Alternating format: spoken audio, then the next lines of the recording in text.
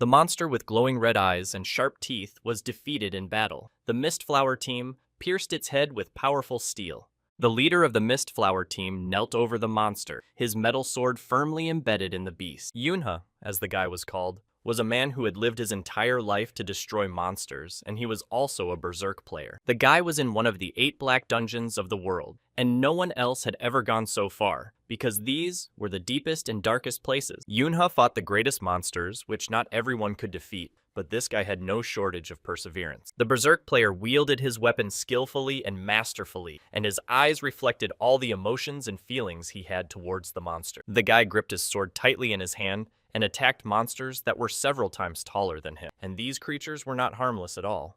The berserk player was very focused, because at that moment, all his thoughts were only about how he could defeat all these creatures. Yunha fought these monsters at a fairly young age. He was only 32 years old, and unfortunately, it became more and more difficult for him to dodge their attack. The tail of one of the monsters was so large that its appearance alone was terrifying, and what made it even more frightening was that it was completely covered with sharp spikes. The young man did not notice this monster right away, but when he turned his attention to it, he froze for a moment at what he saw and tried to quickly think through his next steps. The monster was quicker and faster and attacked Yunha faster than he expected, so the monster had every chance of defeating the guy. Despite his unfavorable position, the player Berserk did not despair and tried to attack the enormous monster. The monster tried to dodge the attack and destroyed everything around it with its tail, leaving only ruin, while the guy dodged the debris. The monster began to lose hope, but it did not give up trying to strike the player and once again opened its mouth and rushed at him.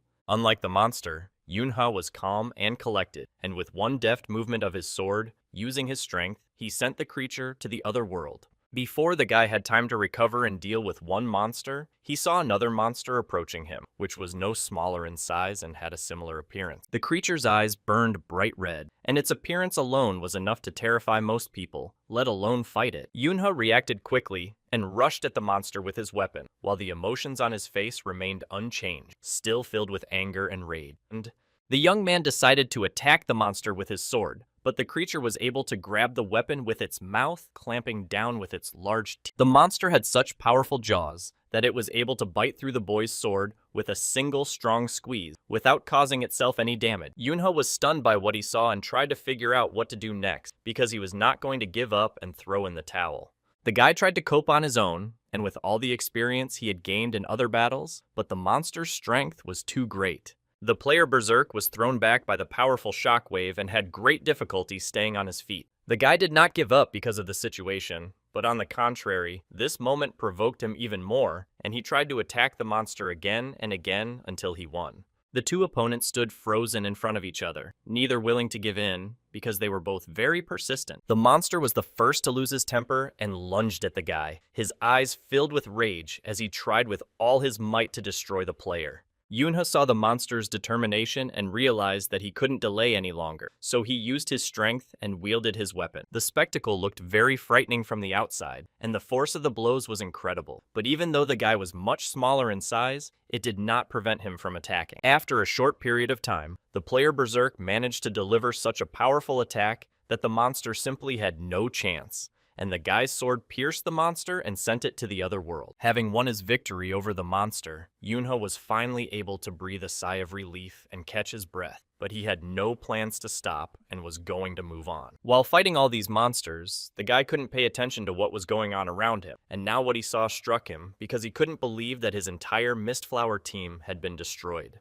Yunha looked around once more and decided that none of this mattered and that he was not going to stray from his goal. The guy got even more angry because of what had happened, and although he was upset about the loss of his team, he knew clearly that he would have to deal with all this himself and destroy the main monster alone. Yunha, sticking to his goals and plans, moved on and approached a huge wrought iron wall on which an image of some creature was depicted. The leader of the Misty Flower team, though with great difficulty, managed to open the gate in front of him, but he had no idea what awaited him ahead. Yunha entered the room and tried to find something, mentally trying to understand and come up with a plan for what to do next. The guy was surrounded by pitch darkness, and although it stirred him up inside, he knew for sure that he was moving in the right direction and was confident that the most important monster was definitely somewhere here. Although Yunha was looking for the creature he needed, he still did not expect that the eye of the Master of Darkness would appear before him in a moment, and this sight was very frightening. A bright light pierced the leader of the Misty Flower Team, and it was not an ordinary light, but an attack on the guy by the most important monster. The force of the blow that belonged to the creature was so powerful for Yunha that its shockwave threw him a great distance. The player Berserk tried to recover somehow, but it was not easy for him, because the attack on him was of the greatest power. The leader of the Misty Flower Team managed to recover a little, and thought with a sarcastic laugh that perhaps this was the end, and he would be defeated and remain in this place forever. The guy understood that this monster was strong, and that humanity was now too weak to fight it, and the player thought that going to the other world in this place wasn't so bad, because it was the deepest level that no one had ever reached before. Yunha thought that he still couldn't believe that some monster had defeated him, and at that moment, a girl leaned over him and shouted that he shouldn't dare give up. The guy recognized Li Yuan in this girl, and couldn't believe his eyes that she was alive and well, and at that moment she used her power to try to help the guy.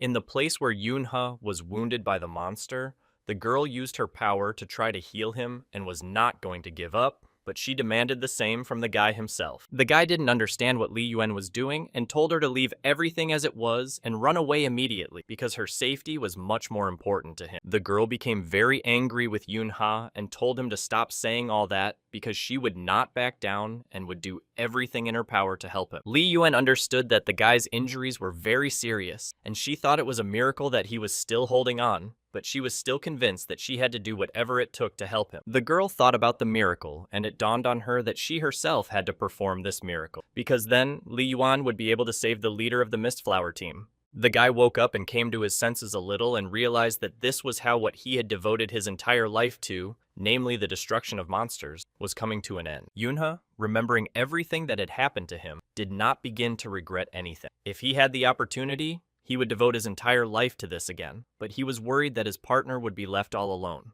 The guy couldn't calm down and couldn't stop thinking about it, but he had no choice but to apologize to his partner for anything he might have done wrong. Yongha never liked to get attached to people, but he was still worried about the girl, and that was because she had just entered adulthood and so quickly found herself completely alone. But the guy was grateful to Bakran for seeing the best in him. Li Yuan did not stop and tried to convey to the guy by shouting that she would not leave him even if there was a restriction on time travel. The girl was sure that she didn't care about the price she would have to pay, and at that moment, her hands were covered with a golden glow. Li Yuan knew for sure that she would save him no matter what, and at that moment, something strange and incomprehensible began to happen around them. A moment later, there was a huge explosion where Yunha and Li Yuan had been standing, and everything was engulfed in a golden glow. The boy and girl leaned over him and asked Yunha to look at them if he was awake, but all he could see was a blurry, unclear image. After a while, the image in front of him became clearer, but the people in front of them were somehow happy that he had woken up. In front of the boy and girl lay a child in his crib, who, due to his age, could not even speak yet.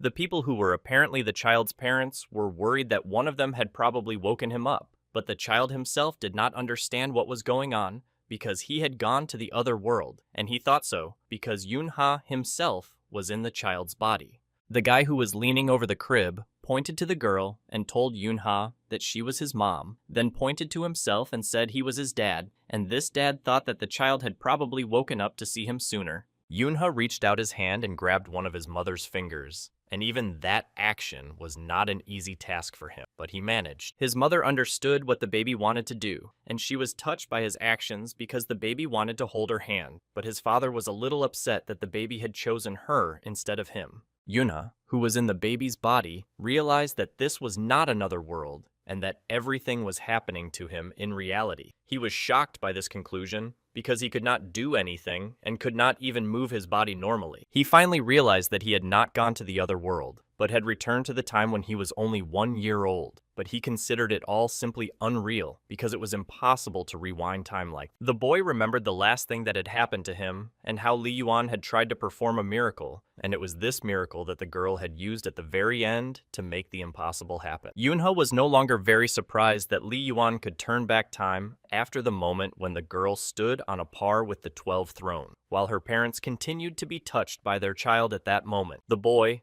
looking closely at his parents at that moment, was moved because he could never have imagined that he would be able to see them again. Yoonha remembered well that his parents had passed away when he was only 6 years old, destroyed by monsters, and it was from that moment on that the boy began to despise monsters. After thinking about everything that had happened to him, Yoonha realized that he had been given a second chance to fix everything, and he vowed to do everything possible to change the future. The boy who was the leader of the Misty Flower team thought everything over again and decided for himself that this was how it would be, clenching his fist. His parents found this action touching and wanted to take a picture of it. Yoonha lay on his back and thought about how he understood perfectly well that even though he had managed to retain all his memories, he was now just a child. The boy knew that this meant only one thing. At the moment, he was completely helpless, and his whole life now consisted of nothing more than eating and sleeping. The leader of the Misty Flower team was very grateful for the opportunity to breathe again, which meant that he could at least roll over, which the child tried to do. At that moment,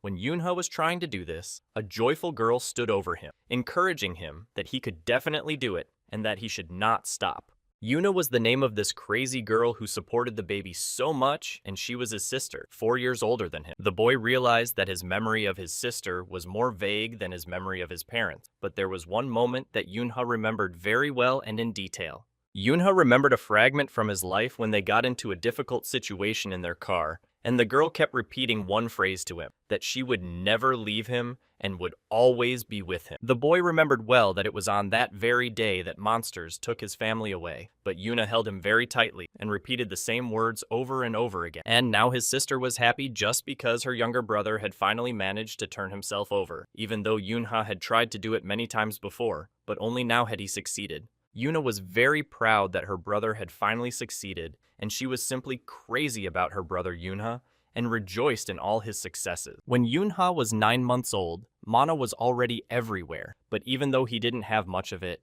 it was literally floating in the air. The boy remembered well that he had always lacked mana, which is why it was so difficult for him to deal with monsters, and he knew that now he had to take advantage of the opportunity and collect it while his body allowed him to do so. The little boy was never alone for long, and now it was no different, because his sister Yuna approached him and was very curious about what her younger brother was doing. While Yoonha was trying to collect as much mana as possible, he noticed something interesting about his sister. The boy noticed that his sister Yuna was like a sponge saturated with an extraordinary amount of mana, and this made Yoonha think deeply. Yoonha remembered well that when an individual accumulates so much energy inside themselves, it all ends in pycnosis, which in turn is extremely harmful to health. Yuna wanted to help her brother learn to walk, and at that moment, he was thinking that he definitely needed to help Yuna, namely, to teach her to control her mana before something happened. Yoonhae was already 4 years old, and was happy that he could walk and talk freely, but he still had a lot to do, and he was also happy that he was spending more time outside. His sister took her brother for a walk, and this alone lifted the girl's spirits, as she was still crazy about her brother. Yuna brought her brother Yoonha to meet her friends, and the kids were very happy to see the girl because they were always glad to see her. Yoonha understood perfectly well that unlike him, his sister was very good at communicating with other people and generally got along well with everyone who lived in their neighborhood. The boy heard the girl address him, which was rare because he was not very sociable and was mostly silent. Yoonha heard the girl ask him why he had come here, saying that she didn't like it and that no one really wanted to see him here. He explained to the girl, whom he called Drin Minzy, that he had not come here of his own free will. His sister had brought him here. The girl became even more angry because she had warned him many times not to call her that, so the boy decided it would be better to agree with her. The children on the playground asked the woman what they would play today, and she advised them that since there were more of them than usual today, they should play Cossacks and robbers. The boy didn't understand why he had to spend his time with these children when he was already 32 and 4 years old. Yoonhee's sister was so happy to spend all her time with her brother that she never stopped smiling because she was still crazy about him. Yuna wanted to tell their younger brother the rules of the game because he was going to play cops and robbers for the first time. The boy was willing to do anything for his sister's smile. He was very happy to see her so happy and cheerful. After playing with the children, the kids went home, strolling along the streets of the city, and the sun was shining very brightly at that time. The boy was unhappy and upset that after playing cops and robbers, his clothes were covered in dirt, which made his sister laugh quietly. Yuna, with a smile on her face, asked her brother if he had fun and enjoyed playing cowboys and Indians. Yoonha remembered how he had spent his time and realized that he shouldn't dwell on the cleanliness of his clothes because it was temporary and completely unimportant. Suddenly, the children heard a sound, and it was the growl of a large, angry dog that was snarling incessantly. Yuna froze in place, and her face showed how frightened she was, while her brother, on the contrary, was calm and focused at that moment. The children saw a large, vicious dog in a dark alley between the houses, which continued to growl at them and bare its teeth menacingly. The dog's eyes were inflamed, and saliva dripped continuously from its mouth, and then the children realized that it was a rabid dog. Despite her fear, Yuna was determined and tried to shield her younger brother with her arm. The girl was very tense with fear, so it was difficult for her to speak without stuttering, but she wanted to tell her brother that everything was fine and calm him down. Yuna could no longer contain her emotions, and hugging her brother tightly, said that she would always be there for him. The girl continued to shield Yunha with her body, afraid that the rabid dog might attack at any moment, but then the boy touched her hand. Yunha no longer stood aside and came out from behind his sister, much to Yuna's surprise. The girl did not understand what he was going to do. The boy decided for himself that he had been weak before and had only trembled in his sister's arms, but now, in this life, everything was completely different. He remembered how his sister had told him that she would always be there for him, and this memory gave him even more confidence. The boy decided to use his mana, and a moment later his whole body was enveloped in a blue glow, and his sister, who was watching all this, was very surprised. The dog, which had been watching the boy intently, suddenly pressed its ears to the ground and bowed its head, as Yunha had instructed it to do. Yunha was very focused and mentally ordered the rabid dog to get out of there and leave him and his sister alone. In a moment, the rabid dog was already running back into the dark alley between the houses, whimpering incessantly. Yunha was still enveloped in a blue glow, and the silhouette of the rabid dog was now almost invisible, which meant that the boy had succeeded. The boy had managed to protect himself and his sister from the vicious mad dog, but it hadn't been easy, and so he breathed a sigh of relief when it was all over. Yuna stood frozen, staring at her younger brother without blinking, and Yunha thought about how scared the girl must have been. The boy tried to calm his older sister down and said that he was fine, even smiling at Yuna. Yuna pounced on him with a barrage of questions. The girl wanted to know how he did it, and if it was his mana, and she demanded that he teach her everything he knew. Listening to all these questions, Yuna thought that it probably looked very touching from the outside and was, in principle, a fairly expected reaction for his sister. The boy could no longer bear these endless questions, so he simply agreed and promised to teach Yuna. Yunha remembered the moment he had thought about earlier, that he was going to help his sister with this issue anyway. Yuna, hearing her brother's positive response, was wildly excited and couldn't contain her emotion, which were already written all over her face. The girl took her brother by the hand and said that it was time for them to run home, otherwise their mother would start to worry and fret about them. Yunha thought about how he had always wanted to protect his sister's smile, and then he remembered that before his body regressed and his entire family was destroyed when he was only 6 years old,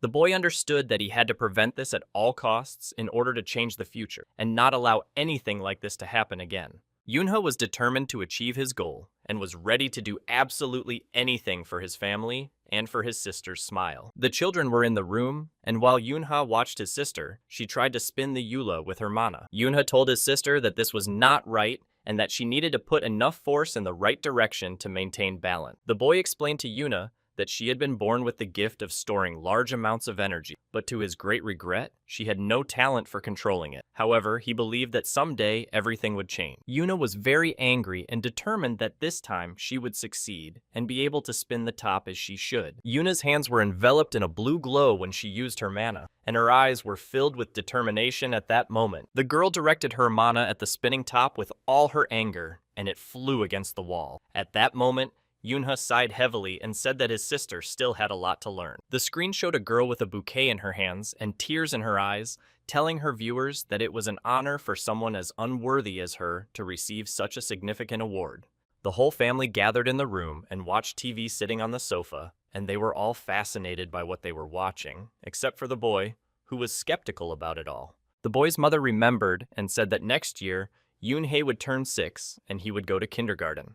Yunha was completely sure that he didn't need kindergarten, but his mother reminded him of the promise he had made earlier. The boy remembered that his constant whining had made his parents abandon the idea of sending him to kindergarten, but he had promised his mother that he would go to kindergarten as soon as he turned 6. Yunha couldn't believe that he would be stuck among noisy children who started crying for any reason for a long time to come, and just thinking about it gave him a headache. The TV presenter was saying that there was only 1 minute left until the end of the current year and reminded his viewers that today would leave a mark on human history. The presenter asked all viewers who were watching television at that moment and waiting for the end of the year to pay close attention. A female reporter said that she was now with her team at the Jongmyo Shrine and told viewers that their ancestors, who were members of the Joseon dynasty, were buried there, and that a new chapter in Korean history would begin at this very place. Yoonha was very skeptical about all these words and did not agree with the presenter's words about a new chapter for all of humanity. He remembered well that after humanity discovered mana,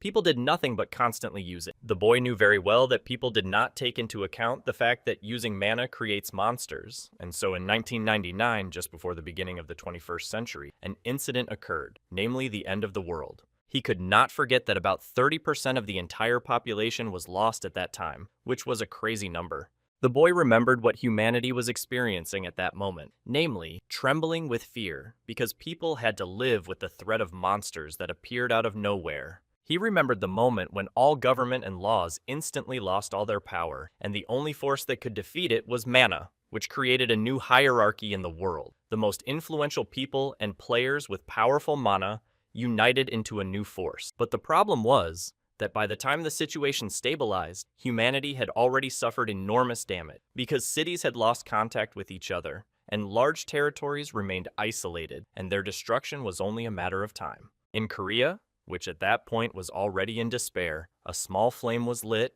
and all the people began to live with this hope.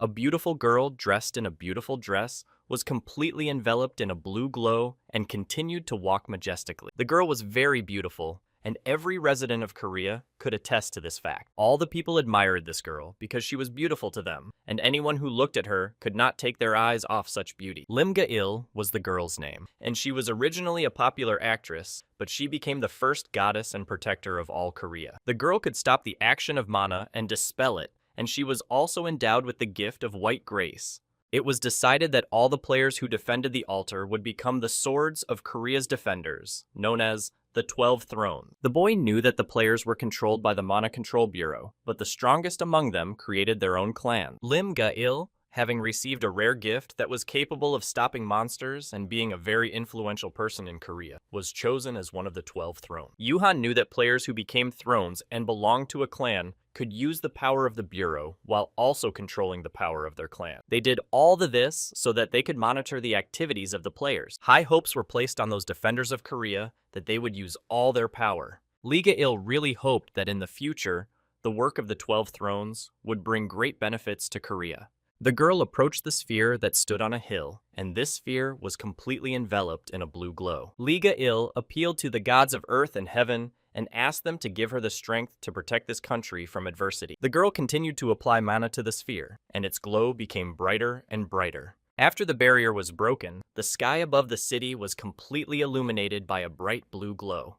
The presenter continued her live report and told her viewers that right now, a cocoon was unfolding before them, a semi-spherical barrier that would prevent mana from raging and was coloring the skies of all of Seoul. Upon hearing the latest news on television, Yuna jumped up from the sofa and ran to the balcony to see everything with her own eyes. The girl watched everything happening intently and closely from her balcony while her brother stood behind her. She was finally able to see what the reporter had been talking about, and her excitement knew no bounds because it was impossible not to be amazed. Yuna was not alone in watching everything that was happening because almost every resident of Seoul was now doing the same thing as the girl. Her whole family had come out onto the balcony, and the girl couldn't help but comment on how beautiful the night sky over their city was. The boy's father prayed and was very grateful to all the gods that now they could all finally live in peace. At that moment, his mother also bowed her head and was very grateful to the goddess for everything that had happened. Not only the boy's parents did this, but in almost every house the picture was very similar because they were all grateful for what they had been given. Yuna decided that she did not want to be left out and wanted to pray, which she did without fail. The girl called her younger brother to come and offer words of gratitude as well, but Yunha himself had no intention of doing so. Yunha simply did not understand why everyone was doing this, and, most importantly, who they were praying to, because the boy was sure that there were no gods in this world. The boy believed this because he remembered very well that when everything came to an end, the gods were also destroyed. In every house, Silhouettes could be seen in the windows, watching intently everything that was happening in the sky above their city. The boy also looked at the sky and noticed that the heavens above the city were beginning to darken. Yuna continued to pray, and the girl asked the gods most of all to allow her family to live happily. Yunha was touched by what he heard from his sister, because family was the most precious thing to him. He no longer held back and began to pray himself, asking above all else for his family to be happy together with him in this life. Yunha turned 6, and the incident that took his entire family was, unfortunately, getting closer. When the boy turned 6, his parents sent him to a kindergarten called Doan, which meant Evergreen Pines, as they had promised. Teacher Tayo asked all the children to pay attention and be quiet, because he was telling them that a new friend was joining them today. The cheerful teacher Tayo asked the boy if he would like to introduce himself to his new friends. The boy told the children in the kindergarten only that his name was Yunha. He was 6 years old, and he thought that was enough. At the very end, looking at all the children sitting in front of him, Yunha added that he was very pleased to meet them. Teacher Tayo very delicately told the boy that it was very short and that perhaps Yunha would like to add something else, because the teacher was sure that the children really wanted to be friends with this boy. Yunha did not think at all that he needed children as friends, and as soon as he said this, he heard the voice of someone he did not expect at all. A girl sitting among the other children indignantly began to ask what Yunha was doing in this particular kindergarten group. Yunha recognized the girl who was speaking as his acquaintance, and she was none other than Drin Minzy. And the boy was not particularly happy that she was in this group either. The girl could no longer contain her emotions and jumped up indignantly, saying that she had already asked him not to call her that. The teacher Tayo tried to calm the children down, saying that they still had free time before lunch, and asked them to be friendlier to Yuna. The children apparently ignored the teacher's words and requests, and all rushed to the surprised boy, who stood frozen in place. Yunha heard questions from all sides, such as where he lived, whether he wanted to play house with them right now, and whether he knew how to add and subtract. The teacher looked at them and thought that maybe everything would be all right after all.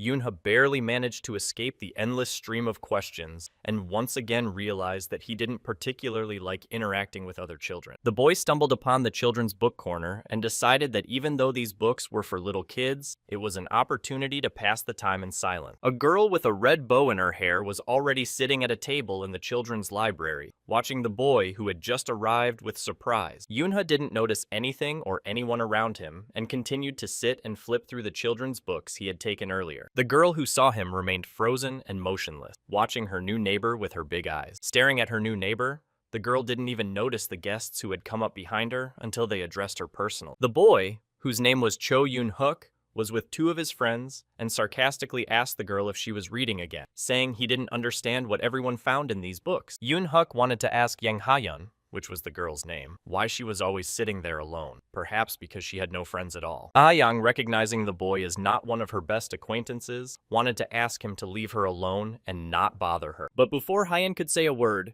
Yun-hook brazenly ripped the red ribbon from her head and said that it was inappropriate to wear such ribbon. Ha-yang tried to persuade the boy to give her ribbon back, because she had received it from her father, but Yun-hook had no intention of doing so, because he simply did not want to. The boys suggested that the girl try to take the ribbon from them, and began tossing it back and forth between them. Ha-yang begged the boys to give her back her red ribbon, because it was very precious to her. Yun-hook had no intention of returning anything, and in response to the girl's request, he simply stuck out his tongue and began to tease her. The boys continued to tease Han when suddenly they heard from an unfamiliar boy sitting at the table that they were acting childishly. They all began to stare intently at the stranger, but only Yun-hook continued to sit calmly with a bored look on his face. Yun-hook couldn't take it anymore and turned to Yunha to find out what he had said to them. Yunha could no longer stand aside and remain silent, so he got up from the table. He approached Yun-hook and repeated once more, looking him in the eye, that he was acting like a child and asking if he really thought it was all so funny.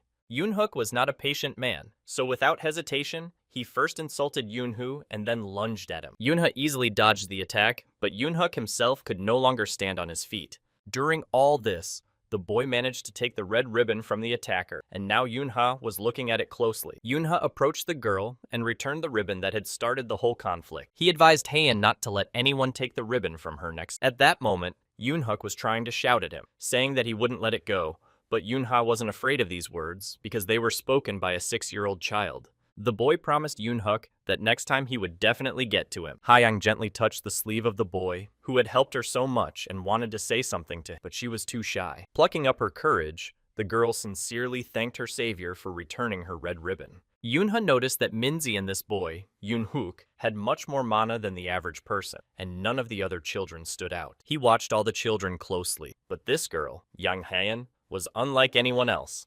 Hyang continued to stand and watch her savior with admiration, clutching her red ribbon tightly to her chest, while her whole body was enveloped in the blue glow of her mana. Yoonha was stunned by what he saw, because the girl had an impossibly huge amount of mana, perhaps even more than his sister. The boy noticed that she controlled it very skillfully, which is why the mana around her was concentrated and did not scatter. Such a child would become one of the 12 thrones in the future, or at least their protege. Yoonha looked closely at the girl and realized that before his regression, he had never heard her name, and even if she didn't become a player, she would definitely become popular because of the amount of mana inside her. He couldn't fully explain his actions and reasons, so he reached out his hand and offered Yang Hayan to become friends with. The girl, apparently not yet fully understanding what was going on, agreed. Yoonha knew that mana was a very powerful force in this world, and so, seeing the girl's potential, he understood perfectly well that it would be good to stay close to her. Hyang and Yoonha sealed their newfound friendship with a firm handshake. The girl was happy with this turn of events and suggested that they become very good friends. After a busy day at kindergarten, Yoonha returned home and was happy about it.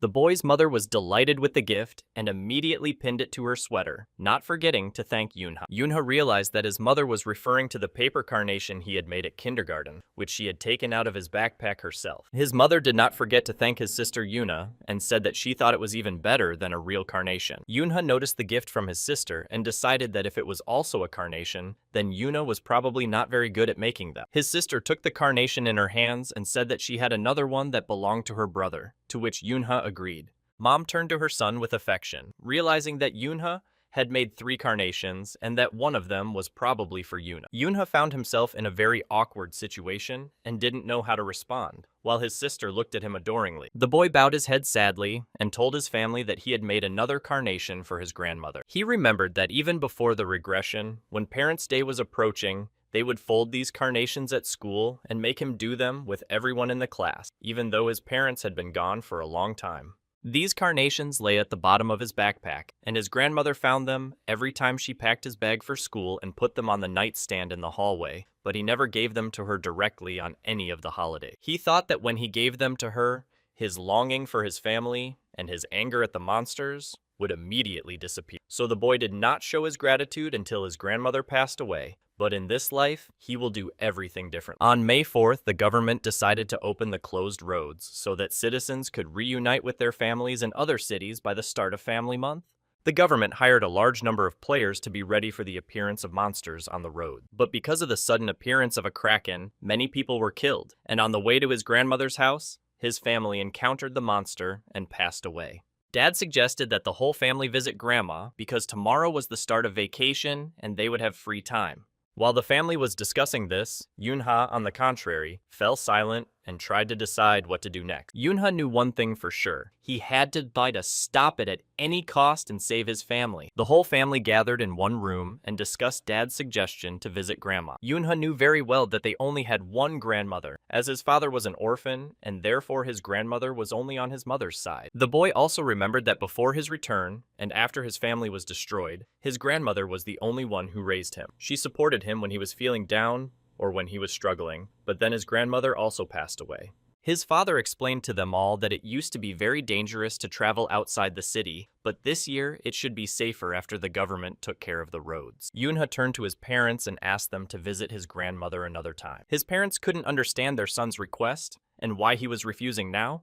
since the government had already taken care of everything. His mother said to the boy that if he had made a carnation for his grandmother in kindergarten, it meant that he really wanted to see her. Yoonha agreed with his mother's words and said that he missed his grandmother very much, but he did not want to go on that particular day and suggested postponing the trip. The boy understood perfectly well that he was just a child and his word didn't mean much, so in order for his parents not to suspect anything, he needed to behave as a child should. Yoonha shouted that Children's Day was coming soon, and he really wanted to go to the amusement park to ride the Viking, especially since it was not far from their house. Yuna, hearing what her younger brother wanted, happily agreed and said that she also really wanted to ride the Viking. Dad thought about the fact that none of his children had ever been to an amusement park because of the period of great monster activity. Yoonhee's father decided that this situation needed to be remedied, and tomorrow they would all go to the park together. Mom wanted to cook something delicious for her family for lunch and asked them what they would like. Without hesitation,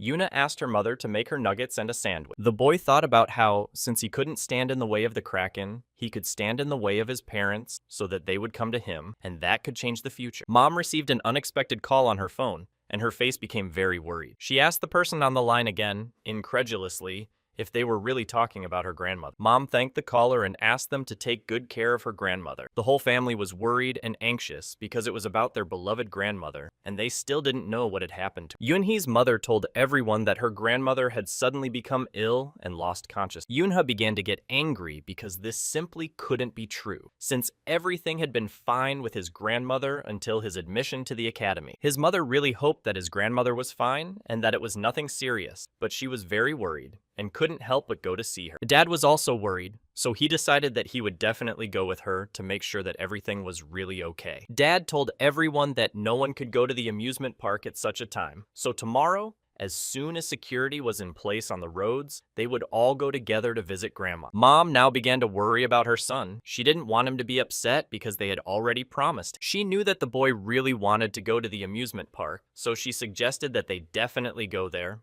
but another time. Yoonha thought that his grandmother had suffered because he had tried to change the future, and he was worried that if he tried to do something else, who knows what else might happen. He couldn't prevent his family from meeting the Kraken, and if that was the case, then nothing would be different. The boy thought about the fact that there was one difference after all, and that was himself, because now he was completely different. Since childhood, Yoonha had been accumulating mana, and he still had the combat experience from his past life. The boy agreed with his mother's words that they would go to the amusement park another time. Yoonha turned to his whole family and said that since there was nothing they could do, they would go to his grandmother's house. The boy decided that if he couldn't prevent his family from meeting the Kraken, then he would fight the monster himself. Yoonha was not going to give up and was ready to do anything for his family. The Mana Control Bureau classified all monsters according to their level of threat. Class 9 included those that polluted nature or spread disease, while Class 8 included monsters that physically threatened everyday life. Class 7 included those who committed robberies, and Class 6 included monsters that terrorized urban areas alone or in group. Class 5 included those who committed acts of terror alone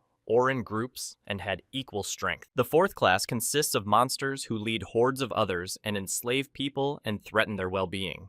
The third class was those who threatened the integrity of the entire government and posed a threat on the level of a natural disaster. The second class included monsters that were equivalent to a catastrophe, and the first class included those who threatened the existence of all humanity. Kraken belonged to the third class. Yoonha recalled that even before his regression, around the time he entered the academy, the Kraken had been moved to the fourth class due to the high effectiveness of its players. The players of a certain class or rank were too weak to fight the Kraken. The boy was well aware that he could not defeat this monster alone, and there was only one option. He knew he had to wait for the 12 thrones to deal with it. Yoonha understood that all he could do to help was to buy as much time as possible. The boy was preparing for the trip, and reasoning that the only weapons a child could have were scissors and a stationary knife, and that was all. A kitchen knife would be good, but his mother would notice if it went missing. Yoonha thought that even such flimsy weapons, if he imbued them with mana, could inflict at least some damage on the monster. His older sister looked into the boy's room to see if he was ready for the trip. Yuna told Yoonha that everyone was already packed and ready to go to their grandmother's and were just waiting for him. The boy put all his weapons for battle in his backpack and said that he was ready too.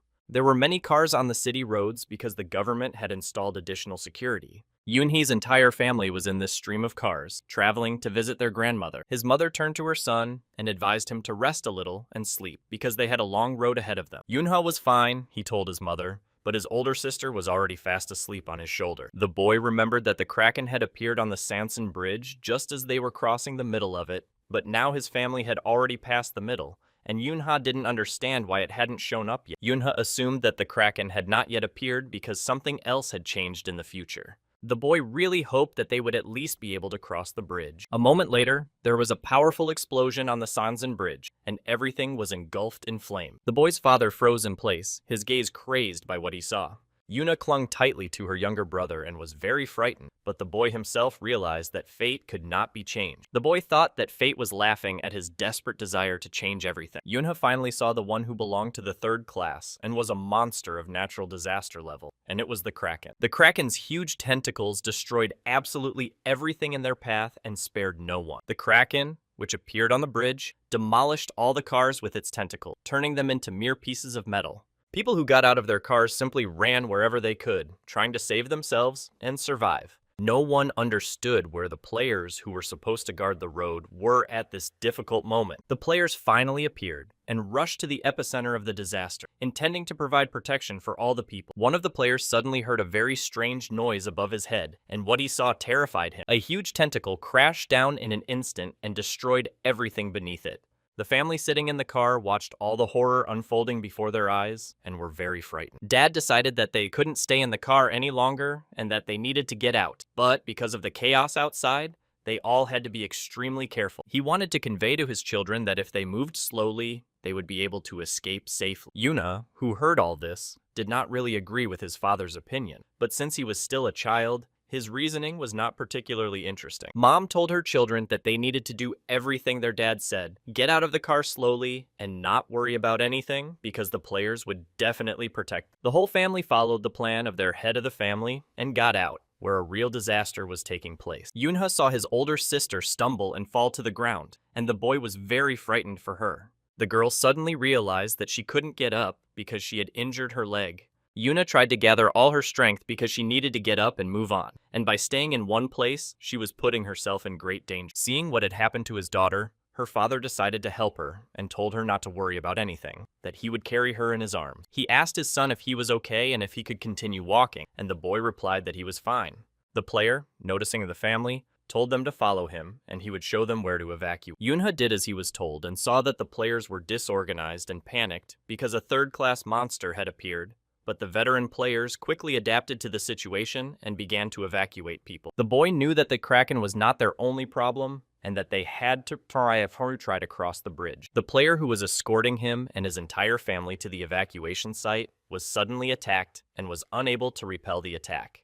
The father, with Yuna in his arms, was shocked by what he saw in front of him and did not understand what to do now and how to protect his family. They saw the paws of one of the monsters with very sharp claws in front of them. Yunha, recognizing these monsters, was very upset that they had not managed to get out and reach a safe place. These were 7th class monsters, which the players inside their circle called divers. These monsters had a terrifying appearance, and their mouths were full of sharp fangs that were very dangerous to humans. The players fought these 7th class monsters as best they could and tried at all costs to save as many people as possible. One of the players found a girl who had been attacked by the monster, and this guy tried to find someone nearby who possessed healing magic. A woman was already running to their aid because she could help the girl. The player saw that the woman who possessed healing magic was unable to reach them because she was attacked by monsters, and they were everywhere. The family was still trying to find the evacuation site for people and watched all the horror that was happening. The father tried to calm his children and told them to trust him and be sure that no matter what happened, he would protect them. He could no longer contain his emotions and shouted loudly for them to run immediately and not look back under any circumstance. No one dared to disobey the head of their family,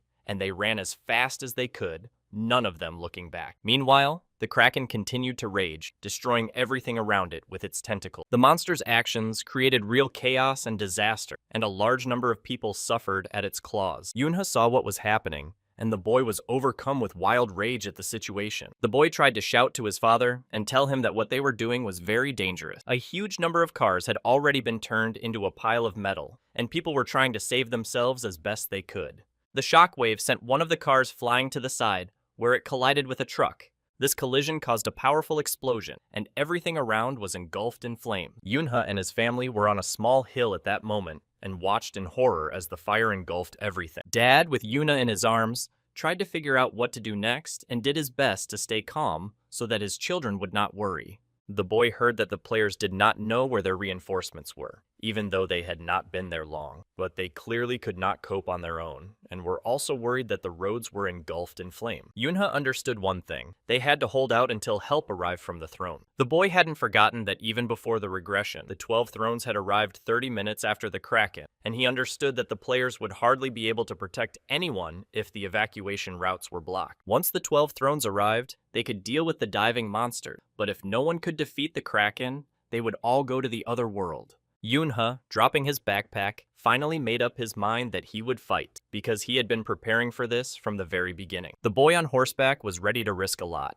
but he would not back down and would defend his family to the very end. He took his weapons out of his backpack, which were scissors and a stationary knife, and his older sister, who was watching him at that moment, did not understand what he was going to do. Yunha turned to his parents and asked them not to go anywhere until help arrived. His father looked at his son and was puzzled by what he was doing and saying. Yunha, as if he hadn't heard his father's question, continued to tell them that the players were currently repelling the monster's attack. The boy also said that if something did happen, Yunha would be able to protect them from trouble. Yunha explained that apart from himself, only Yuna could control mana here, and he believed in his older sister. Yuna, her already large eyes widening, listened attentively to her brother and couldn't believe it.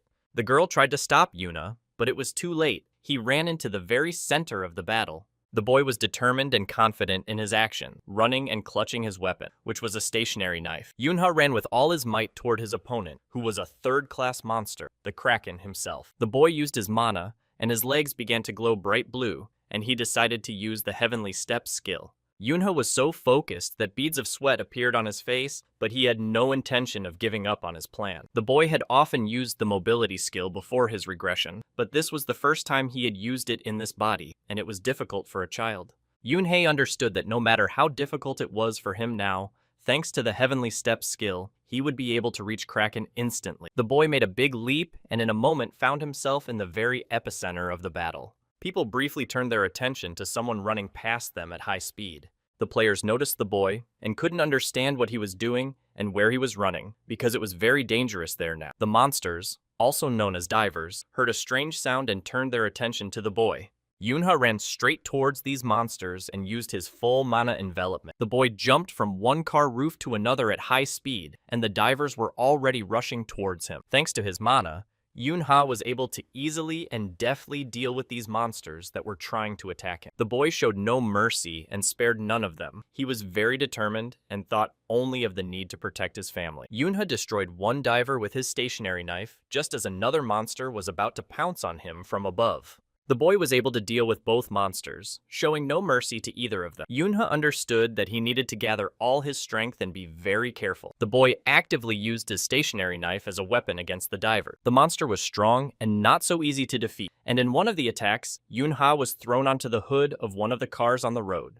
Yunha managed to get back on his feet and, using his mana, was ready to fight the monsters again. There were many divers, and they surrounded the boy on all sides, blocking his path. The boy gathered all his strength and planned to attack the monsters again and defeat them at any cost. Yunha saw memories of his past life in which he fought monsters time and time again and never retreated. The boy remembered all the monsters and different classes and levels that had ever been in his way. Yunha continued to fight the divers and was now more successful in attacking them. The boy noticed that the skills from his past life were returning to him, and he was able to remember the very feelings he had when he destroyed monsters. Yunha felt that right now he was once again becoming someone who could defeat and overcome anyone who stood in his way. He found a second wind and, without hesitation, rushed at the monster, because the safety of his family was at stake. The boy became excited and was now more confident in his abilities and capabilities than before. He was distracted by his thoughts and reasoning and did not notice one of the monsters lurking under the car while the boy was on the roof. The diver wanted to attack the boy, but he failed and was defeated and sent to the other world. Yunha had barely finished off one monster when another attacked him, hoping to take him by surprise. The monster failed to achieve its goal and was sent to the other world, following the previous monster. The boy fought actively, and in one of his attacks lost his weapon because the stationary knife could not withstand the strain and broke into small pieces. Yunha deeply regretted this loss, as the knife had not served him for very long. The boy remembered that when he was packing his things, he had taken a pair of scissors with him in addition to the stationary knife. He decided that enough was enough and that it was time to end it all and rushed forward. Yunha ran at tremendous speed across the roofs of cars that had been abandoned by people during the chaos. The boy suddenly began to brake sharply because a great danger appeared in front of him. Yunha saw a third-class monster in front of him, and it was a kraken with eyes burning bright red. The boy was forced to fight the monster using only scissors as his weapon. The kraken used its tentacles for its attacks, which were large and could destroy everything around it. The monster swung and struck all the cars left on the road with one of its tentacles. Yunha barely managed to avoid the blow, and using his mana, the boy managed to jump onto one of the tentacles. The boy tried to find a way out of the situation because he couldn't give up. He had to protect his family. He broke his scissors in two and used them to try to hold onto the monster with all his might. Yunha was obviously outmatched by the monster's size, but he had no other choice. The boy used his strength and tried again and again to hurt the kraken with his weapon. The monster was not going to tolerate this and easily threw the boy off its body. Yunha barely managed to survive and noticed that his weapon was already damaged and one blade of the scissors was now useless. The boy was optimistic and glad that the other half of the scissors blade was still intact. Yunha did not despair, but, on the contrary, moved forward and began to attack the monster again. The boy wanted to repeat his previous maneuver and tried to hook the kraken with one blade. The monster was already prepared for such a turn of events and made a large sweep with one of its tentacles. Yunha was thrown a great distance from the monster by a large shockwave, and it was already clear that his plan had failed. The boy tried with all his might to slow his fall and braked with his feet on the asphalt. Yunha was upset and frustrated at the same time because his mana was almost gone and he didn't know what to do next. The boy had been fighting monsters on the bridge all this time, and the kraken decided to take advantage of this. The monster wanted to destroy the bridge's support with its attacks, and then his problem would cease to exist. Yunha saw the catastrophe unfolding around him with renewed force. The boy understood that, unfortunately, this monster was just as stubborn and persistent. The entire road around the boy was turning into ruin, and it was becoming increasingly difficult for him to stand on the asphalt. The kraken did not calm down, but continued to rage, destroying everything it could reach. Yunha tried his best to hold on and not fall, and he kept trying to come up with a new plan for his next move. Everything around him had already been destroyed, from cars to large trucks. The boy concentrated and tried to summon all his remaining mana, because he needed it so badly. Yunha gathered not only his mana, but also his determination, and shouted at the monster that it would now be held accountable for everything it had done. He struck the entire road with his weapon, and as a result, everything on it was thrown up by the shockwave. Yunha's actions caused a powerful explosion as several cars collided with each other. The boy clutched his scissors tightly in his hand and had no intention of stopping there. Yunha suddenly began to feel that something was wrong with him because his hands suddenly went numb. The boy could hardly move, and it was because he had used up all his mana during the battle with the kraken. He lay on the asphalt, almost exhausted, and didn't know what to do next. Yunha understood perfectly well that if he lost consciousness now, everything he had tried to do would be in vain. All his attempts to destroy the monster and thus save his family were becoming unrealistic. With every passing second, the boy was losing strength. His vision was already beginning to blur, and the outcome was obvious. Suddenly, he slammed his fist on the asphalt and tried to pull himself together and not let it all end like this. Although Yunha was now a 6-year-old child, in his past life, he had been the leader of the Mist Flower team, and that title was not given to just anyone. The boy knew only one thing. He simply had to go to the end, and he had no right to give up. Yunha thought about his parents and his older sister and realized that he really wanted to live and wanted to live this life with his family. The kraken continued to rage and wreak havoc, its tentacles destroying everything in their path. The boy saw one of these tentacles of incredible size threatening to crush him at any moment. Yunha repeated over and over that he would not let the monster destroy him, and although he did not yet know how, he was determined to stop it. Unable to find a solution to his problem, the boy suddenly felt something. Yunha, who appeared out of nowhere, shouted at the monster not to dare touch her younger brother, and the boy himself perceived it all as some kind of miracle. The girl was that miracle, and she hugged her brother tightly, while the children around them were enveloped in a golden glow. She used her mana to protect herself and her younger brother Yunhu from the monster with a barrier. The diving monsters saw what was happening and froze in amazement, for even they had not expected such a turn of events. Yunha used such a strong barrier that it covered everything in a pillar, and it looked enchanting. The boy thought that everything that was happening was simply impossible, and that it was actually something other than a real miracle, namely a gift that allowed him to change the world and its laws. Before his regression, Yunha knew only 4 people who possessed such a gift and such an ability. Liyuan was the name of the man who possessed such a gift, and the girl was his trusted partner. Even earlier, when Yunha noticed such a large amount of mana in Yuna, he thought that maybe his older sister really did have that gift. Yuna hugged her brother tightly and told him that everything would definitely be fine now. The boy was surprised to notice that his wounds had begun to heal, and he found it difficult to believe. Yuna also noticed that the light emanating from his sister was protecting them from the Kraken. The boy began to worry that the use of such a gift never goes unnoticed, and that those who possess it will have to pay a high price to change the world. Yunha became increasingly worried about his sister, and asked the girl if she was all right and if anything hurt. Yuna smiled at her younger brother and tried to reassure him that she was fine and just a little tired. A moment later, the girl suddenly lost all her strength from using her gift and lost consciousness. Yuna was unable to resist it, and a small glow continued to shine above her. The boy saw that his sister had very little mana left, but it was enough to keep her alive. Yunha gently laid the girl on the asphalt and realized that for her, the price of using her gift was her mana itself. The boy decided that since his sister had done more than enough, he would have to deal with the rest himself. Yunha stood in front of the monster and was ready to fight with all his might, so that his sister's actions would not be in vain. Kraken watched all this closely, and even the monster was amazed by everything that had happened. The boy saw that the monster had opened its eyes wide and was glad that even the monster seemed to be afraid of Yuna. Yunha warned the Kraken not to even think about getting close to his sister. The boy would never allow it and would do everything possible and impossible to prevent it. Yunha used his mana and prepared himself to attack the monster, and nothing could stop him now. The boy used all his skills and abilities and was going to go all the way. Yunha noticed that his mana had been restored thanks to his older sister saving him. The boy understood perfectly well that he would not be able to completely defeat the Kraken, but the most important thing was that the future had already changed and his family was safe.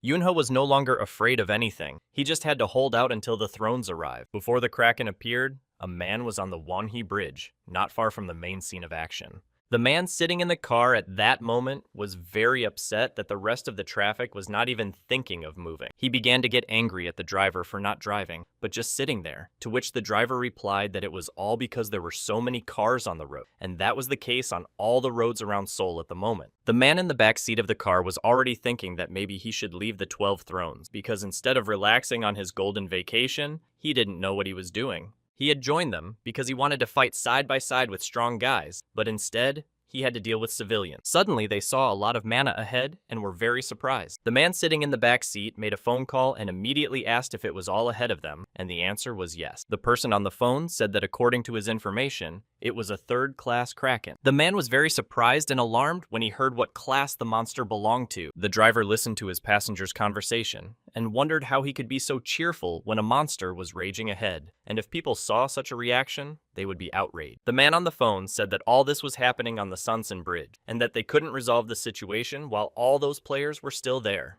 He was also told that they did not know the exact damage that had already been done, but they were sure that the man would definitely be able to end all the chaos that was happening. The last thing he was told was that they would be able to pick him up on the road soon. The man, or rather, the clan lord, did not wait for anyone and decided to leave the car on his own, to which the driver asked him what he was going to do. The clan lord explained that it would be easier for him to get to his destination on foot, because they would not be able to get there due to the traffic jams. The man in the back seat of the car took out his weapon, which was a large sword, because it would be very useful to him in the near future. The driver did not understand how he was going to walk, because it was at least 2 hours to the desired location. The clan lord just laughed at this, because he only needed 30 minutes, as he was going to use his power. Using his power, he rushed forward to the very epicenter of events on the bridge. The driver did not expect anything else from him, because that man was simply obsessed with battles and always sought to fight against the best. The man who was rushing forward was the lord of the clan of Blades, and he was also a fire demon named Kang Henschel. Half an hour later, Henschel was already at the scene, and the first thing he encountered was a diving monster. The demon did not waste time with the monster, and immediately rushed to attack it with a fiery sword in his hand. The man deftly and quickly dealt with the first monster, and ran further onto the bridge, surprised to see magic ahead of him, illuminated by a golden light. Henschel knew that there should be no one in this place capable of such a thing. The fire demon understood well that this could only mean one thing. Someone new had appeared. On the bridge, a boy whose hands were completely enveloped in mana was fighting a third-class monster. Henschel appeared unexpectedly and immediately rushed into the epicenter of the battle, using his fire skill, which was aimed at the Kraken. Seeing the man, Yunha was finally able to breathe a little easier, knowing that he would not be fighting the monster alone. The boy recognized the man as one of the 12 thrones, and it was the fire demon King Henschel. The monster's tentacles were engulfed in flames, and the Kraken could no longer resist. It was not easy for him. The monster, trying to save itself, left the battlefield, as it could no longer fight back, and disappeared into the water. The man was gifted with pyrokinesis, which allowed him to freely control fire, and that is where his nickname came from. The fire demon looked closely at those he had come to help, and saw an unconscious girl and a 5- or 6-year-old boy staring intently at him. Henschel was very surprised to see only 2 children, and even more surprised that there was a whole stream of mana around the girl, and he couldn't believe that she was the one who had performed all this magic. The man concluded that the girl had lost consciousness after using up all her mana, while the boy was trying to protect her from the Kraken. The fire demon was already interested in seeing them become players, because the children were very strong. Henschel saw how warily the boy was looking at him and tried to reassure the children, telling them not to be afraid and that he would not harm them. The man looked at the children again and added that at least for now, he was not going to touch them. Yunha looked closely at the man and was not going to trust his words. Henschel informed them that he currently had a completely different goal, which was to eliminate the Kraken by any means necessary. The fire demon advised the boy to stay away because the monster would soon emerge from the water. The Kraken, which was currently at the bottom of the river, was waiting for the right moment to return and engage in battle with new powers. Yunha remembered the moment when he came face to face with the fire demon for the first time in his past life. The boy looked at the fire demon warily, and the demon told him that he had heard about him because of his reputation, but Yunha wanted to know what he wanted from him. Henschel replied that he just wanted to make sure that the boy was as strong as everyone said he was, and suggested that they fight to prove it. Yunha saw no point in this battle, and simply asked the fire demon to get out of his way. Henschel laughed and replied that he didn't want to and wasn't going anywhere, and that the guy could only pass him if he fought him. Yunha stopped being restrained and, standing in a fighting stance, told the fire demon that he would regret it. Henschel reacted instantly and was ready to attack in a moment. The boy hugged his older sister and looked at the man, remembering all the moments from his past life connected with him. Yunha remembered well the moment when Henschel constantly tried to challenge him to a duel before his return. The boy also remembered that he had never been able to win because Henschel grew stronger with each battle. Yunha considered him a true monster who was born to fight. Kraken, finding the right moment, decided to make his presence known and, emerging from the water, began to attack again. The boys and the man struggled to stay on the remaining bridge after the monster tried to attack them. Henschel saw that the monster had destroyed the column that supported the bridge, and he was overcome with rage. The man tried to think through his next move, but seeing the boys, he realized that as long as they were there, it would be difficult for him to fight. The fire demon noticed a helicopter in the sky above them, from which the silhouette of the Holy Mother was visible, and it was very timely. The girl in the helicopter shouted that she had asked him many times not to call her that she was not old yet and did not understand what the word mother had to do with anything. It was the Holy Mother of the 12 Throne, whose name was Pak Harim. Harim did not understand why the fire demon had run so far to this place on foot when they could have brought him here by helicopter. The man replied that he just needed to get to Seoul very urgently and that it was obvious. Harim said that reinforcements would arrive soon and then they could start rescuing civilians. But for now, he just needed to focus on the Kraken. The fire demon saw that the girl had used her buffs on them, but the guy wanted to proudly refuse, but he couldn't because Harim was more convincing. Harim also informed the man that these guys were with him, and he was responsible for their safety. Yunha carefully hugged his sister and still didn't trust anyone, relying only on himself. The Kraken no longer hid at the bottom of the river and surfaced, revealing itself completely. Henschel noticed that the monster had finally emerged completely, and without hesitation, rushed straight towards it, using his mana. The man gained speed and jumped off the bridge straight into the water, intending to deal with this monster once and for all. Henschel emerged from the water looking completely different, as he had used his fire skill and his entire body was engulfed in flame. As he had said before, Yuna was born to fight, and he even enjoyed it. Henschel stood in front of the third-class monster and planned his next move. The Kraken did not wait, but decided to attack first and used its tentacle. The man's gaze was a little wild, and he had no doubt that he could defeat this monster. Henschel delivered a powerful blow to the Kraken, and in an instant, the entire monster was engulfed in flame, leaving it with no chance of survival. After easily sending the monster to the other world, the fire demon began to gradually return to its former appearance. Henschel was already completely himself again, and looked with satisfaction at the work he had done. Yunha watched intently, and was glad that the Kraken had finally been defeated. Harima, who had descended from the landed helicopter, ran to the guys to make sure they were all right. The girl tried to calm them down, and explained that she would now help them using her healing magic. Harima suddenly noticed something that struck her. The kids didn't have a single scratch on them. The girl thought that perhaps it was a miracle that had healed their wound. Harima found it all amazing and could never have imagined that she would ever see a miracle with her own eyes. The girl wanted to make sure and take a closer look at the boy and girl, but she was not allowed to do so. The boy warned her not to even touch his sister and was very convincing in his word. Harima froze in shock, sensing the threat, but did not understand how the boy could threaten her like that.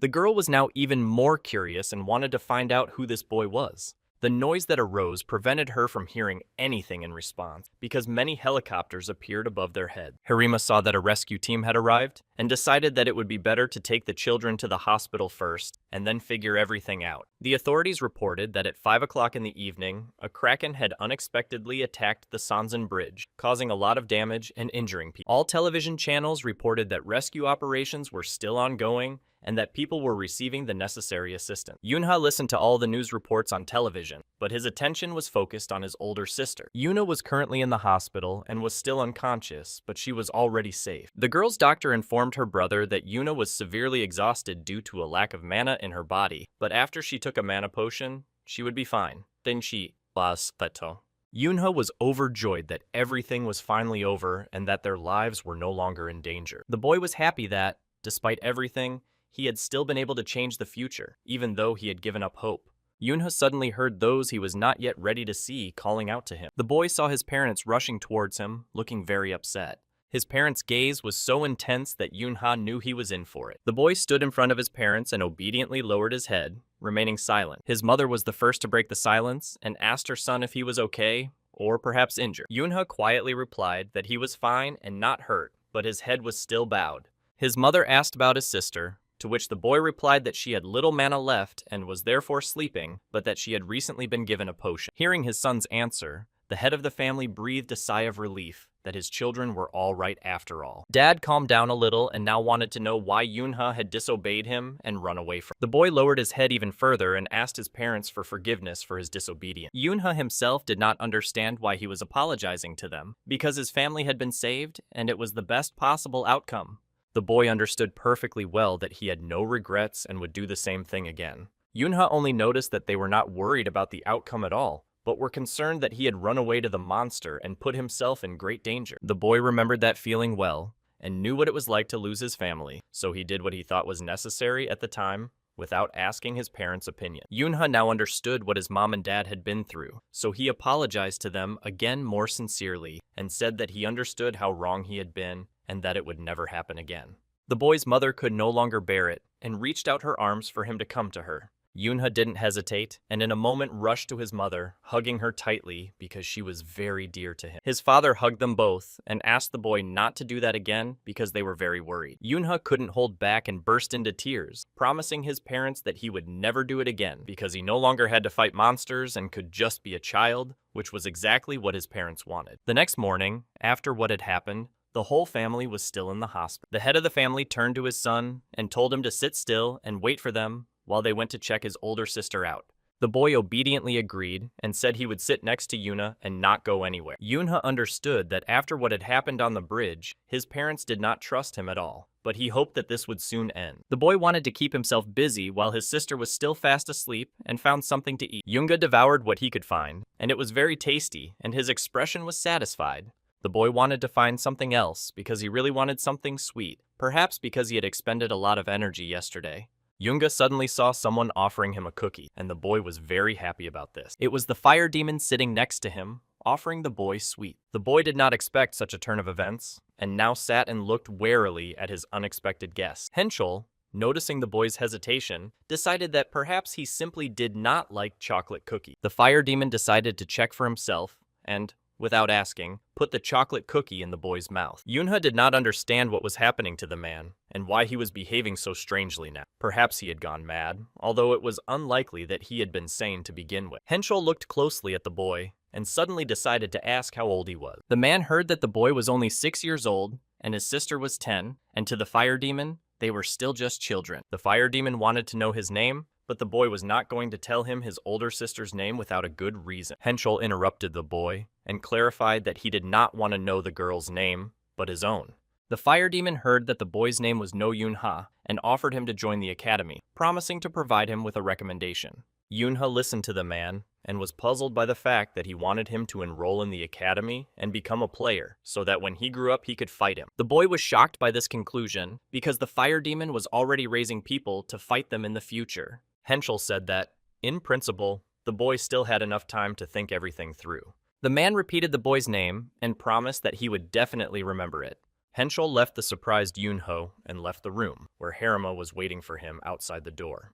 Harima watched as the fire demon was about to leave, and thought that this was definitely the miracle that Korea had not seen in a very long time. The man replied that he didn't care about that at all, and that the only thing that mattered to him was whether the boys were strong or not, which once again convinced the girl that Henschel was simply obsessed with fighting. Henschel replied that this was not the case, and that he was older than her, and since the girl was now in the 12th throne, she needed to control her speech. The man explained his actions by saying that if this miracle was as rare as she herself said, then the girl would be attacked by the world's attention the moment they told them about it. Henschel added that after that, the girl would never be able to return to normal life, and he doubted that Harima wanted that for Yuna. The man also said that if the girl understood all this, she should just forget about it, and suggested that she go with him to a cafe. Upon hearing about the cafe, Harima immediately imagined all kinds of sweets and delicacies. The fire demon explained that his suggestion was quite normal and reasonable. He just wanted something sweet because he had expended a lot of energy. The day after the monster attack, the whole family was finally able to visit their grandmother. Mom excitedly asked her mother why she was standing on the street instead of resting in the house, since she wasn't feeling well. Grandma replied that she missed her family very much, so she decided to meet them, and she also really wanted to see her grandchildren. She looked into the car and saw the children sleeping soundly in the back seat, and decided it was better to let them rest. Yoonha woke up and didn't understand what was going on, and he felt very cramped because his sister was sleeping next to him and hugging him tightly. The boy pushed his sister away and couldn't understand how the girl could sleep so comfortably. Yoonha turned his attention to his parents, who were sleeping nearby, especially his mother, and realized that his sister had probably picked this up from her. The boy carefully covered his sister and was still delighted that she was completely fine. Yoonha tried to leave the room quietly, so as not to wake anyone, and decided to take a short walk. The boy sat alone in the yard of his grandmother's house and thought about what had happened to him during this whole period. He saw that he now had much more mana, perhaps because of his gift. Before his return, Yoonha possessed the berserk gift. The more mana he consumed, the stronger he became. But based on the name, it was also important that the more mana he spent, the crazier he became. The boy remembered that when he fought the Kraken, his mind was fine, and if there was no downside to such a gift, then it was the best gift ever. Yoonha suggested that perhaps he did not know everything about berserkers and their abilities. Suddenly, his grandmother leaned over him and asked why he wasn't asleep yet, but the boy was thinking about how long his grandmother had been there because he hadn't even noticed her presence. Yoonha explained to his grandmother that he had slept enough in the car and therefore did not want to sleep anymore. Grandmother laughed and told the boy that if he wanted to become an adult, he would have to sleep a lot. Whenever Yoonha became too deep in thought, his grandmother was always there for him. The boy knew that his grandmother was waiting for him to start talking, and it didn't matter at all whether it was about problems, feelings, or just anything. Yoonha decided to ask something completely neutral and asked his grandmother why she wasn't sleeping. His grandmother's answer was very simple and banal. She wasn't sleeping because her grandson Yoonha wasn't sleeping. The boy realized what he had wanted so badly before, and that was to be with his grandmother, not just as a child. The boy's grandmother decided to offer him some warm milk, but Yoonha refused. Suddenly, someone behind him asked if he was sure he didn't want to drink warm milk, and the boy was even more surprised because he hadn't noticed her arrival. His mother smiled and pointed to the tray she had brought with her and the 3 cups of milk on it, and asked her son if he had changed his mind and wanted to drink it after all. Yoonha wrapped his arms around the cup of warm milk and enjoyed its taste, and especially the people who surrounded him at that moment. The boy's mother explained to his grandmother how frightened she had been by the phone call, and so the grandmother repeated once again that she was perfectly fine, and generally thought that her neighbor sometimes exaggerated too much. She was still very upset when she was told that her grandmother had fainted. Yoonha listened carefully to his relative's conversation and heard his grandmother say that she had just stumbled a little and still thought she had gotten off very lightly. His grandmother said that she had simply been distracted and that was why it had happened. But now his mother really wanted to know what had distracted her grandmother. The grandmother told the boy that when she was climbing the stairs, she saw someone. His grandmother preempted his mother and replied that she was completely sane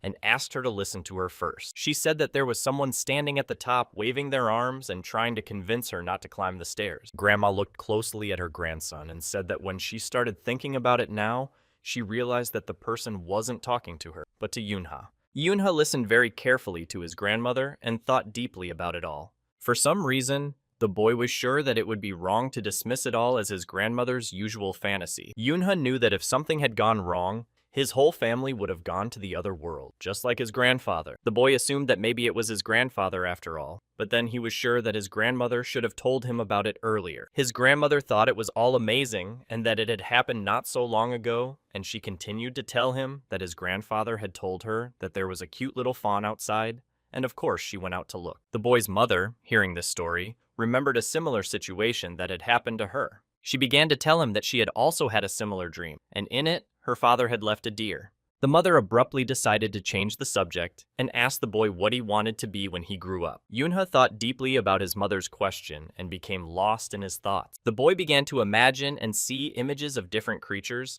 that incessantly asked him to help and save them. His mother saw the emotions changing on her son's face and asked him what was wrong. To reassure his mother, Yoonha replied that everything was fine, and that he just didn't know what he wanted to be when he grew up. The boy was told not to worry about it and not to stress, because it was perfectly normal if he didn't know yet. His grandmother continued to explain that Yoonha was still very young and that there was no need to rush into this decision. She advised the boy to experience both the happy and difficult moments of his life, to make friends, and even to quarrel with them. Grandma added that the boy should study hard, and then one day she was sure he would find his calling. She advised him, based on her seniority, to simply live his life until he discovered what he enjoyed most. Yoonha smiled and thought about his grandmother's advice to simply live a happy life. The boy's mother completely agreed with his grandmother's words, because time was on Yoonha's side, and he would surely be able to handle anything. She told her son that his name was Yoonha, and that it meant universe with infinite power.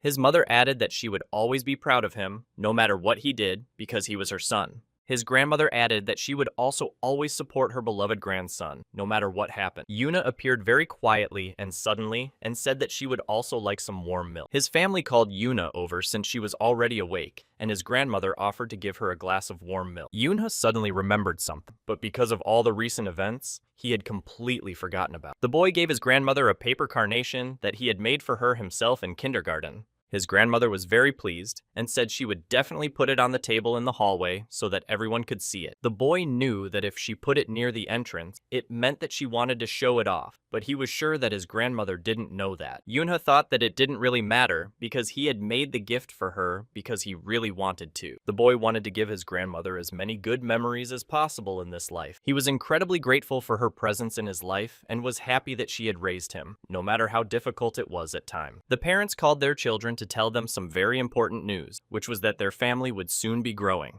The children were eating at the table at that moment and, upon hearing their parents' words, did not immediately understand what they were talking about. Yoonha was the first to realize what her parents were talking about and rushed to hug them, delighted that she might have another little brother, and her mother confirmed her guess. Yoonha sat motionless at the table and bowed his head low, and at that moment, his mother began to worry about her son's reaction. The boy suddenly raised his head, and there were tears in his eyes, but they were tears of joy, because he was very happy about the news and did not forget to thank his mother for it. Yoonha tried to calm down, and sobbing, told his family that this was the best thing that had happened to him since he was born, and that it was truly the best thing in his life. Seeing his son's violent reaction to the news, his father laughed and said that people might think he was the father. The whole family laughed at the head of the family's joke, and they all rejoiced in their family idol. The time came, and one day the boy went back to his kindergarten, Duan. The girl ran happily down the corridor, laughing and shouting that she was already there, and asking if Poochie had missed her. The boy was no Yoonha, and according to the goddess's calendar, he was 2 years old in his dream and 7 years old in reality, and he imagined himself to be a dog.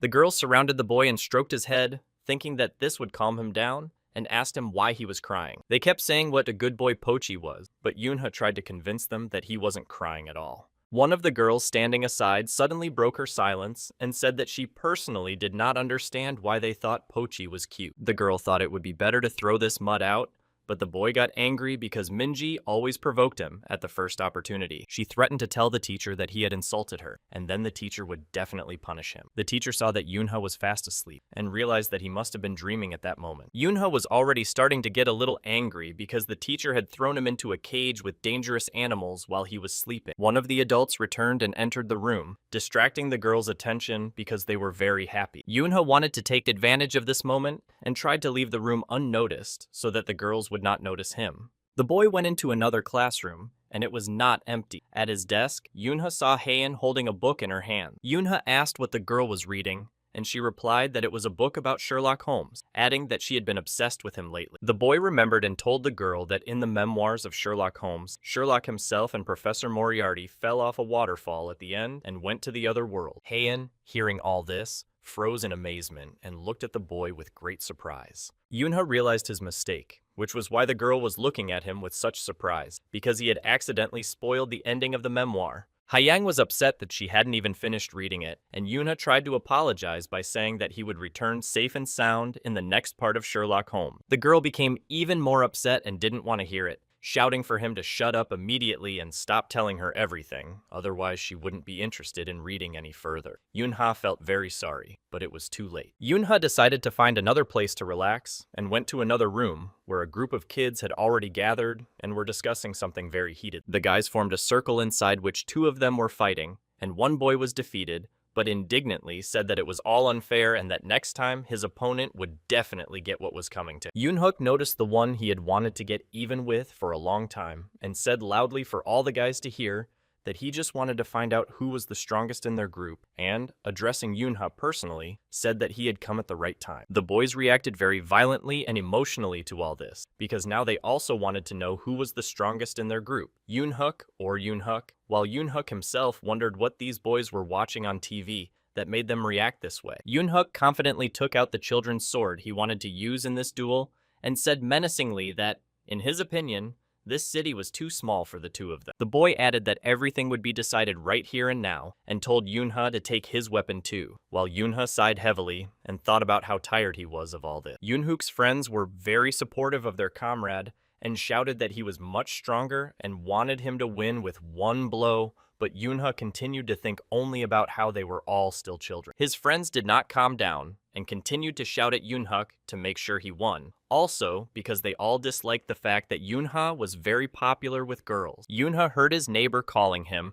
and thought that she might want to support him, but he was wrong because the girl was rooting for him to lose. And if you think about it, the boy shouldn't have expected anything else from her. Although he didn't think he needed anyone to support him, he was still a little upset about it. Yoonha noticed Haein in the crowd and was happy that she might support him and cheer for him in this duel. But Haein, unable to contain her emotion, cried out loudly that because of what Yoonha had done recently, she no longer liked him and had no intention of supporting him. Yoonha realized that, as always, he was alone in life, took his weapon in his hands, and was ready for this battle. Yoonha didn't hesitate, and confident in his victory, rushed into the attack, proved to everyone that there was no one stronger than him in their group, and there never would be. The boys held their toy swords as if they were in a real arena, and this was far from a game. Yoonha easily repelled his opponent's attack, but in doing so, he lost his balance. Yoonhook tried with all his might to concentrate and stay on his feet, which he managed to do for a short time, but catching his sword was much more difficult. The boy was unable to fight back against Yoonha and fell to his knees, losing his weapon. Yoonhook clutched his stomach and couldn't and didn't want to believe it, because he thought he could continue the fight only if he could use his hidden powers, but everything was completely different. The boy couldn't even stay on his knees and fell to the floor, while the others shouted and rejoiced at Yoonhook's quick victory. Hearing all these cries of joy and support for him, Yoonhook couldn't help but smile, and said that it was basically a good fight for him. The boys did not calm down, and continued to shout that the boy was very good and strong, and in principle, they did not expect anything else from him, and the girls also praised him because they liked how Yoonha skillfully played when they all played family together. The boys nudged the boy in the back, and said that they believed that if anyone could pull Excalibur out, it would only be Yoonha, but the boy himself did not understand what they were talking about. The boys emotionally said that they never thought they would see anyone pull Excalibur out and believed only in Yunha, while the boy himself stood shyly staring at the sword in front of him and thought that maybe he should do it after all. Yunha took hold of the hilt of Excalibur and decided that since the guys were asking him so nicely, he couldn't refuse them and disappoint them. He did it after all and pulled the sword out, raising it high above his head, and the crowd applauded him wildly, and the guys couldn't help but rejoice. The guys shouted about how strong Yunha was, how great he was for being able to pull out Excalibur, and the boy himself even began to feel a little proud of his actions and,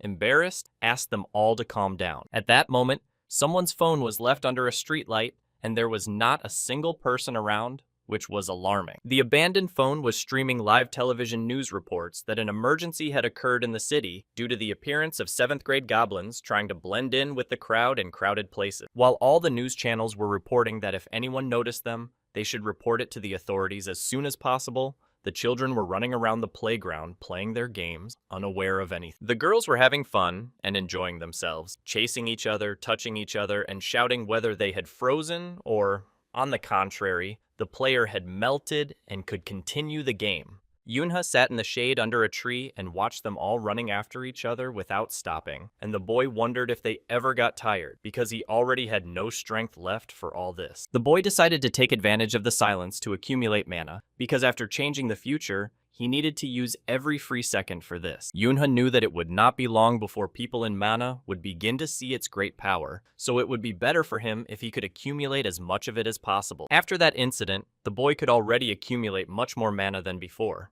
The kids noticed Yunha and asked him if he had rested enough, inviting him to join their game, shouting that he was now the leader, but the boy himself was amazed at their endurance. The teacher was able to distract all the kids and shift their attention to himself, or, more precisely, to the ice cream he had brought and was about to hand out to them. Yunha watched the whole situation as they tried to get ahead of each other to get to the ice cream as quickly as possible and thought about how they were all still children. The teacher continued to hand out ice cream to all the children and said that if anyone didn't have any yet, they should come up to him and take some. As the teacher was handing out the ice cream, Yunha and Minji grabbed the same one at the same time and now stared at each other, frozen in place. The children began to argue about who they thought had taken the ice cream first, and neither of them was willing to give in.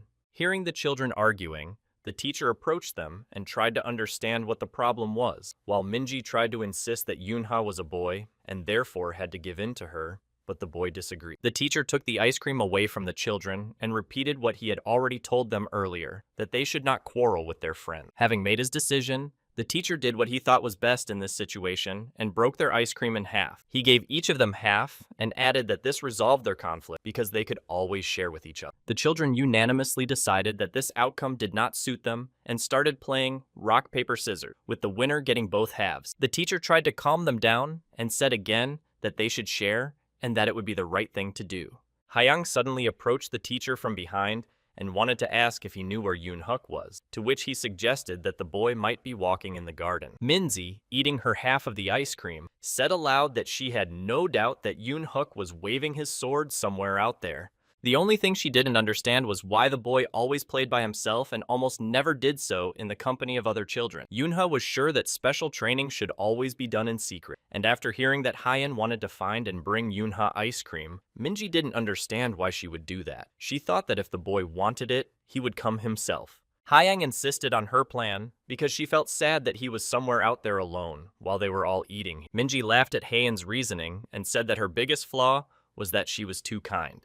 The teacher overheard the girl's conversation and asked Hyen if she really wanted to bring Yoon-huk his ice cream, to which the girl replied in the affirmative. Minji saw that Hyen was determined and offered to go with her, but the girl replied that there was no need and that she would do everything herself. The teacher made another announcement to the children that as soon as they finished their ice cream, they should be sure to throw their trash in the designated place. While Yuna was sitting and finishing his half of the ice cream, he heard the children calling everyone who wanted to play a freezing game to come over. Minji approached the boy and told him to come too, but Yuna refused and added that he had had enough games for today. The girl was not used to backing down and began to insist, saying that if Yoonha refused, then no one else would play with him, but the boy was not bothered by this at all and replied to Minji that she should not worry about it either. Minji had no intention of leaving without him and explained to Yuna that his older sister Yuna had personally asked her to play with him, and she wanted to fulfill that request. Yunha began to think about how kind and caring his older sister was, but his thoughts were interrupted by Minji, who told him to get up immediately. The kids played a game to decide who would start driving, and that person turned out to be Yunha. Yunha didn't really like this outcome, but there was no way out, so he ran to catch up with Minji. The boy tried his best and wanted to catch up with the girl who was trying to run away as soon as possible. Yunha's next target was a boy who was also running as fast as he could so that he couldn't be caught. Yunha managed to catch up with one of them and touched him, and according to the rules of the game, he was now frozen and unable to move until he was thawed out. After that, Yunhee ran towards Minji and quickly managed to reach her, touch her, and shout that she had already thawed and could continue playing. Minji didn't even have time to move from her spot before another boy ran up to her and passed the baton. She was now in the lead, which the boy announced to all the other players, but the girl herself was starting to get angry. Minji naturally blamed Yunho for all this, and was about to direct all her anger at him, but first she had to catch up with. Yunho was already enjoying the game, and asked Minji with a smirk on his face if she really thought she could catch up with him. The boy suddenly stopped, which gave Minji the opportunity to catch up with him and tell him that now he was the one in charge, but that wasn't what was bothering the boy at that moment. A moment later, Yunha was completely enveloped in mana and glowed bright blue, all because he had the urge to destroy, but he didn't understand how that was possible since he was in kindergarten. What he saw next struck him and surprised him greatly, for it was the green paw of a monster with large, sharp claws. Yunha looked closer and became very angry, still not fully believing that all this was really happening in a kindergarten. The children who were playing on the playground at that moment also froze and stared with wide eyes at the creature hovering above them, not knowing what it was. Above them, on the other side of the fence, stood a huge monster with its weapon, and it was a 7th grade goblin. The girl was so scared that she couldn't even move, and all she wanted was for her mother to come and take her to a safe place. The 7th class goblin was already very close to her, and because of his size, he blocked everything behind him. The monster did not hesitate any longer and decided to attack the girl with his weapon without any remorse. At that moment, one of the boys released mana from his hand, and the most important thing in this situation was to act quickly and not be too late. With the help of the mana released during the attack, the goblin was disarmed and even slightly disoriented because he did not expect such a thing. It was Yunha who used his power and released mana to help the girl avoid this attack.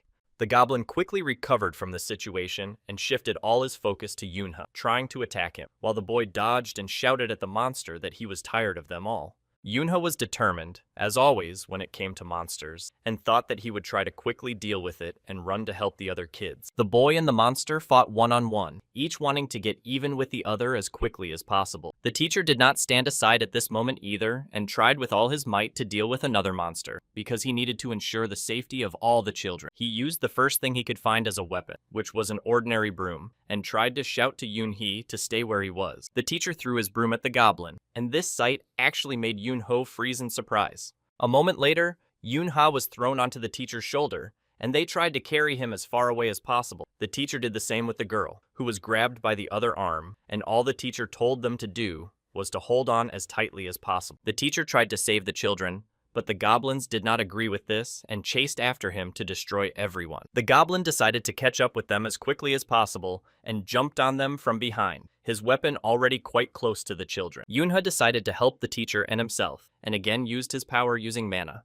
The boy tried to concentrate, even though it was not easy in such a hurry, but he was not going to give up so easily and quickly in front of the monsters. Yunha was able to carry out his plan, and thanks to the boy's strength, the monster was thrown as far away from them as possible. The boy breathed a sigh of relief at his success, and it was good that the teacher did not notice any manipulation on his part and continued to run forward to find a place where they could all hide. Yunha entered the room on his own 2 feet, while the teacher continued to carry the very frightened girl, who was even afraid to open her eyes. The teacher finally reached the place where they could all hide and, exhausted, fell to the floor and began to complain to the kindergarten director while the girl was being comforted for what she had seen. Despite his exhaustion, he still asked the director what had happened to the other children, but the woman assured him that everyone else had already been evacuated and was in a relatively safe place. Yunha overheard the adults talking about how there were actually 2 7th grade goblins and that they had most likely appeared a few days ago. All this information was passed on to the authorities, and now it was necessary to wait for the players, who would be able to sort everything out. The teacher himself said that he would now go and try to barricade the door with the other teachers. As soon as Minji learned this important information,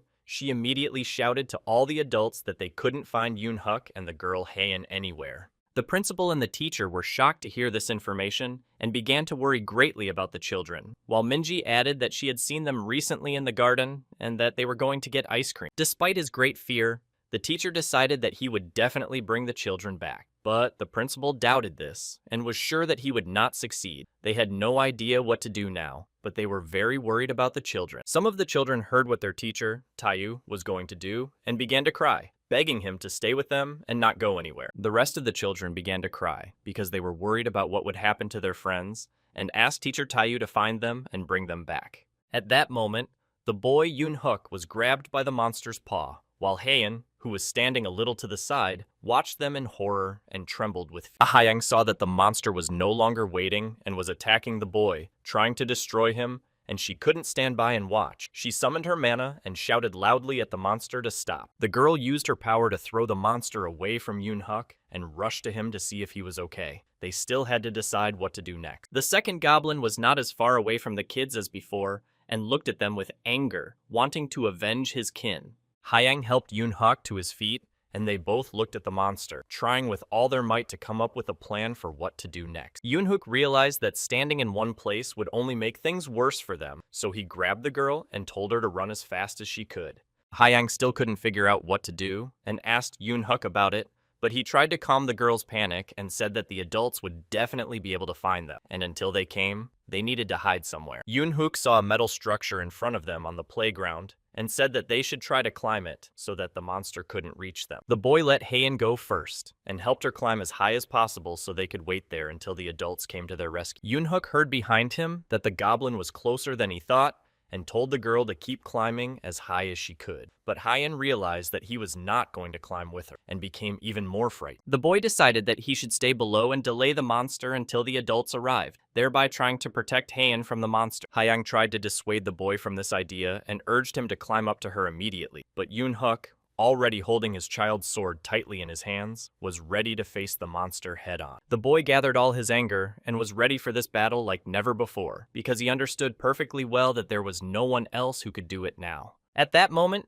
Yoon-huk imagined the image of someone he admired and wanted to be like, and that was the fire demon. The boy remembered watching his victory over the Kraken on television and how impressed he was. Yoon-huk rejoiced in the fire demon's victory as if it were his own, and considered this man a true hero. He wanted very much to become just like him when he grew up. The boy gripped his toy sword tightly and said confidently that he too would be a hero, just like his idol, the fire demon. The goblin was already furious and wanted only one thing: to deal with Yoon-huk as quickly as possible. Yoon-huk tried to focus and convinced himself that everything was fine and that he just needed to remember all his training, but at that moment, the monster was already rushing at the boy and trying to attack him. The boy closed his eyes tightly and tried to overcome his fear, convincing himself that he would definitely succeed and was able to block one of the monster's blows. But the goblin was many times stronger than Yoon-huk and was able to corner him with no way out, and the monster was already ready to finish the job. Suddenly, another person appeared who could not pass by this battle, but,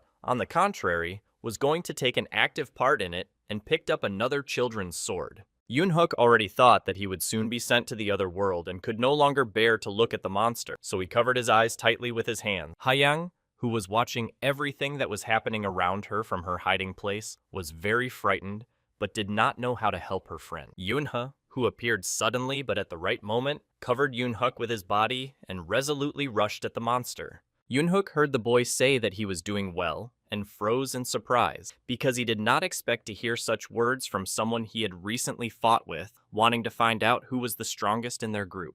Yoon-huk didn't stop there, and, looking Yoon-huk straight in the eye, said that he considered him a real man. Yoon-huk was even more surprised by what he heard, and couldn't understand why Yoon-huk was saying all this to him now. While the guys were arguing, the monster decided not to stand aside and rushed at Yoon-huk, but Yoon-huk noticed this in time, and shouted at him to turn around immediately. The goblin's weapon was powerful and very sharp, and if it reached its target, the man would be in serious trouble. Yunha managed to turn around in time and repelled the monster's attack with his sword, which was imbued with mana. Yunhook stood behind him and couldn't believe that Yunha was capable of such a fight, and so skillfully not only parried the monster's attacks, but also attacked it himself. Yunha was able to defeat the 7th class goblin, leaving a turquoise diamond on the ground. The boy, having completely regained his composure, turned to Yunhook and said with a smile on his face that now everything was over and he could finally breathe a sigh of relief. Without a moment's hesitation, Yunhook rushed to hug his friend, saying admiringly that he was a real hero to him. Yunha tried to break free from the embrace, but he couldn't because Heian, who was just as impressed by what she had seen, rushed over to him as well. The girl began to cry and tell how scared she was, but she still had no intention of letting go of her embrace. Yunha remembered how, a little earlier, he had been walking past the room and accidentally overheard a conversation about how the children couldn't be found, and no one knew what would happen to them now. The boy decided he couldn't just stand by and went to look for them. When he got to the playground, he used his mana to scan the entire area. Yunha saw a figure with a large mana and recognized it as Heian, who then noticed Yunha and was glad that the boys were okay and that they had both managed to escape. Yunha relaxed too soon and rejoiced because a little further away, he scanned another figure, and it did not bode well because the monster was approaching the place where everyone else was hiding. Noticing the monster, the boy decided that he first needed to deal with the goblin approaching the gym and then return to Yunhook and Heian. The monster froze and tried to sniff out those it wanted, and the goblin itself looked very frightening. Yunha went out to meet it and was ready to fight because he felt he had to take care of the safety of all the kids and his teacher. As soon as the monster saw the boy in front of him, it instantly rushed at him, wanting to destroy him once and for all. Yunha used his strength and, with a stationary knife in his hand, serving as a weapon, jumped high into the air and was able to leap over the monster. The boy, of course, used his mana and intended to attack the monster with as much force as he could. Yunha, finding himself behind the monster, struck his blow, and the goblin was unable to dodge and was destroyed. After the battle, the boy looked at his weapon and saw that the stationary knife was no longer usable and would be impossible to use, but it had still been of great help to him. He threw his weapon next to the crystal and rushed back to help the others, thinking about what kind of person would break into a kindergarten like this, and that as soon as he reached the second monster, he would definitely deal with it. The boy ran as fast as he could,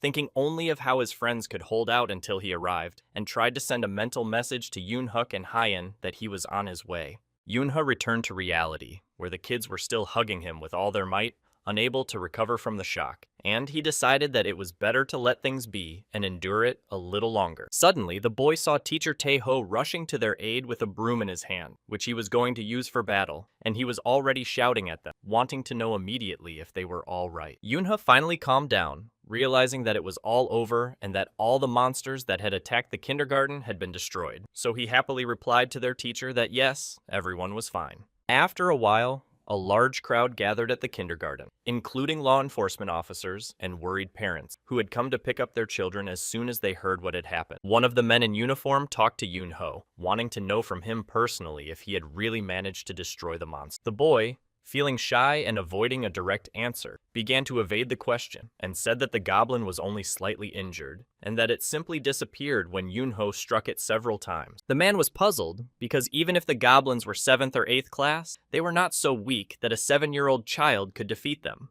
He knew very well that monsters could only be sent to the other world by destroying their core with a weapon imbued with mana or a very strong physical attack. The man began to ask the boy about the goblin that was in the corridor. Yunha continued to look for a way out of the situation, and therefore replied to the man that he was most likely able to destroy the goblin who had sent the other one to the other world. And after their battle, one of them was very weak, so the boy managed to deal with him. The boy really hoped that the law enforcement officer would be completely satisfied with this answer, and that there would be no doubts, and he was basically right.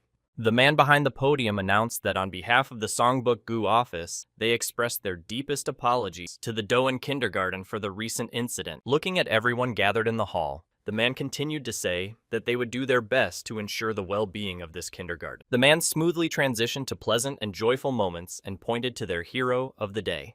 It was No Yunha who received the gratitude, and he was presented with a certificate that was issued to the brave child for his courage in saving people from the attack of monsters. Everyone in the room applauded loudly for the boy's bravery, and his classmates and teacher were especially impressed. The boy's parents, who had suddenly appeared, heard why their son was being rewarded, and asked sternly if he had done something without thinking again, like he did with the Kraken, and added that they wanted him to write a letter of apology. Yoonha heard his parents' reaction and was sure that he would not get off so easily this time. The reporters asked the boy to smile a little wider so they could get a good picture. After some time, the school administration decided to hold a festival at the Doan kindergarten. This festival featured a character and a legend that said that a long time ago there lived a princess named Snow White, whose face was whiter than white and who was very beautiful. This was Snow White Heian. According to the legend, Snow White had a warm heart, and 7 dwarfs who loved her very much lived in the forest. The girl was really very sweet and beautiful, and the dwarves protected her and kept her safe from all trouble. Her parents watched these actions on stage from the audience and admired their children and their performance. Yoonhook grabbed his head and ran up to Yoonhee, whom he had recently considered his captain, and began to shout that he didn't know what to do now because he had forgotten his line. Yoonha did not understand why the boy was panicking so much, because he had been given only one line to learn and repeated his words for him once more. Yoonhook was delighted with such help, and considered Yoonha to be a real captain who remembers everything, but Yoonha himself thought about how much the boy had changed after the situation with the goblin. Yoonha remembered how the boy had called him a warrior, but he didn't like that at all, and insisted that he stop calling him that. So they agreed that Yoonhook would call him captain instead of warrior. Yoonhook said that he understood everything, and promised his captain that he would definitely show how good an actor he could be. On stage stood a princess in a beautiful dress with her gnomes, and someone was already rushing to meet her. The girl who came on stage asked the princess to look at the red apple in her hand, which looked very appetizing. Princess Snow White looked closely at the apple and decided that it really did look very beautiful. The dwarfs tried to warn the princess not to take anything from a stranger, and were almost certain that the apple was poison. One of the dwarves even shouted at the princess not to eat the apple under any circumstances. The boy Yoonhook, who was also on stage, shouted very loudly that she should not dare to take it. The boys shouted in unison for the princess not to touch the apple and under no circumstances eat it, and they played their parts perfectly. Their emotions incredible. The teacher took the microphone and narrated everything that was happening on stage for the guests. At this time, emotions on stage were running high because the gnomes were trying to convince the princess not to eat the apple, while the queen wanted to insist on her own way. The parents and relatives of the children who were watching the scene and everything that was happening on it were delighted with the actor's performance. Yoonha, who was still behind the scenes at the time, watched Yoonhook closely and thought that the boy was acting like a robot and moving in the same way. The queen, tired of waiting and persuading Snow White, threw the apple at her so that she would finally eat it. The girl threw the apple, but it ended up in the mouth of someone other than the intended recipient, which made her even angrier. One of the boys playing a dwarf couldn't hold back his emotions and started crying because he thought Yoonhook had died because the apple had gone into his mouth. All the other kids froze in shock because the dwarf had eaten the poisoned apple that was meant for the princess. The teacher continued to comment on all the events taking place on stage at that moment and said into the microphone for the audience that despite all this, the queen did not give up. He continued to narrate the rest of the script, saying that the queen still forced the princess to eat the rest of the apple.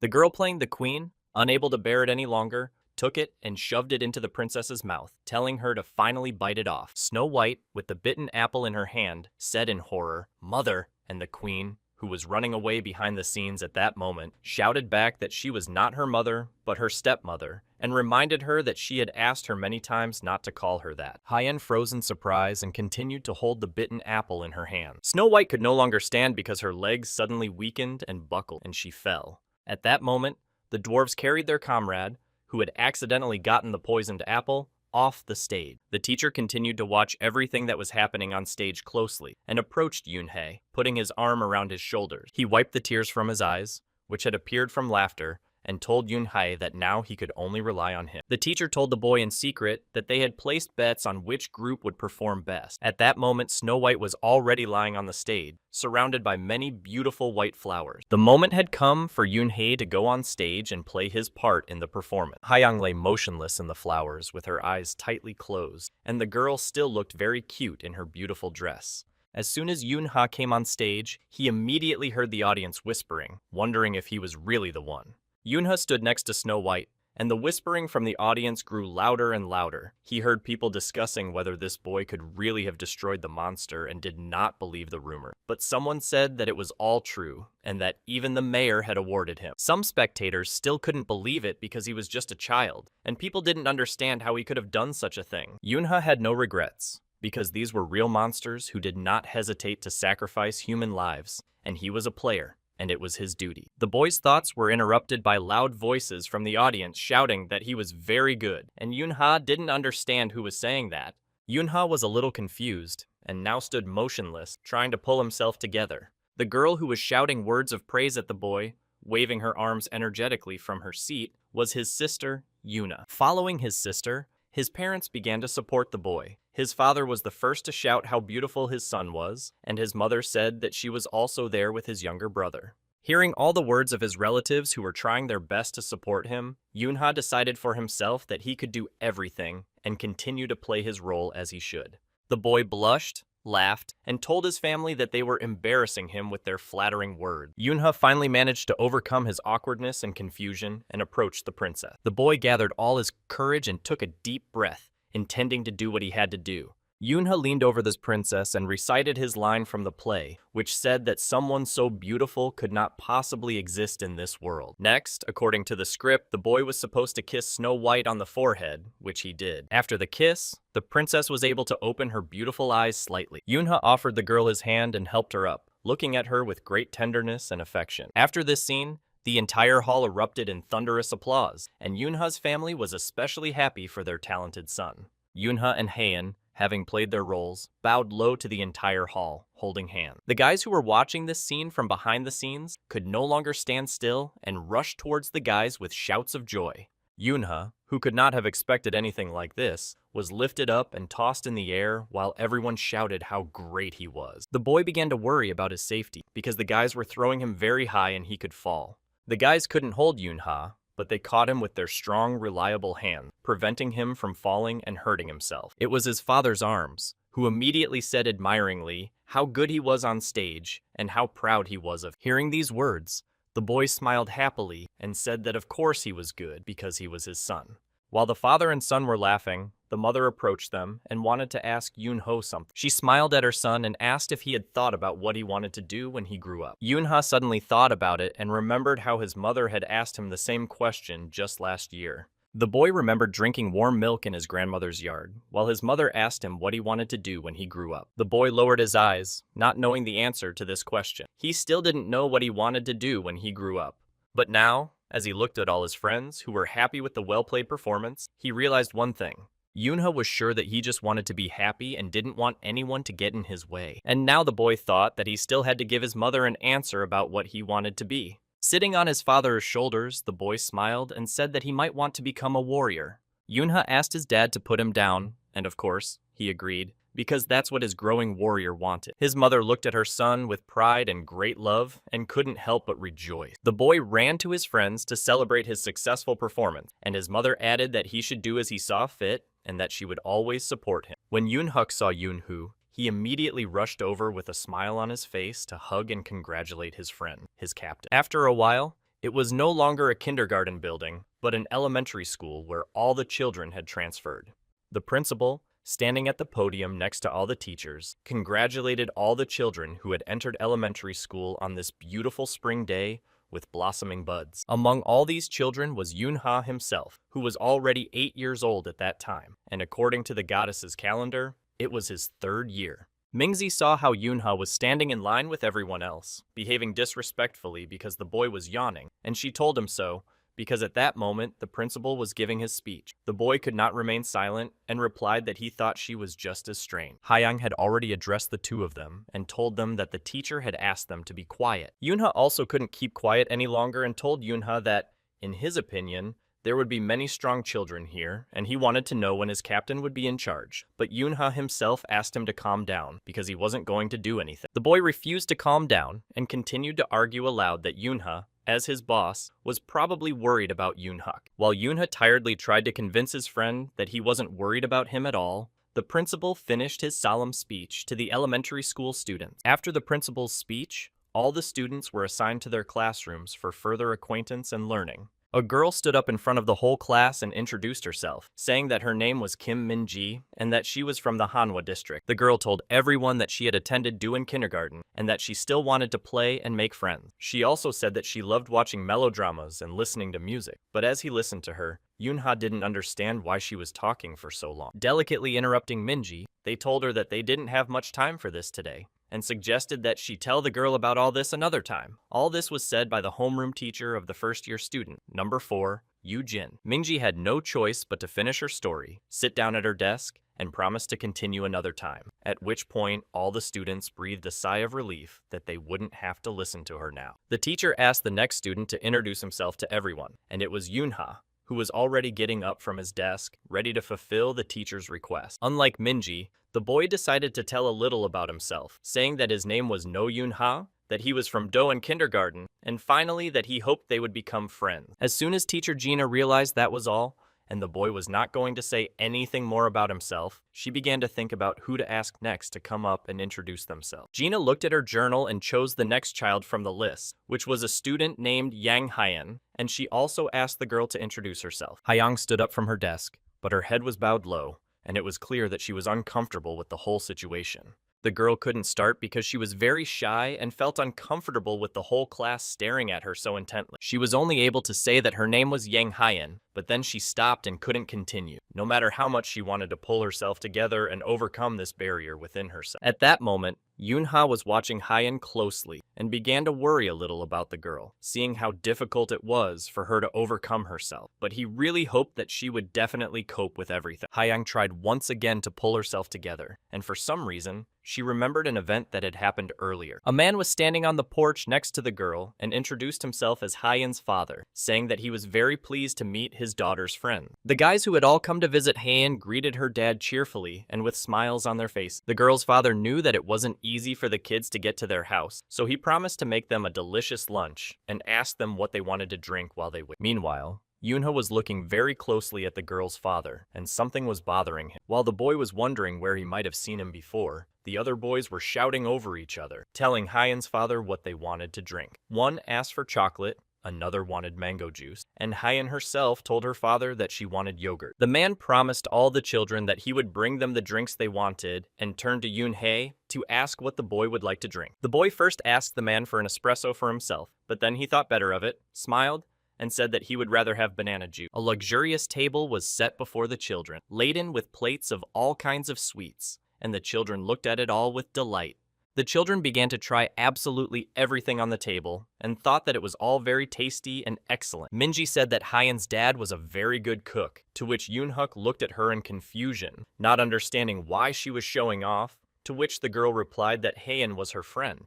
Yoonghuk decided that Minji was a foodie and immediately told her so, but she shouted furiously at him not to call her that. The boy continued to tease and annoy the girl, and he was very good at it, while Yoonhuk watched from the sideline. While Yoonhuk was drinking his banana juice, he thought about how delicious everything on the table was, that the kids reacted that way. The boy continued to drink his juice, and suddenly, in a moment, his eyes widened in confusion. Yoonha was puzzled because he couldn't understand what he had just drunk, but his body was already covered in a blue glow. The boy looked at his glass in surprise and realized that his mana was being restored, but he couldn't understand how it had happened. Yoonha finally realized what had been poured into his glass, and he was even more surprised to find that it was a potion. Potions are elixirs that help to almost completely replenish the mana in a person's body. Players who fight monsters and beasts always carry this elixir with them because it is as important to them as their own lives. Haeyang saw how Yoonha pushed the glass away from him and thought that he didn't like his banana juice, but the boy assured her that everything was fine and that it was very tasty. Yoonha asked the girl a question because he really wanted to know her father's name, but Hyan herself thought that such a question sounded strange. The girl decided to answer anyway, because it wasn't difficult for her to say that her father's surname was Yang and his first name was Sok-hoon. Upon hearing the girl's answer about her father's name, Yoonha froze in admiration, and the boy's eyes sparkled with anticipation. The boy rushed over to Hyan and suggested that they become very close friends. Yoonha closed his eyes and repeated Hyan's father's name to himself, admiring the man for revolutionizing the potion market. Yang Sok-hoon always selected ingredients very carefully and had a gift for filtering, which also allowed him to extract the essence itself. This man would surely become the king of the potion market, and the Alice Group, which was one of the 3 largest companies in South Korea. Yoonha thought about how he had never heard before that this man had a daughter, and this was incomprehensible to the boy. He finally understood the reason why he knew nothing and had never heard about the man's daughter, and it was all because the girl had survived, because Yoonha had managed to save her. Yoonha touched the girl's shoulder, wanting to tell her something very important. The boy told her in all seriousness that if anyone at school bullied her, she should be sure to tell him, and he would not let it go. The girl heard everything Yoonha said and looked down shyly, but she agreed and thanked him for his concern. Remembering all this, Haein returned to reality, clenched her hands tightly, and mustered up the courage and bravery to tell the whole class about her. The girl began to say that she was also from Doan Kindergarten, like Yoonha and Minji, and added that she loved reading and drinking tea. Haeyang admitted that she was still very shy when talking to new people, but asked everyone to talk to her anyway. Yoonha was pleased that Haein had finally mustered up the courage to talk about herself. In fact, he had expected nothing less from his best friend. Teacher Gina was pleased with the girl's story about herself and be sure to tell her how well she did. Gina then told everyone that it was time to hear about another student named Jin Sona. Yoonha looked at the person their teacher pointed to and froze in surprise, staring intently at another elementary school student. The boy noticed something unusual about the girl, and that was the furry ears on her head. And not only that, Jin Sona stood up and lowered her eyes to the floor as the children paid close attention to her, and she heard them talking about her unusual ears and tail, wondering if they were real and if she was a monster. The girl was not a monster, but she was a half-breed, which was the name given to people who were born with a poor distribution of mana. When people met such half-breeds, they treated them with great caution and were not at all friendly, and they had their reasons for this. People who had lost loved ones to monsters disliked half-breeds because they were very similar to monsters. Without raising her eyes, the girl began to talk about herself, saying that her name was Jin Sona and that she did not go to kindergarten but would very much like to be friends with everyone. Yoonha heard the children discussing how some of their parents had told them not to go near this girl without really explaining why, and the boy thought that people probably just had too many stereotypes. Gina didn't have time to announce the name of the next student before he jumped up from his seat and introduced himself to the whole class. It was Cho Yoon-huk, who loved to swing a sword and, thanks to his boss, was learning to control his mana. One of the boys asked in surprise what boss he was talking about, to which Yoon-huk just laughed that he didn't know who he was talking about. Yoon-huk didn't waste any more time and pointed to the person he considered his boss, who was Yoonha's student. He immediately warned that Yoonha was the most important and very strong person in the class, and immediately warned the boy not to even think about anything. Yoon-huk was not satisfied with this, and began to shout very emotionally and loudly to the whole class about how he had the best boss, while the teacher tried to calm her student down. Teacher Gina thought about the words she had just heard from Yoon-huk and made a decision. Gina told Yoon-huk to stay after class and bring his parents because she needed to talk to them about something, which made the boy nervous because he hadn't done anything wrong. After class, as his teacher had instructed, Yoon-huk sat waiting for his parents, which was very tiring for him. Yoon-huk's shouts echoed throughout the school as he continued to yell that his boss was the best, but Yoon-huk himself was sent to the teacher's office, and the boy began to get angry and decided that from now on, training for Yoon-huk would not be as easy as before. Sometime later, while in the cafeteria, Yoon-huk thought about how the test to check the amount of mana for first-year students had finally ended. Based on the results of these tests, Yoon-huk and Sona were definitely above average, but Haeun's mana couldn't even be measured, so the teachers thought it was some kind of mistake and therefore recorded the girl as average as well. Yoonha reflected that, in principle, everything had gone without incident, which was the most important thing, and so he could eat normally. At that moment, his classmate Yoon-huk was already calling him over to his table, shouting across the dining hall for the captain to come to him. Yoon-huk wanted to appease his captain somehow, so he said he would bring them more food. Mindy said to Yoon-huk that this was his third time going, and that the cook would soon remember him. Meanwhile, the boy, who was already standing near the food distribution area, did not understand how the cook knew his name. The girl decided to show her concern as well, and asked Yoon-huk if he had eaten enough, adding that she was thinking of going to get more. Hearing all this, the boy began to smile and replied to Minji that he was not surprised at all, as he considered the girl to be a glutton. While the kids were arguing about whether the girl was a glutton or just took less food from other tables at the beginning, the other kids started talking about who had appeared in the dining room. These same kids continued to whisper that the girl really did have a tail.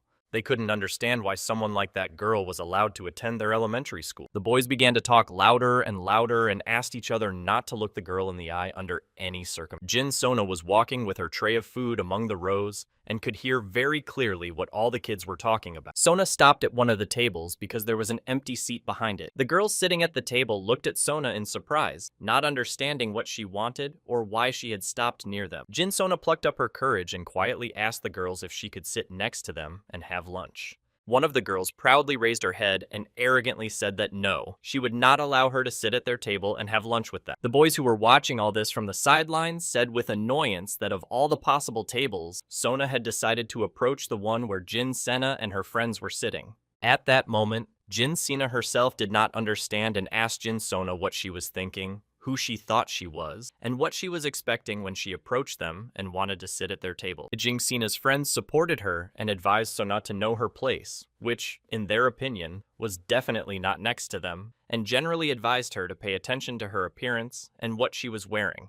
The girls continued to discuss Sona's clothes without restraint, and in general, they thought it would be better if she never showed up here and stayed where she was. Jin Sena was very confused and embarrassed, so all she could manage to say was an apology for disturbing them. Minji could no longer remain silent and indignantly asked why Jin Sona was behaving this way and whether she thought that being rich meant she could do whatever she wanted. She couldn't understand how anyone could be so mean, while Hyun thought about how cruel this girl was. Even Yoonhuk was stunned by such cruelty towards a stranger and said the same thing to his captain. The boy pointed to the girl who couldn't take the insults and started crying, and at that moment, Yoonhuk remembered something from his past life. Yoonha remembered the time when, in his past life, he was an adult captain and destroyed monsters, and then he knew for sure that not all half-breeds were good. Sitting in front of Yoonha at that moment was one such representative who told the captain that he probably thought that the poorer a person was, the further they were removed from society and the kinder their heart became. But that was not true. The half-breed added that, of course, there were good people among them, and there might even be good children, but there were still many more bad ones. The man advised the captain that he should not treat them better just because they were half-breed, and if he cared so much about them because of him,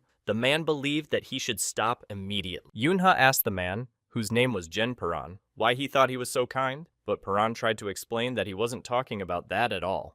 The captain suggested that perhaps Paran thought he was weak, and demonstratively began to draw his sword, which was already imbued with mana. Jin Paran was frightened by what he saw, and tried to justify himself to the captain, saying that he did not consider him weak at all, but Yoonha continued, saying that he had come to his tent in the middle of the night and was trying to annoy him. Yoonha clearly and confidently ordered the man to leave and go on patrol immediately if he did not want to receive a beating. After a while, in the Dungeon of the Abyss, Perrin was already fighting one monster and successfully defeated it. The man breathed a sigh of relief after the battle, because that monster was quite strong compared to the others here. Perrin had not yet fully recovered from one battle when another monster attacked. The man was unable to react quickly enough and missed this attack.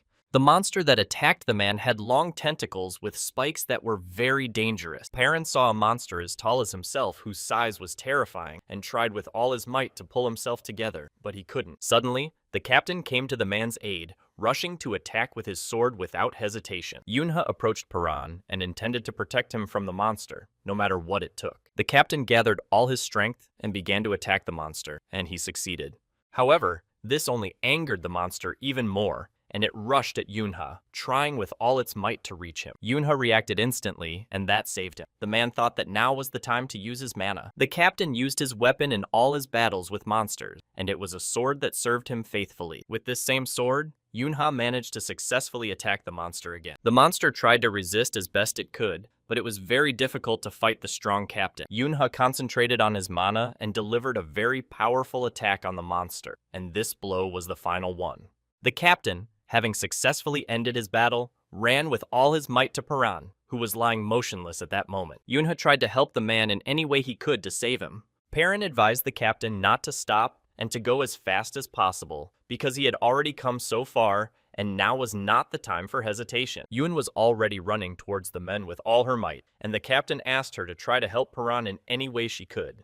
Unfortunately, the girl was unable to do so because she was very familiar with these wounds, which no one could help, and as a result, Perrin would soon pass away. Perrin was calm, because he knew from the beginning what he was getting himself into, and what the price of fighting monsters might be. The man was ready for this, and did not understand why the others continued to stand there instead of moving on to fight the monster. Yoonhye had to accept the whole situation and waited for Perrin's last word. Perrin reminded the man of their conversation when he said that not all half-breeds are good, and that they should not be treated better just because they are half-breed, and the captain replied that he remembered that well. He went on to say that there could be even more bad people in the world, and that the captain shouldn't turn a blind eye to this, just because Perrin himself was no different from them. Before passing away, Jin Perrin managed to say one last thing, that he himself was not a very good person. Yoonha remembered the whole situation with his friend, returned to the past, and made a decision for himself. The boy got up from the table, intending to leave, but at the last moment asked Minji to do something. Yoonha wanted Minji to make some room at their table, and he went to find the person for whom that seat was intended. He approached Sona, but the girl didn't seem to notice him. She was very upset and lost in her thoughts. Yoonha took the girl by the arm and led her to his friends, telling her that there was a free seat at their table. Jin Sina and her friends saw what the boy was doing and stood frozen in amazement, watching them. Sona wanted to tell Yoonha that this was too much, and accidentally touched his hand. The girl quickly pulled her hand away, apologizing, but Yoonha said it was okay and invited her to his table. Yoonha pointed to his friends and said that they had already found a place for her, and at that moment, Yoonhook was already gesturing actively and calling the guys over to them. The girl tried to stop Yoonha because she thought it would be worse for him and his friends if they helped her, but the boy was adamant and replied that he didn't care what anyone else thought and he wouldn't change his mind. The girls sitting at Senna's table watching the boys wanted to know which kindergarten they were from and thought they should ask for information about them all, but Senna dissuaded them, saying that there was no need to do so and that it was not worth it.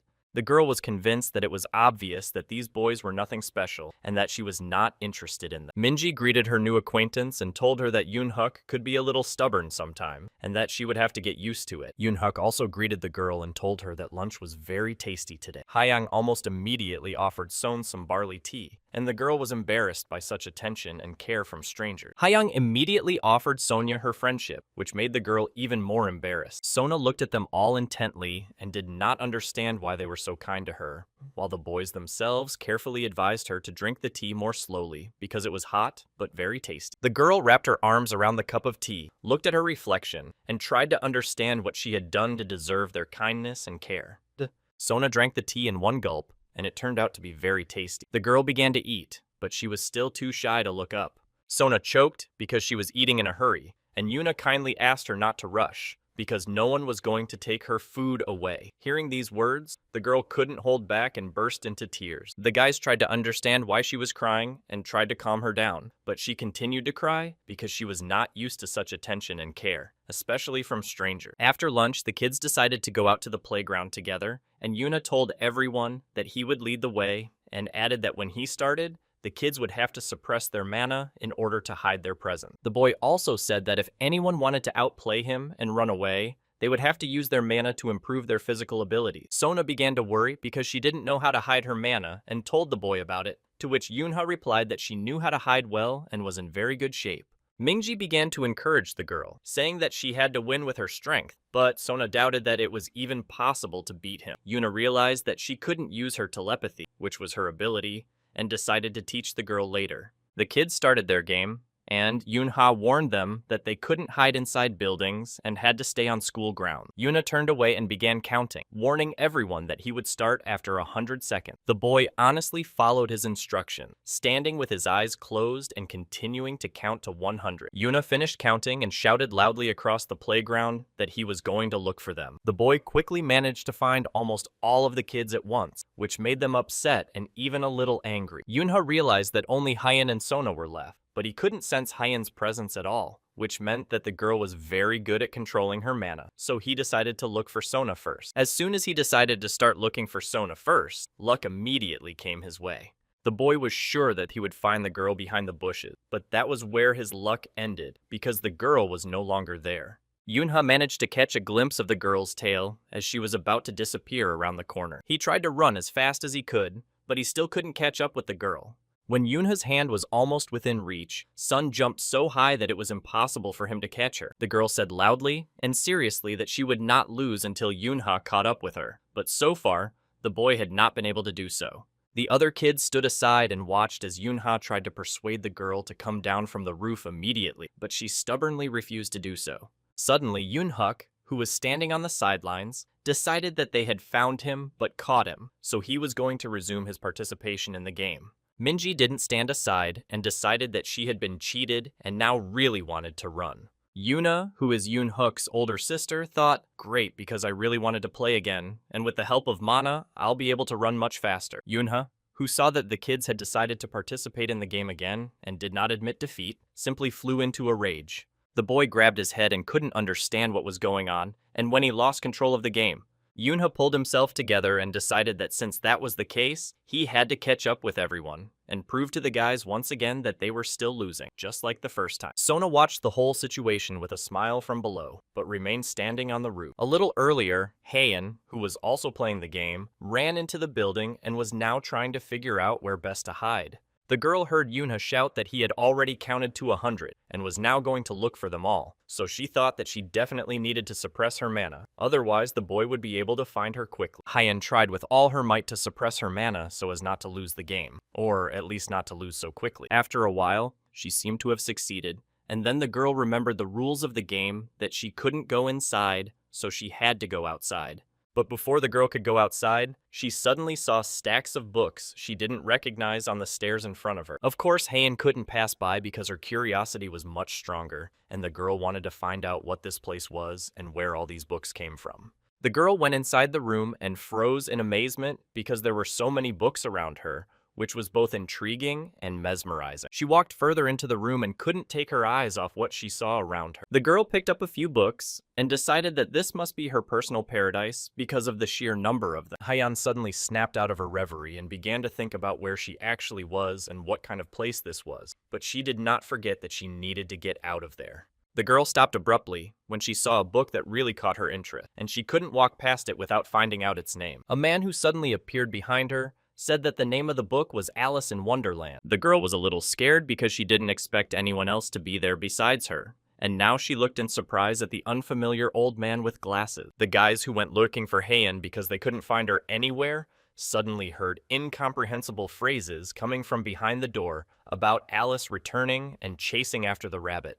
Yunha immediately entered the room because he thought the girl was in danger, but when he saw what was happening, he could only say the girl's name, Yang Heian, in a threatening tone. At that moment, Heian was sitting on her grandfather's lap, and he was reading her the very book about Alice in Wonderland. But as soon as the girl heard her friend's voice, she immediately became nervous. Yunha greeted her grandfather and explained that Heian had disappeared while they were all playing a game, which is why he was looking for her. Her grandfather told the girl that she should have warned him that she was with her friend. The other children watched everything from the doorway and tried to be quiet, while Heian replied to her friend that she had simply forgotten. Yunha was furious at this answer and couldn't understand how she could have simply forgotten, while the girl tried to apologize because she was actually ashamed of her action. He told Heian to let them know if she wanted to leave, and she said she would, and apologized again for what she had done. Yuna thought that if he continued to scold her, she would cry, so he should stop. Yunha also apologized, but to the grandfather for interrupting him, but the grandfather replied that nothing terrible had happened, and that he had been very bored until Heian came to visit him. Grandfather told the girl to be sure to visit him again sometime, because it was gratifying to have a friend who loved books as much as he did, and Heian was very happy to hear that. Heian emotionally said that she would definitely visit him tomorrow, because she really wanted to finish reading the book she had found, while Yunha tried to take the girl home because it was already late. As the children were leaving, the grandfather suddenly asked them to wait. To everyone's surprise, the grandfather suddenly decided to offer the children a ride home. A black luxury car was already waiting outside the school, and it looked very impressive. The old man told all the kids that whoever wanted a ride home in this car should get in the back seat. Some of the kids ran to take their seats in the car without hesitation, while Yoonhook watched from the sidelines, not understanding who this grandfather was. Yoonhook, Heian, and Sona took their seats and talked excitedly about how cool the car was and how comfortable it was to sit in. The old man took his seat in the car and told his driver to get going. Mingzi, Yoonha, and his older sister Yuna declined the old man's offer to drive them home and remained on the street, watching the car drive away. As Yoonha watched them drive away, he thought about how he had never ridden in such a car before. The boy realized that at that moment, he began to envy his friends who had left in that car. The lights were on in the school windows because classes were in session, but the weather outside was rainy and cloudy. Yoonha sat at his desk and watched the rain drumming on the windowsill. The boy was distracted from his dreams when he heard his teacher call his name and say that he would be put on some kind of candidate list, but he didn't understand what it was all about.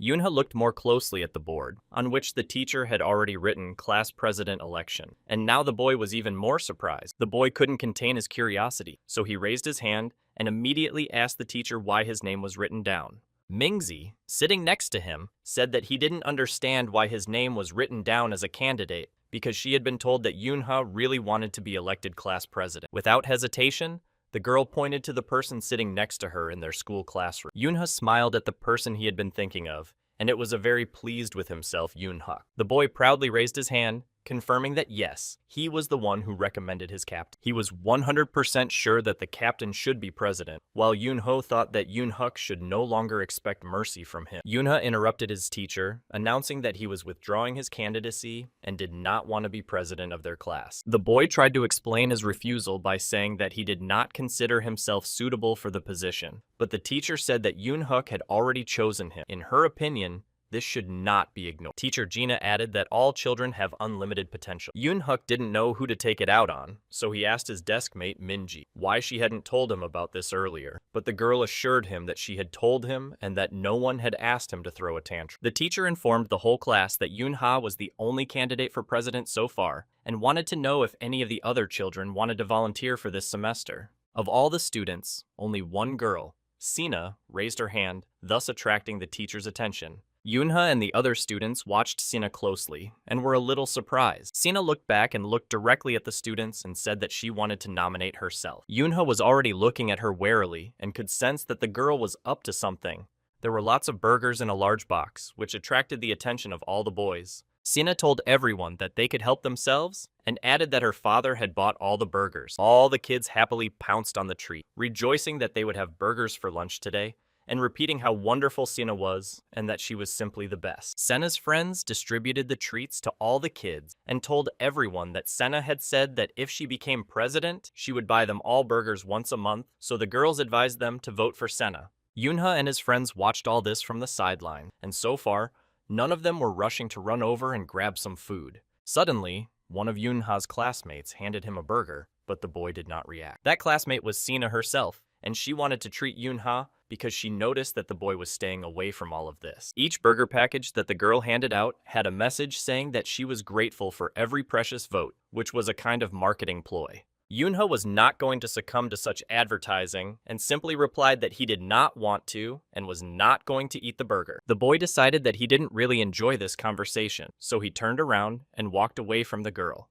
Yoonha heard Sina continue to promise the kids something in return if she became president, and he was surprised that she was still essentially a child, but was already behaving like this. Yoonhook didn't stay on the sidelines either, and he was handed a burger, but the boy looked at it with wide eyes as if it were something scary. Yoonhook resisted and did not accept the treat, just like all of Yoonha's friends who refused the burger. Yoonha watched his friends and was proud that they were his friends who did not give in, but, on the contrary, stood their ground with their heads held high. The boy looked at the whole situation again and decided for himself that, well, let it be. It was warm spring weather outside, and the entire elementary school was going on a field trip. The children gathered in front of their teacher, ready to go on their spring excursion. Gina tried to shout to all the children and tell them that she was going to take roll call, and when she called a name, that person should raise their hand. The teacher asked her president and vice president for help so that they could help her take roll call of all the children faster. The first name the teacher called was Ji Sena, who was the president of class number 4. Next was the vice president, Yoonha, also a 4th grade student, but the fact that he held a position lower than Siona's did not make the boy happy at all. The teacher continued to take attendance among all her students. The children were delighted to go on a hike with their teacher, Gina. Gina happily told her students about the various sights they encountered along the way. After a short walk, it was time for lunch, and the children split into small groups, spread out their blankets, and began to eat the food they had brought from home. Yoonha opened his lunchbox and was surprised to see "I love you" written in ketchup on top. It was a message left for him by his older sister, Yuna. The girls in his class read what was written on his lunch and exclaimed how wonderful it was and how appetizing it looked, while the boy himself wondered when Yuna had found the time to write it. Minji also couldn't remain silent and said that such a gesture from his sister who loved him was very sweet. Yunha asked the girl to show him what was in her lunch. Inside Minji's lunchbox, Yunha saw food that was neatly arranged and surely delicious. Hyen showed her lunch to the girls, and they couldn't help but comment on how beautiful it looked. Her lunchbox was a work of art, and the bear made out of food was especially cute. Yunha remembered Hyen's father, how he loved and was able to create masterpieces in the kitchen, and thought that in principle, everything was predictable. But Yoon-hook interrupted everyone and decided to announce loudly that for him, a cup of noodles was the best food for an excursion. The guys were surprised by Yoon-hook's words. What cup of noodles was he talking about? And had he really not packed anything for himself? Yoon-hook replied that he hadn't packed anything because his mother had told him that noodles were the best food for a trip. The guys looked at Yoon-hook with doubt and didn't know how to respond or if they should respond at all. Minji sympathized with Yoon-hook that his mother hadn't bothered to pack him lunch, and Yoon-ha supported his friend and added that he completely agreed with him because noodles were the best. Yoon-ha thought to himself that he would have to reduce the amount of heavy training. In the forest, a frightened man tried with all his might to escape from those who were chasing him. As he ran, trying to find a place to hide, he wondered what was chasing him. He couldn't understand where the monsters had come from in this area, and because he wasn't paying attention, he tripped over a stick. The man tried to keep his balance but couldn't, and fell to the ground, hitting himself hard. He tried to get up, but the blow was so strong that he could only crawl, because his desire to survive was stronger. A moment later, he saw the large, shaggy black paw of a monster in front of him. Huge creatures resembling wolves with glowing red eyes and mouths full of sharp teeth were staring at them. The man looked more closely, and was even more frightened because he saw that he was facing 7th-class monsters called hounds. He tried to call for help, but it was useless, and a hellish 6th-class hound was already looming over him. The man realized that escape seemed increasingly unrealistic, and he didn't know what to do next. The hounds did not hesitate any longer, and in a matter of minutes pounced on the man, trying to deal with him and destroy him, which they ultimately succeeded in doing. The monster's jaws were coal black, and its fangs could tear through anything without mercy. He wanted to subjugate everyone, and issued a mental command for them all to stop where they were and wait for further instruction. The entire pack obeyed their leader, and in that instant, their bodies were enveloped in a blue glow. All the riders froze in place, waiting attentively for their leader's next order, ready to obey. The leader mentally conveyed to all the riders that they were now allowed to run after him toward their next goal. The hellish riders ran at great speed and tried to reach their destination in the south as quickly as possible. At this time, Yoon-ha and his friends laughed as they recalled various stories and devoured their lunch, suspecting nothing. All the guys had previously pulled out pieces of paper with clues and began to search for surprises for themselves throughout the area, and Yoon-ha's friends were going to do the same. However, his friends were not very lucky because their pieces of paper were blank, and the boy himself did not attach any importance to this, considering this activity not the best. When Yoon-hook heard that some of the kids had managed to find what was hidden, he immediately decided that he had to find the treasure too. But at that moment, his captain tried to calm him down and explained that Yoon-hook was not a pirate who could search for treasure. Mindy was also already involved, as the girl's competitive spirit had kicked in, and she did not like to lose at all. The girls, Hyen and Sona, also wanted to start searching for their treasure as soon as possible, and only Yoon-hook categorically refused to participate and was about to leave. Minji prevented the boy from leaving and stopped him, saying that he also had to go with them. All the children were excited about the search, and only Yoon-ha thought about how much he wanted to go home, because for him, it was no longer a joyful picnic, but a hike. Yoon-ha kept thinking that it would be better if they went to the Gyeongbokgung Palace, which was much closer. Yoon-ha was overcome with memories that brought him little joy, because the Uiwonbu district was located just beyond this mountain. All the kids suddenly stopped because they heard a strange rustling sound near them. Sona froze in fear, not knowing what it was, and Minji felt the same emotion. Yoon-ha interrupted the girls' whispering and listened more carefully, trying to understand what had alarmed them all. The sound of the monster's huge paws on the road was the cause of the noise that all the kids heard. Hyen saw something ahead that she hadn't expected and wasn't prepared for, and it scared her very much. A monster with glowing red eyes emerged from behind the trees and headed towards the children. The monster looked very frightening with its fangs and claws on its paws. Yunha was very angry when he saw who was approaching them and remembered an event that had happened in his past life. It was an incident involving flowers on Mount Bukan when Seoul was protected by a cocoon. The monsters that flooded Uijeongbu somehow managed to break through the cocoon and head south, and it was a tragic incident with many casualties. The guys were in great danger because these were the same monsters that were ruthless and very strong. The monster's mouth was full of sharp teeth, saliva dripping from it, and the creature's gaze was insane. Minji froze in horror and couldn't even move because fear had paralyzed her, and the girl didn't know what to do. The monster did not hesitate any longer and leaped forward, determined to attack and completely destroy everyone it saw before it. Minji caught on to something and lost her balance, falling to the ground and looking even more defenseless. The monster was almost at its target, and only a few seconds separated it from the girl. Minji, already thinking that she was about to die, closed her eyes tightly and covered herself with her hand, trying to delay the moment at least a little. Yunha came to the girl's aid and attacked the monster at the last moment, knocking it down with his foot. The boy's powerful blow knocked the monster down, which was very unexpected for the monster itself. Yunha used his mana to attack the monster and was immediately enveloped in a blue glow. The boy was going to attack with his weapon, and the first thing he could find was his lunchbox fork. Yunha was focused and ruthless, and all he wanted was to deal with the monster as quickly as possible before it could harm any of his companions. The boys watched their friend's actions and were surprised because they did not expect Yunha to be capable of such a thing.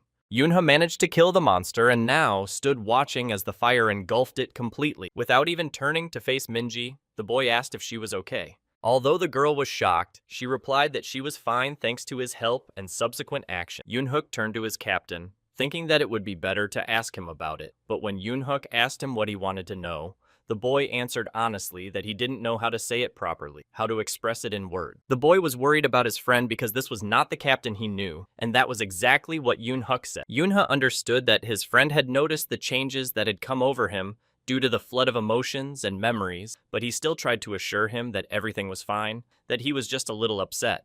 He knew that when he destroyed monsters, he became an invincible player who hated monsters and ultimately lost his mind in battle with them. Yoonha knew he shouldn't show this side of himself to his comrade, but it was very difficult and practically impossible to control himself in such moments. The boy decided for himself that in the future, he would try harder to make this side of himself less visible and noticeable to others. Yoonhook asked his captain what they should do now, but Yoonhoo was beaten to it by Minji, who said that there was no point in asking such questions because they needed to run away as quickly as possible. Yoonha completely agreed with this opinion. The boy knew very well that hounds always move in packs, and there were too many of them coming down from the mountains, and most likely he would not be able to save everyone, so there was only one way left. Yoonha could not find any other way out, so he finally made up his mind and asked the others to listen to him. The boy emphasized that they had to listen to him very carefully because their survival depended on it. At that time, the students in their class, suspecting nothing,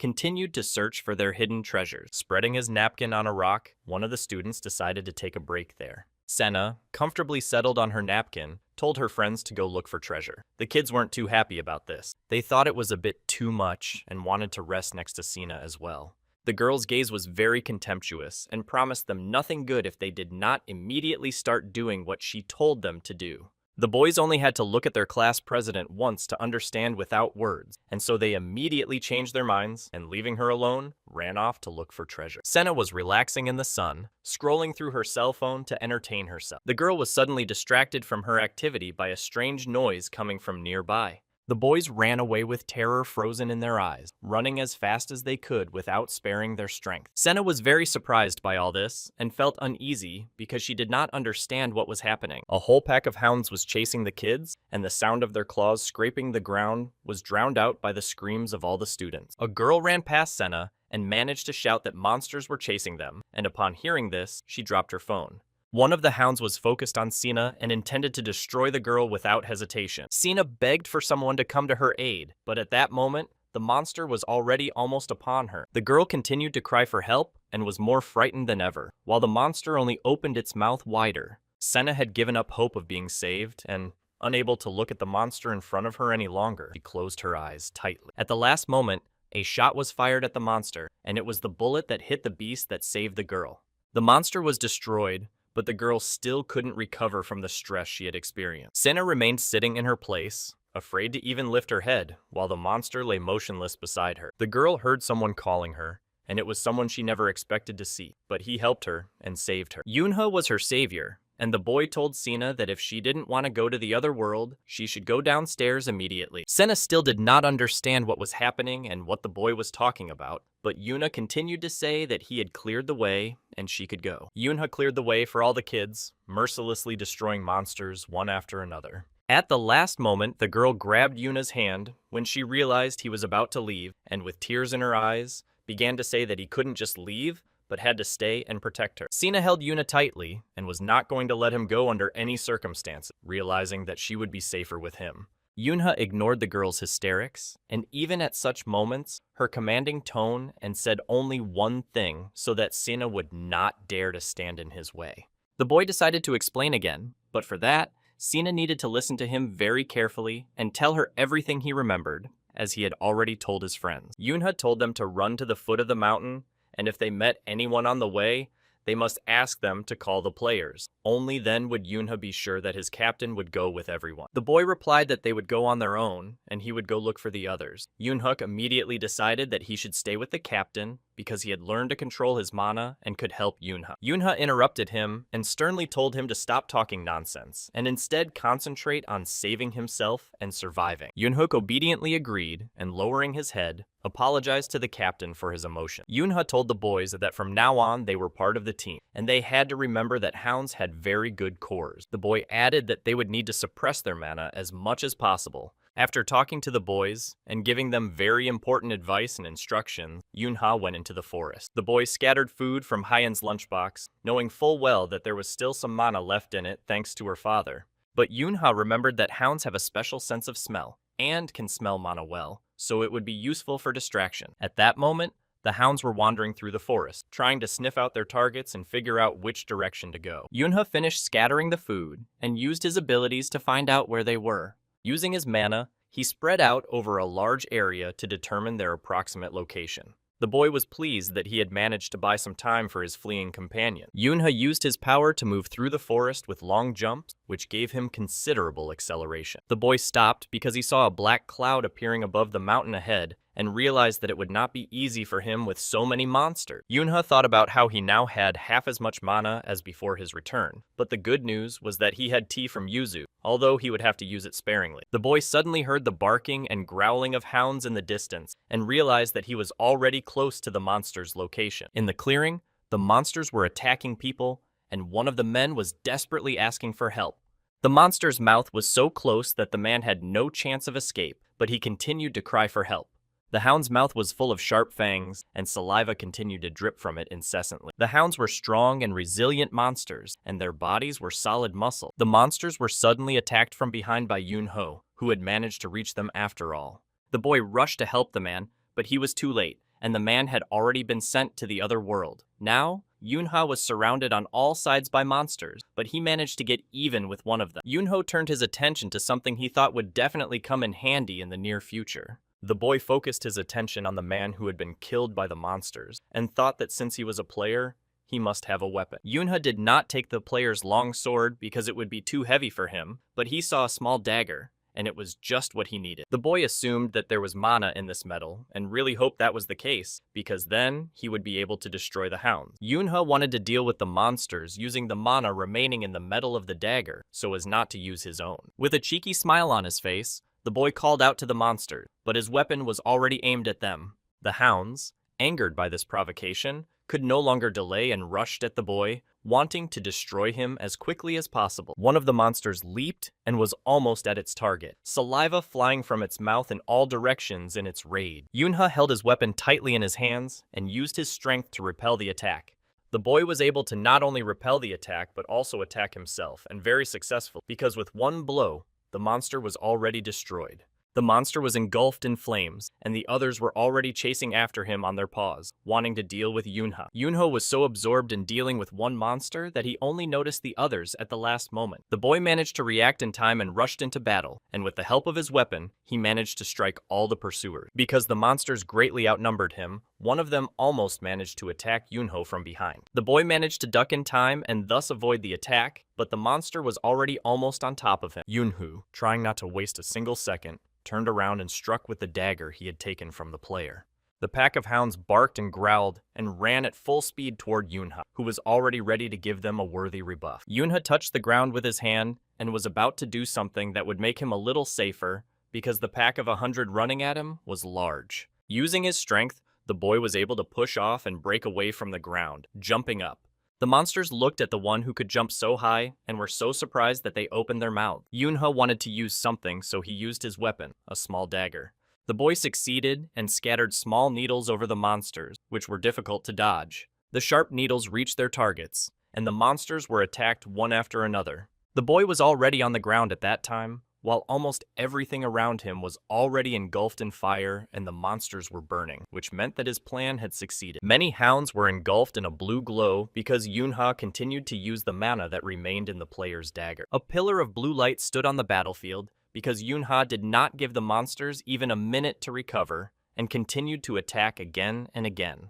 The boy acted according to his clearly formed plan and was going to destroy absolutely everyone in this clearing. Yunha achieved his goal, and all the hounds that were there at that moment were destroyed. The noise of the battle in the clearing scared all the birds into flying away, because even they were frightened by what was happening on the ground below. Yunha returned from his memories of clearing the road of monsters to Sina, who stood motionless, and at her feet was the hound that the boy had destroyed, already burning. The girl still did not want him to leave her alone. The boy repeated his advice to the girl about what to do next, saying that he needed to go to the person he had noticed on the road, who clearly needed his help, as he was already in very bad condition. Yunha told Senna that he was leaving, and using his jumping power, he disappeared from view in an instant. The girl watched all this, and gradually realizing what had just happened, suddenly understood what she wanted. Senna wanted to get the one who turned out to be so strong and brave, and that was Yunha himself. The boy was already running as fast as he could, trying to get to those who needed his help as soon as possible. Yunha ran into the thicket of the forest, thinking only that he had to destroy all these monsters. He ran along the ground, and using his strength, leaped above the trees, scaring all the birds sitting on the branches of those very trees. After a short time,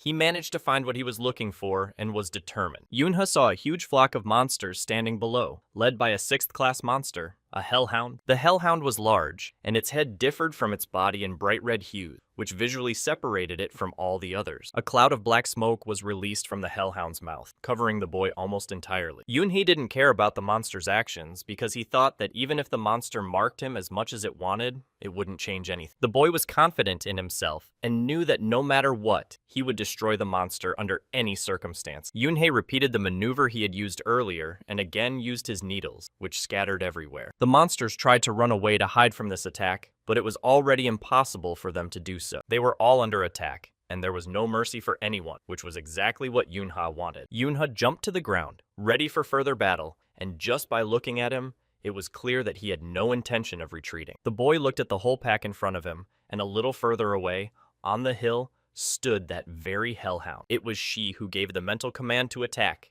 and it was intended for all the hounds. 2 monsters towered over the boy, ready to carry out their leader's order and destroy Yunha as quickly as possible. Yunha had no intention of giving up, and quite successfully launched a counterattack himself, feeling less than friendly toward the monster. The boy was still armed and skillfully wielded his weapon, which had saved him more than once. He destroyed the undead one by one and had no intention of stopping until he sent the last monster to the other world. Yunha paused to assess the situation around him, and, to his dismay, there were still many hounds left. The boy had to fight off several monsters at once. The small dagger still had mana, which helped Yunha and increased his chances of victory. The boy fought on instinct and was very good at it, so the monsters had a hard time. Almost the entire clearing was already engulfed in flames because Yunho had managed to destroy many of the hounds. The monsters did not retreat and were also going to fight to the end, so Yunha considered them stubborn creatures. At that time, Yunha's friends were running through the forest as a group to escape from the monsters that had attacked their school class. The children remembered Yunha's words, who hoped that his comrades understood perfectly well what they needed to do. And because the hounds had very good cores, the boy told them to suppress their mana as much as possible. All the kids listened very carefully to their friend's advice and instructions and were going to follow them without question. They ran with all their might,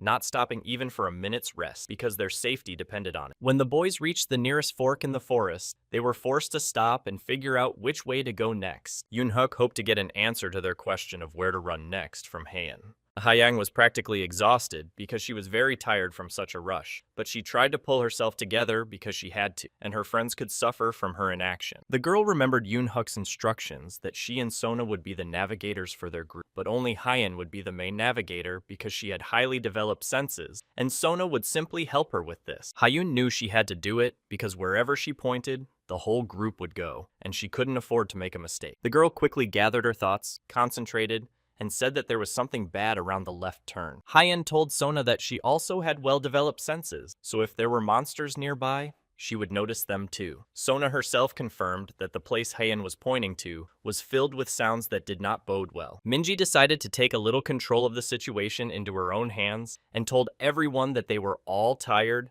but had to pull themselves together and move on. Yoonhuk followed all of his captain's instructions and listened to the girls, but one question constantly tormented him. The boy couldn't understand why there wasn't a single player in this area, and after a moment he stopped because he heard strange sounds. At that moment, a girl grabbed the boy's hand tightly, preventing him from doing anything. Minji was the girl who held Yoonhuk's hand tightly and told him not to look back under any circumstances, but to just keep running. The girl did not forget her friend's instructions because Yoonhuk had specifically told her to make sure that the children did not panic. She tried to protest in her own way, asking if that was all Yoonhuk had to say, but he was adamant and replied that yes, that was all, but it was very important. Mingji didn't dare disobey because despite everything, she believed and trusted Yoonha and knew that he would never give her bad advice. Haeyang and Sona suddenly stopped because they saw a large clump of black energy in front of them. The girl stopped the other kids and told everyone that there was something ahead of them and that it was definitely not good. All the kids froze, not knowing what to do next, while the black mass was getting closer and closer to them. From under this mass, they could see the huge paw of a creature with long claws. Then the kids could see a large muscular torso with sharp spikes covering the entire back of this monster. The kids were very scared and couldn't even move out of fear, still not understanding what to do now. A real hound stood before them, and none of the boys knew how to survive and escape. The hound stood before them at full height and suddenly howled loudly, which also did not bode well. Yoonhuk, with his stick in his hand, froze in horror and tried to understand what the hound was doing. The boy later understood why the monster was howling like that, because it was simply calling its pack. The boys were trapped because the monsters were now everywhere and were attacking them. Before their escape, Yoonhuk remembered his captain's instructions, who said that he was the only one who could fight, and added that he was the strongest of them, and therefore he would be able to protect them. The boy remembered all those words and tried to gather his courage and strength because he understood perfectly well that there was no point in waiting for help. Yoonhuk then heard that, even though he didn't want to, he would still have to fight the monsters they encountered. He clapped his hands together, which meant that Yoonhuk understood everything and would do whatever was required of him. Grasping his stick, which would soon become his trusty weapon, the boy took a deep breath and exhaled, trying to concentrate. He hoped and wanted to believe that he could do it, and at the same time, he remembered all the training sessions with his captain, how he repeated all the movements over and over again until Yoonhuk was satisfied with them. Yoonhuk activated his mana and stood opposite his enemy, preparing to enter the fray. The boy did not hesitate any longer and swung his weapon at the monster with all his might. He managed to deliver a fairly strong blow to the hound that was closest to him. All the monsters froze in surprise, as they had not expected such agility from the boy, and were now more cautious. Yoonhuk was very happy that he had succeeded, because he himself had little faith in his own strength. Thanks to the boy's efforts, one of the hounds had one eye damaged, but this only made the others even angry. Two monsters rushed at the boy at full speed, wanting to send him to the other world as soon as possible. Yoonhuk had no intention of retreating or giving up. He was going to take on this battle and try not only to survive, but also to win. During the monster's attack, one of them managed to grab the boy, but he seemed to feel nothing and continued to fight with all his might.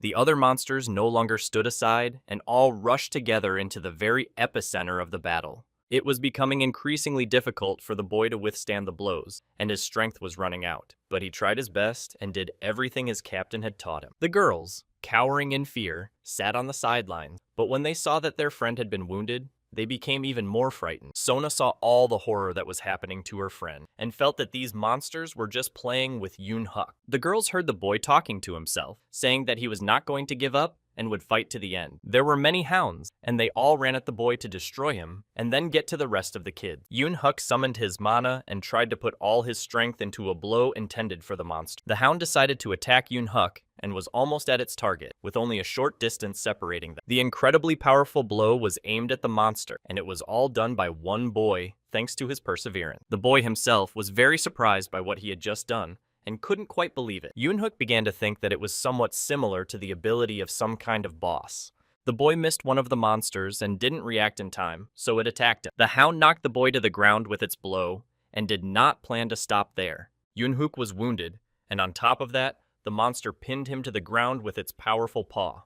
The monster opened its mouth, which was full of sharp teeth, and was about to destroy its enemy. The girls were horrified by what was happening to their friend and tried to figure out how to help him. Sona was so shocked and frightened that she couldn't even move, and memories flashed before her eyes one after another. The girl remembered all their happy moments, in which her friend Yoon-huk was always by her side. Sona tried to call for help, so that someone would come to them and end all this horror. She still remembered all the moments they had shared, and couldn't believe that it would all end like this. At that moment, the monster did not back down from his goal, and was not going to spare anyone. The girls could no longer just stand by and watch, so they rushed to help their friend, summoning all the strength they had. Sona, who wanted to help Yoon-huk so badly, was engulfed in flames in an instant, and tried with all her might to change something. The radius of her power spread further and further, and the girl kept repeating that someone should come to their aid. The monsters felt a strong wind suddenly blow around them, which puzzled them so much that they froze. All the monsters were swept up in a powerful vortex that carried them away one by one, leaving only the children untouched. The girls also did not understand what these whirlwinds were,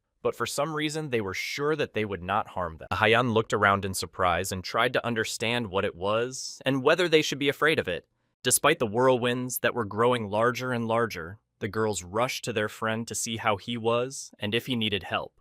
Despite all his injuries, Yoon-huk's first thought was to apologize to the girls for making them see all this, and surely scare them. The boys were distracted by what they saw a moment later, and it was a girl coming down right above them. The girl approached the kids, but they couldn't relax and figure out if she was a threat to them, so they huddled closer together. Standing before them was a girl from the 12 Thrones who possessed divine wind, and her name was Shin Soyun. She asked the kids to close their eyes for a sec. Soyun promised them that now these monsters would get what they deserved and regret ever coming here. Yoon-huk was still fighting alone against the entire pack of hounds, and now only a small ring of fire separated him from the monster. The boy had a little time to recover, and he decided to take a thermos out of his backpack, which contained a potion called Makgeolli. Yoon-huk decided that since he was still here, he should drink it now, because there might not be a more suitable moment. In a matter of seconds, the boy finished his potion and decided to continue where he left off. Yoon-huk, having regained his strength with the help of the potion, was ready to fight like never before, and was confident that he would soon deal with all the monsters. The boy concentrated on using his power and activated the heavenly step.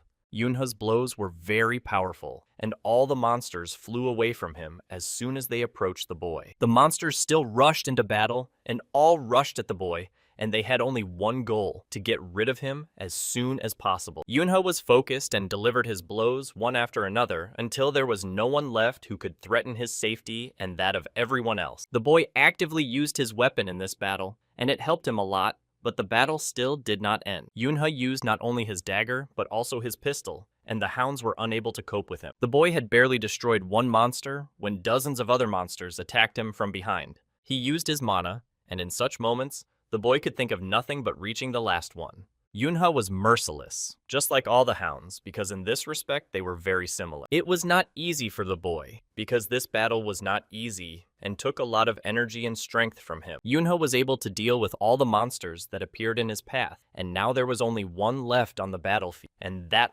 was their leader. He gathered all his remaining strength and used the heavenly step, hoping that it would help him win. The boy's entire body was enveloped in a blue glow, and Yunha understood perfectly well that he would most likely not get a second chance. The boy felt his strength leaving him because he had already used up more than he could count on. It wasn't easy for the monster either, but like Yunha, it wasn't ready to give up and retreat, so it fought to the end. Yunha attacked the monster with his dagger and stabbed it right in the mouth. Without wasting a second, the boy immediately fired his pistol, pulling the trigger. Yunha saw that unfortunately, this was not the end, and defeating the leader was much more difficult than he had expected. Everything around them was already engulfed in flames, but no one retreated, and this moment of their battle was very tense for both of them. In this whirlwind of fire and constant attacks from all sides, it was very difficult to see anything. But the battle continued. Despite the fact that it was already very difficult for him, Yunha remained focused and attentive to every detail. Without stopping for a moment,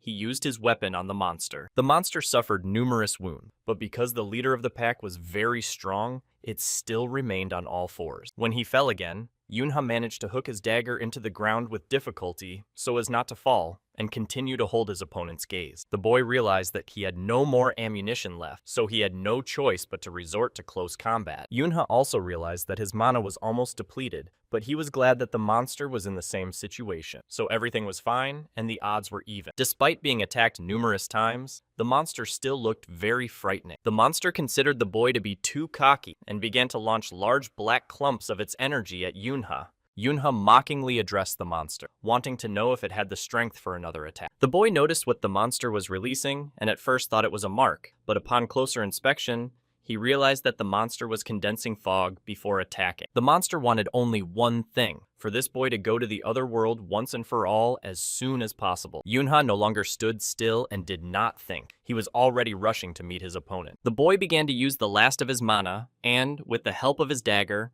rushed into the attack, hoping that it would be the final one. Yunha could not see anything around him, only a large black mass. The boy tried to understand what it was, and, to be on the safe side, held his breath for a moment, thinking that it might be some kind of poison, but then realized that it wasn't. Yunha decided that since it wasn't poison, he shouldn't delay any longer, and it was time to end it all.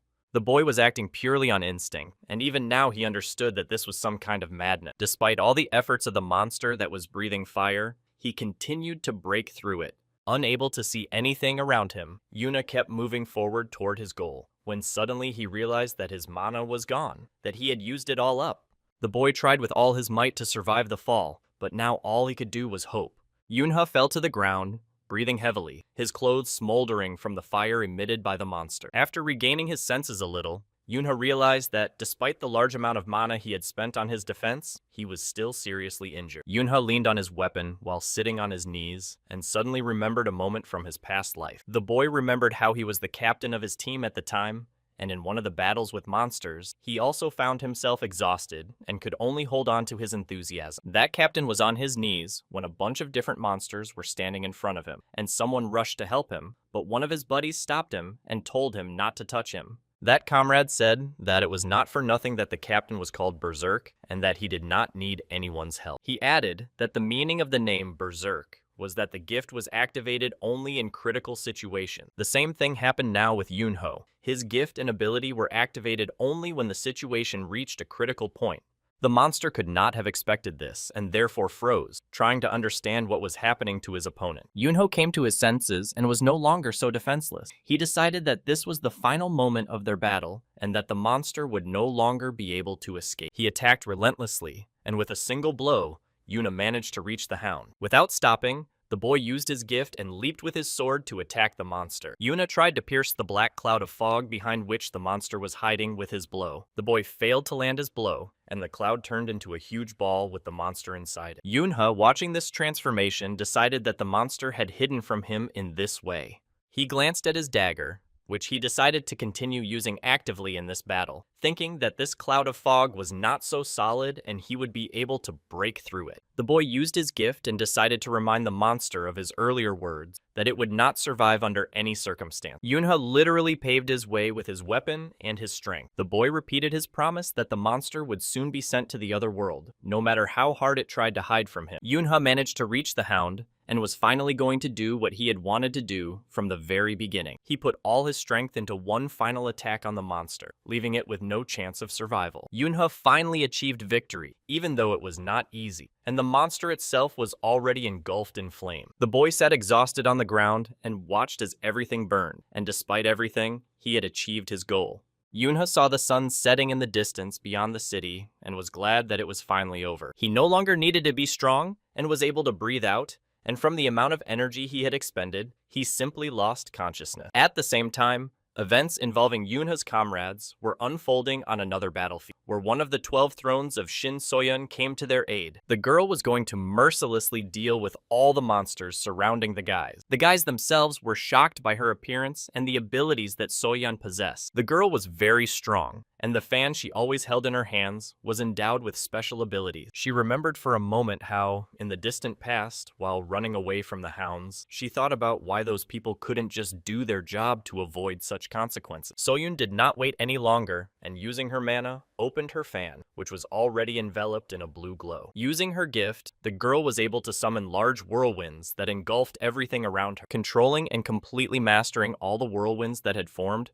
the girl wondered why no one had reported what was happening here. She pointed her finger at all the monsters and, with a sinister smile on her face, said that their time had come and that no one would survive. The large whirlpools swallowed one monster after another, and only the guys sitting on the sidelines were untouched. Soyun did not spare anyone and sent all the monsters to the other world, and she did it all very quickly. The girl was endowed with a special power that was impossible to resist. Having finished her work perfectly, the girl closed her fan with a light move. Soyun was so absorbed in her revenge on the monsters that she even forgot about the children nearby. The girl looked simply stunning as she descended on her small whirlwind. Soyun apologized to the children for getting so carried away with her actions that she completely forgot about them and apparently frightened them very much. The girl continued to calm the children so that they would not cry and explained that nothing else threatened them. Yunhook interrupted Soyun, who was so impressed by her that he could no longer restrain himself and decided to say so out loud.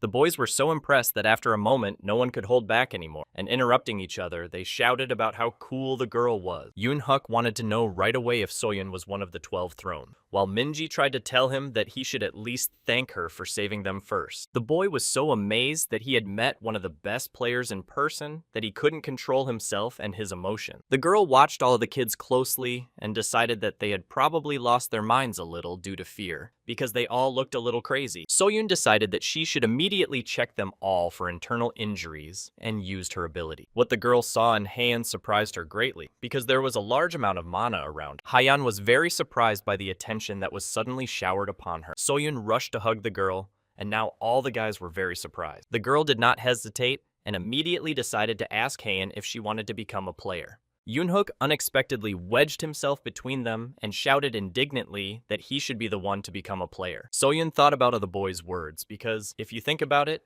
he had been doing fine on his own before she arrived. The girl decided that it was wonderful after all, and now she hugged them both, thinking that these guys were very cute. Soyun did not forget to praise Sona, because it was she who sent the girl a telepathic message, and it was only thanks to her that they were able to find them. Sona froze with tears in her eyes from such praise, thinking that she had done nothing, but everything worked out, and she helped herself and all the kids. The girl now rushed to Soyun with hugs, because Senna was grateful simply for the fact that she had come to their aid. Soyun told the kids to go down the mountain and added that rescuers would arrive soon. The girl herself did not plan to go with them because she needed to help other people as well. A moment later, the children heard a strange sound which frightened them greatly, but Soyun was completely calm. Behind the trees stood someone of enormous size with glowing red eyes. Its hands were very large, and its body was enormous. The first thing the man who came out of the forest asked was how Soyun could leave him alone, because it was very difficult for him to get here. Standing in front of the guys was a representative of the Azure Ocean clan, nicknamed Bulldozer, and his name was Ken Chal. Soyun ignored the man's question and told the boys to follow him. Yunhook was against this plan because his captain had not yet returned. The girl was surprised by the boy's words and did not understand what captain he was talking about. Yonghuk, who was still unconscious, continued to lie in the same place, and in his memories, there was a fragment from the past where he was reproached for not taking care of himself. In the tent, the girl tried to make the boy understand that if it weren't for her, Yunha would have been sent to the other world who knows how many times. They tried to explain to the guy that he wasn't just seriously injured, but that he had also injured himself in order not to lose consciousness, and that this was not normal. The captain indifferently said that it didn't matter what he did with his body, and these words greatly angered the girl because she was the one who was treating his body. He couldn't understand why the girl was so angry, but Yuen tried to explain that if she was looking after his body, then she had every right to be upset about his condition. The guy decided that it would be easier to just apologize than to prove anything to her, but the girl thought that such apologies were useless, and that if he was even a little bit ashamed, he should spend time with her on the weekend. The couple continued to argue, each trying to convince the other that they were right and no one else. Yunha struggled to open his eyes and tried to reconstruct everything that had happened to him. The boy looked around and realized that he had woken up in the hospital, but he still didn't know how he got there. Yunha examined his body, surprised that he found no wounds on it, and at that moment, a visitor came to him, knocking on the door. The boy was very surprised by this, because he had no idea who had come to see him. Yunha looked with great surprise at the person who entered his room. Soyeon appeared before the boy in all her glory and asked him if he was all right. While Yunha replied that he seemed to be fine, his thoughts were preoccupied with the fact that the player of the 12 Thrones herself had come to visit him, and he really wanted to know what she already knew. Soyeon said that as soon as she found the boy, she took him to the hospital. Yuna thought that the girl should not find out that it was he who fought the monster. The girl said her name was Shin So-young, but the boy could call her So-young Nuna, at which Yunha couldn't help but laugh. But he didn't forget that he should be careful with his words. Yunha suddenly jumped up and asked the girl how long he had been lying there and what had happened to his friends. The girl reassured the boy and replied that his friends were safe and that he had been there for about 6 hours. Soyeon said that Sonas and Hyen were very worried about Yunha's condition and added that she had taken care of calling his family and they were already on their way to the hospital. The boy was very happy to hear that his friends were all right, but he had no idea what he was going to tell his parents. Soyeon said she needed to find out something, but for that, the boy had to answer all her questions honestly. The girl reminded him of the events that Yunha had recently experienced, how he had been surrounded by destroyed monsters, and Soyeon wanted to know who had sent those monsters to their death. The boy insisted that he didn't remember anything, and said that he had tried to run away, and that was probably why he ended up there. Yunha insisted that someone must have saved him when he lost consciousness. Soyeon listened carefully to the boy's story about what he had experienced, but she did not understand what had happened to the monsters and who had destroyed them. The girl did not really believe Yunha's version of events, and told him that she thought it was the boy who had sent all the monsters to the other world. Yunha played the childish naivety card, and explained to the girl that there was no way he could have dealt with all those monsters on his own. Soyeon said that she had thought about him after she had seen his abilities, and another important factor was that Yunha had already received an award for bravery last year. The boy insisted that it was all just a coincidence. The girl was persistent and did not believe in such a coincidence that the boy was able to deal with the hounds by pure chance. Yunha was adamant and claimed that it wasn't him, so Soyeon asked him what he would say about the fact that his fingerprints were found on the stele. Looking at the girl, the boy understood perfectly well that if he came up with another excuse, it would look too ridiculous. He realized that Soyeon already knew that he had destroyed the monster, and unfortunately, there was nothing he could do about it. Yunha looked closely at the girl and decided that the right decision would be to try to negotiate with her. Soyeon thought that negotiating with the boy was pointless, but Yunha was persistent and persuasive, so he told her that he could share some important information with her. Yunha said that he would not tell her anything for free, as it would be part of the agreement. After hearing everything the boy said, Soyeon realized that he was no longer trying to justify himself. The girl did not know what valuable information Yunha could tell her and what he wanted in return. The boy surprised her with his answer because he didn't want anything special from her in return and wasn't going to ask for anything. At first, the girl didn't believe him, but Yunha repeated that he didn't need anything from her in return. The boy just wanted to live a normal life in his city, as a child his age should. Late in the evening, after a long conversation with Yunha, the girl left the hospital building. Soyeon went out into the street, where the driver was already waiting for her by the car, bowing low to the girl. The girl got into this car and told the man to keep a closer eye on the heirs of the Dangun company. Soyeon recalled Yunha's story once again and added that it was worth paying closer attention to the heirs. They also needed to check all the relationships between them and the leader of the Azure Ocean clan. The girl warned the boy that she did not like and would not tolerate it if this turned out to be some kind of joke. Soyeon was also interested in whether Yoonha would take responsibility for everything he had said. Yoonha was calm as ever and assured the girl that if they found nothing, he would join their clan. After hearing everything, Soyeon tried to explain to the boy that not everyone who comes across it can enter the Azure Ocean. Yoonha, still calm, asked again if Soyeon was no longer sure that he was the one who had dealt with all those hounds. Soyeon didn't like this arrangement because she believed that this agreement was only beneficial to the boy. Yoonha argued that she would either be able to confirm her husband's loyalty or gain a valuable asset. She told the driver to check the heirs of the Danguna company, but advised him to focus on the female part. The girl also asked to find any suspicious connections related to her husband, and that it was necessary to update the report on the classes of monsters in Gangnam. Soyeon said she wanted the report updated because Yoonha had advised her to do so, since they had participated in stabilizing the Gangnam area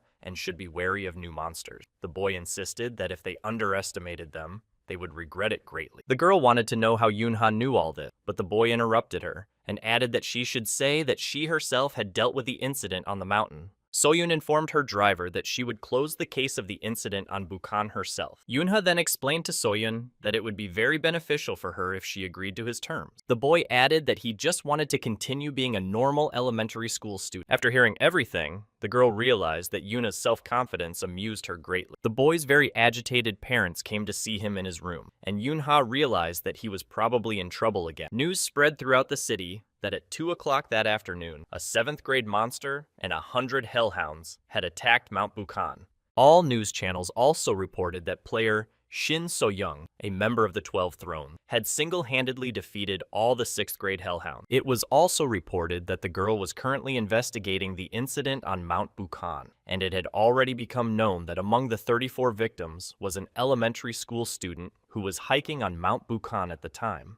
Television broadcast that player Sil Sang-hoon, Lord of the Azure Ocean clan, expressed his sincere condolences regarding this tragedy. The main news in all the newspapers was that the families involved in the incident on Mount Bukan had begun protesting against the Azure Ocean clan, claiming that they had turned a blind eye to what had happened. The next equally important news was that an unexpected event had occurred where Kim Kun-won had resigned, and further headlines showed the Vice Lord bowing to the entire nation.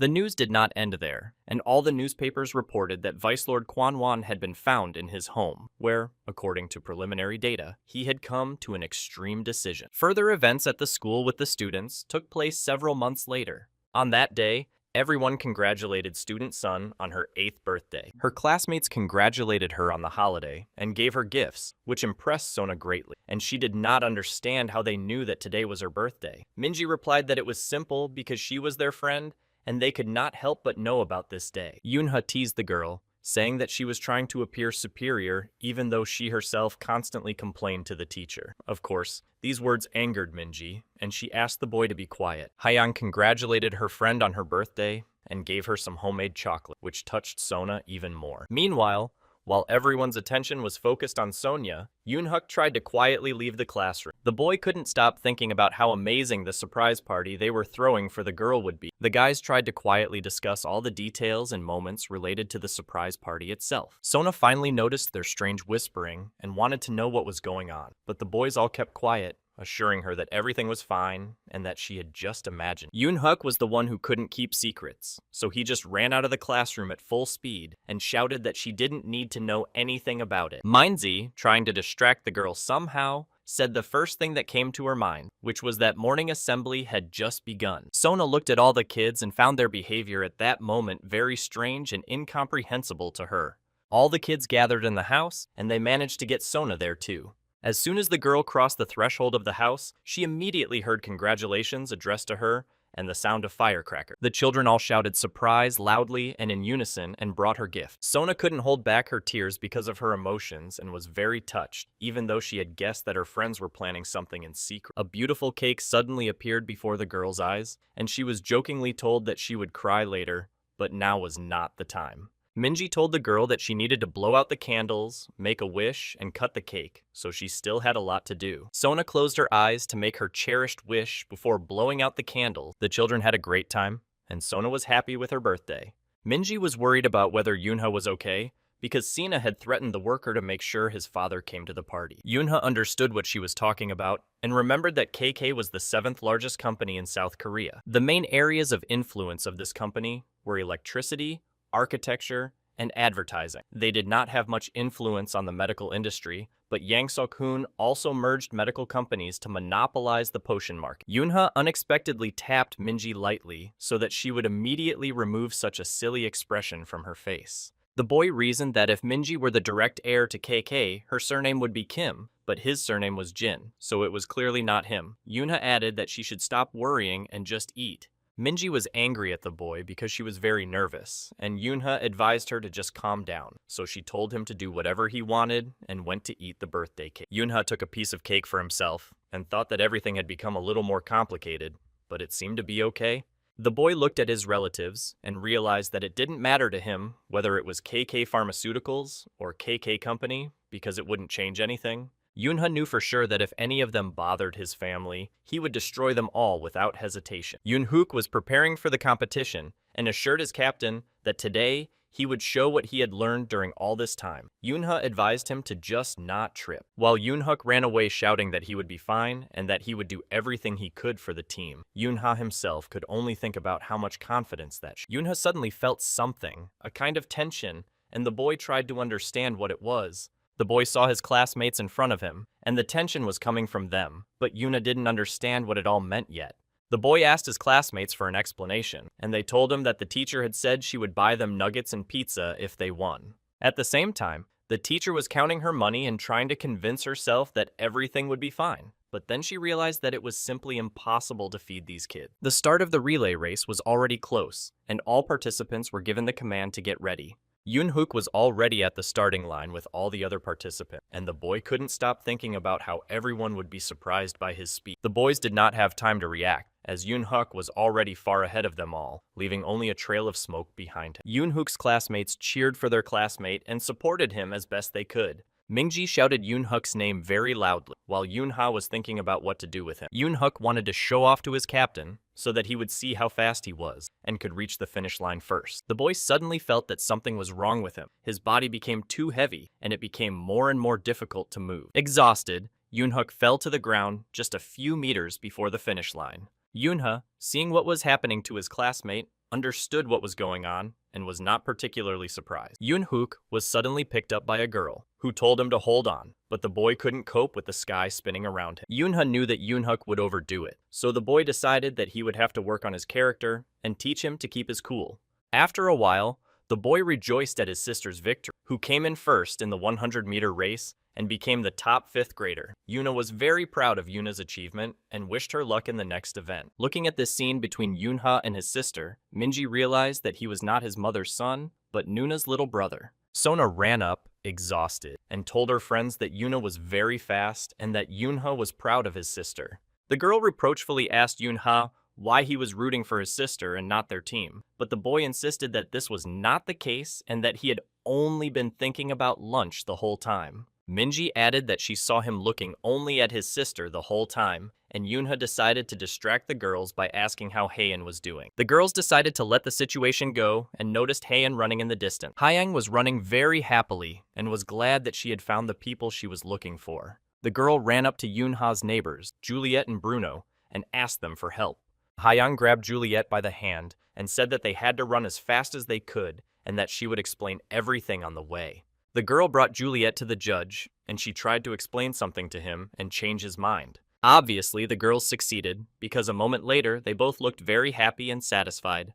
Haein was finally able to sit down and get some well-deserved rest, while Yoonha wanted to know how the girl had managed to get Juliet to. The girl looked down shyly and said that it was all about American culture, but Yoonha didn't understand what that had to do with anything, since Juliet was supposedly from Italy. Haein said that she spoke to her in English and that only Juliet was interested. Yoonha was surprised that the girl had managed to deceive them. For Yoonha, it was all unexpected, and he found it hard to believe that this was the same girl, Haein. He remembered well how when they first met, Haein was just a crybaby, but now she had even learned to be cunning. Yoonha noticed how much the girl had matured since then, and had become much more confident. Yoonhook, who still couldn't recover, realized that this was how he felt after taking the potion. The loudspeaker announced that everyone would gather after lunch, and Yuna hoped that Yoonhuk would be able to become at least half of what Hyen had become. The children sat down to finally enjoy their well-deserved and long-awaited lunch. Yoonha gave the girls fruit and snacks, and added that his mother had asked him to give them to them. The girls were grateful for the treat. The boy quietly asked Haein who the woman next to her was. The girl replied that it was Aunt Sudzin, who had recently become their regular customer. Yoonha thought hard because he had seen her somewhere before, but couldn't remember where. After lunch, the boy decided to take a short walk when he heard someone greet him from one of the tents. At a luxurious table inside the tent, next to a man and their guards, sat his classmate Sina, who asked the boy if he was hungry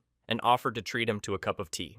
Yoonha completely ignored her offer and continued on his way, but Sina jumped out and tried to stop the boy. Sina pointed her finger at Yoonha and told her father about the boy she had recently mentioned. The menacing-looking man, who was the CEO of KK Pharmaceuticals, and whose name was Jin Yun-woon, realized that this was the boy who had been bullying his daughter and wanted to find out what Yoonha's father did for a living. Yoonha sighed wearily and realized that Sina had already told her father everything. The boy unabashedly told the man that, in his opinion, both the father and daughter talked too much, considering they only owned a small pharmaceutical. Jin Yun-woon was very angry at the boy's words and swung his arm, wanting to teach Yoonha a lesson and thus put him in his place.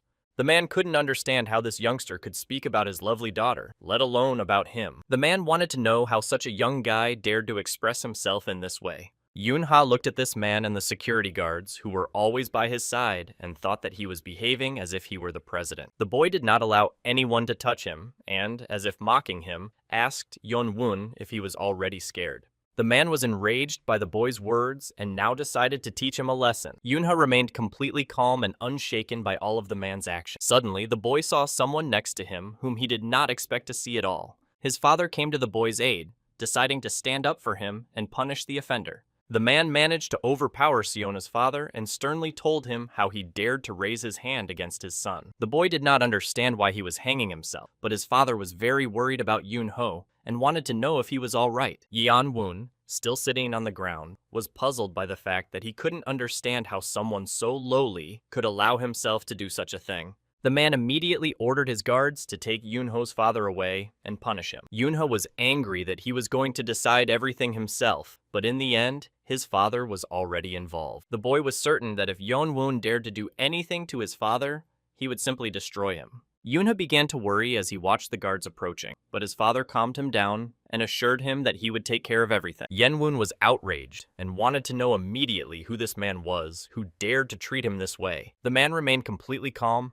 and addressed Jin Yeon-woon with a question. Yoonha's father wanted to know if he took off his glasses and combed his hair back, would the man recognize him? The man froze in horror when he realized that he had recognized who was standing in front of him. Yoon-hee's father stood confidently, and he was also the head of the department at Sirius. Young-woon couldn't understand one thing: what he had forgotten in this place, and how he had gotten himself into this mess in the first place. Yoonha, standing behind his protector, realized that Siona's father was one of the highest-ranking spirits.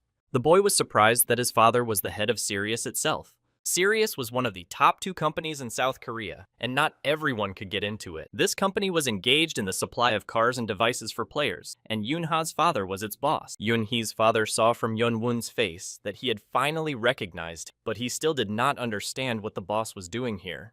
The man abruptly changed the tone of his conversation and his last question, and said more kindly that he was just very interested in what the head of strategic management was doing here. Yoon-hee's father replied calmly that he had come to see his children perform, but saw that Yeon-woon and his son were apparently having some problem. The man finally understood who the boy was to him. Yeon-woon was very angry that people like KK couldn't even get close to big companies like Sirius. The man was also angry that he was one of the main employees in the development of Sirius devices. Sina's father really hoped that they would accept his sincere apology. The man knew very well that he shouldn't provoke his boss, but he was still one of the company's heirs. Yeon-woon pointed to his daughter Sena and said that she also wanted to apologize. The man barely restrained his emotions and said through clenched teeth that Sena should apologize as soon as possible. Sena looked at the man in front of her in surprise, and she was even more surprised by her father's behavior. The girl still couldn't recover, and what she heard shocked her even more.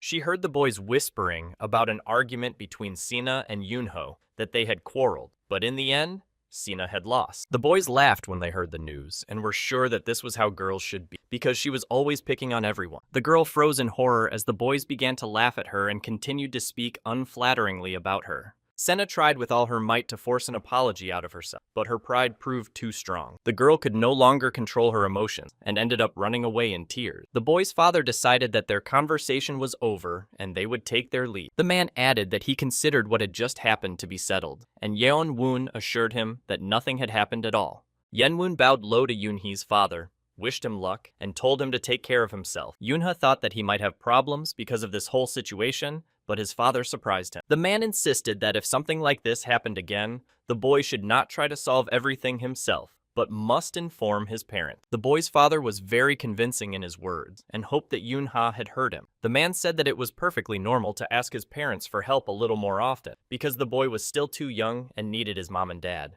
Yoonha felt warm and happy after hearing his father's words. The boy thanked his father for everything and felt confident that he would not let Yoonha lose him again. In a deserted place, in a partially destroyed house at sunset, a man was waiting for an important meeting. The man asked the person who was hiding his face from everyone if it was really necessary to go to this abandoned place to hire him. He wanted to offer the hooded man a big job and added that he had some people who were bothering him. The man wanted him to help him with this. All the stranger was interested in was money, and he asked about it without looking up from his phone. After this question, a small gray suitcase was brought into the room at the client's request. This suitcase contained an advance payment of $1.5 million, and if the stranger returned successfully, the additional payment would be the same.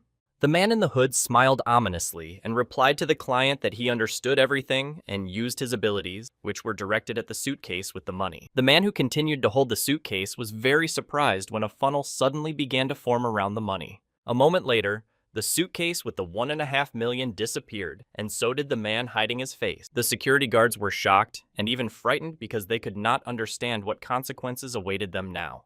The man who had ordered the hit continued to stand calmly and finish his cigarette, just laughing at it all. The Don Mall shopping center was very large, and it took quite a long time to walk around it. When Yuna's older sister entered the shopping center, she was very impressed. Inside, the girl saw many people moving non-stop up and down the escalator. Juliet approached Yoonha from behind and put her hands on his shoulder, while the boy was thinking about how long it had been since he had been to a shopping center, but it was still tiring. She said, looking at the boy, that they had just arrived and hoped that Yoonha wasn't tired yet. Yoonha stayed with Brun, who was watching over his safety, while Juliet and his sister happily went shopping. Looking at the man, the boy felt some kind of ominous aura around him and couldn't understand what was going on. Yoonha couldn't understand how an ordinary office worker could hide his mana so perfectly. The boy used his abilities and decided to take a closer look at the man.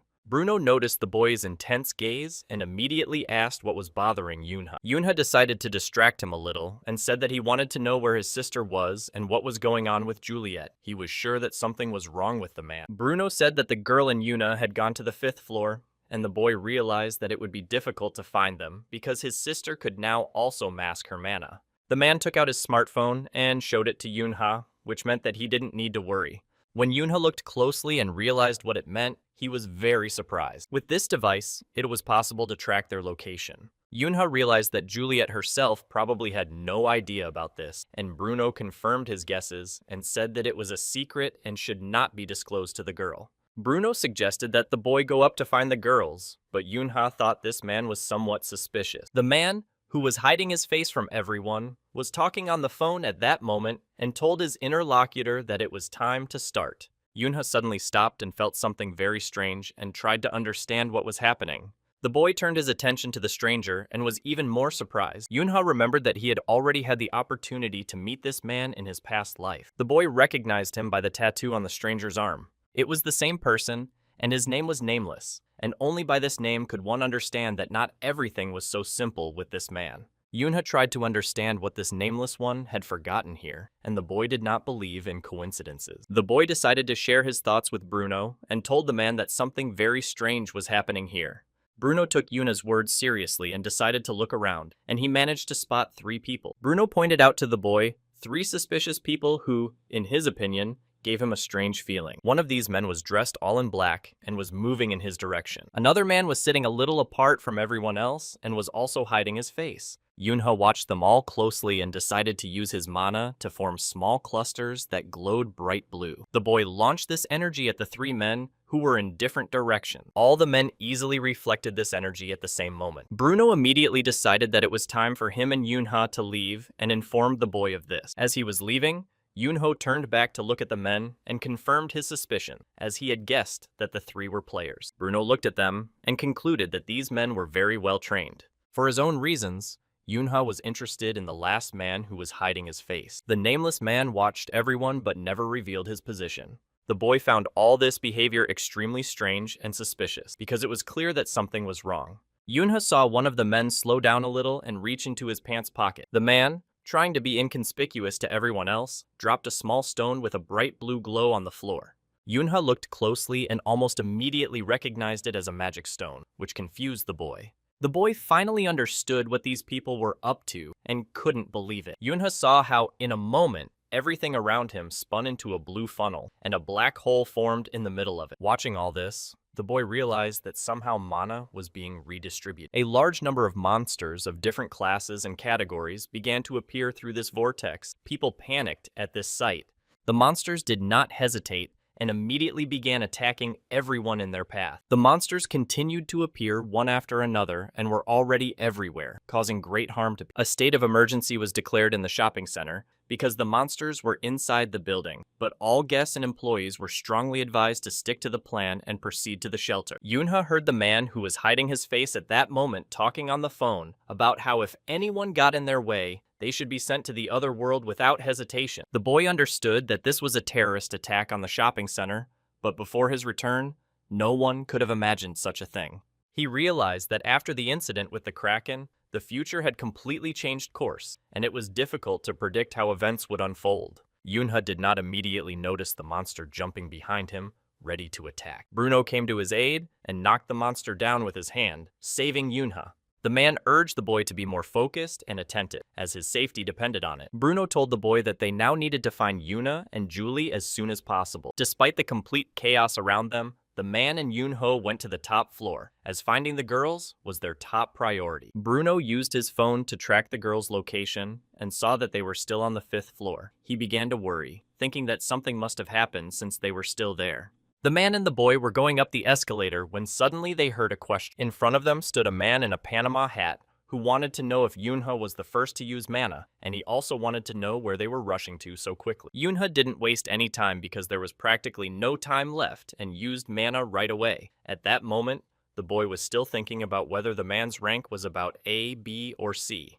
The boy did not have time to fully use his abilities before the scene that appeared before him surprised him greatly. Bruno, without wasting a second, immediately rushed to attack the man and managed to knock him to the ground. Yunha watched the fight and thought that if Bruno was so strong even without the device, then he was far from average. The boy suddenly asked Uncle Bruno to stop and calm down a little. Yunha explained his request by saying that under no circumstances should they be sent to the other world. The boy also believed that Bruno should stop because if he destroyed him, it would be too easy. Yunha remembered how many complaints he had heard before his return, because he simply did not know who this nameless one really was. The boy was about to continue up the escalator when he saw Bruno leaning over the man and doing something. Bruno just wanted to knock out the offender, but he couldn't because modern children were too curious. A couple of minutes ago, Yunha and Jilly also heard that a state of emergency had been declared because there were monsters inside the building. Guests and employees were urged to proceed to a safe place. The girls heard people screaming and panicking and couldn't quite understand what was happening and whether the mana had been redistributed.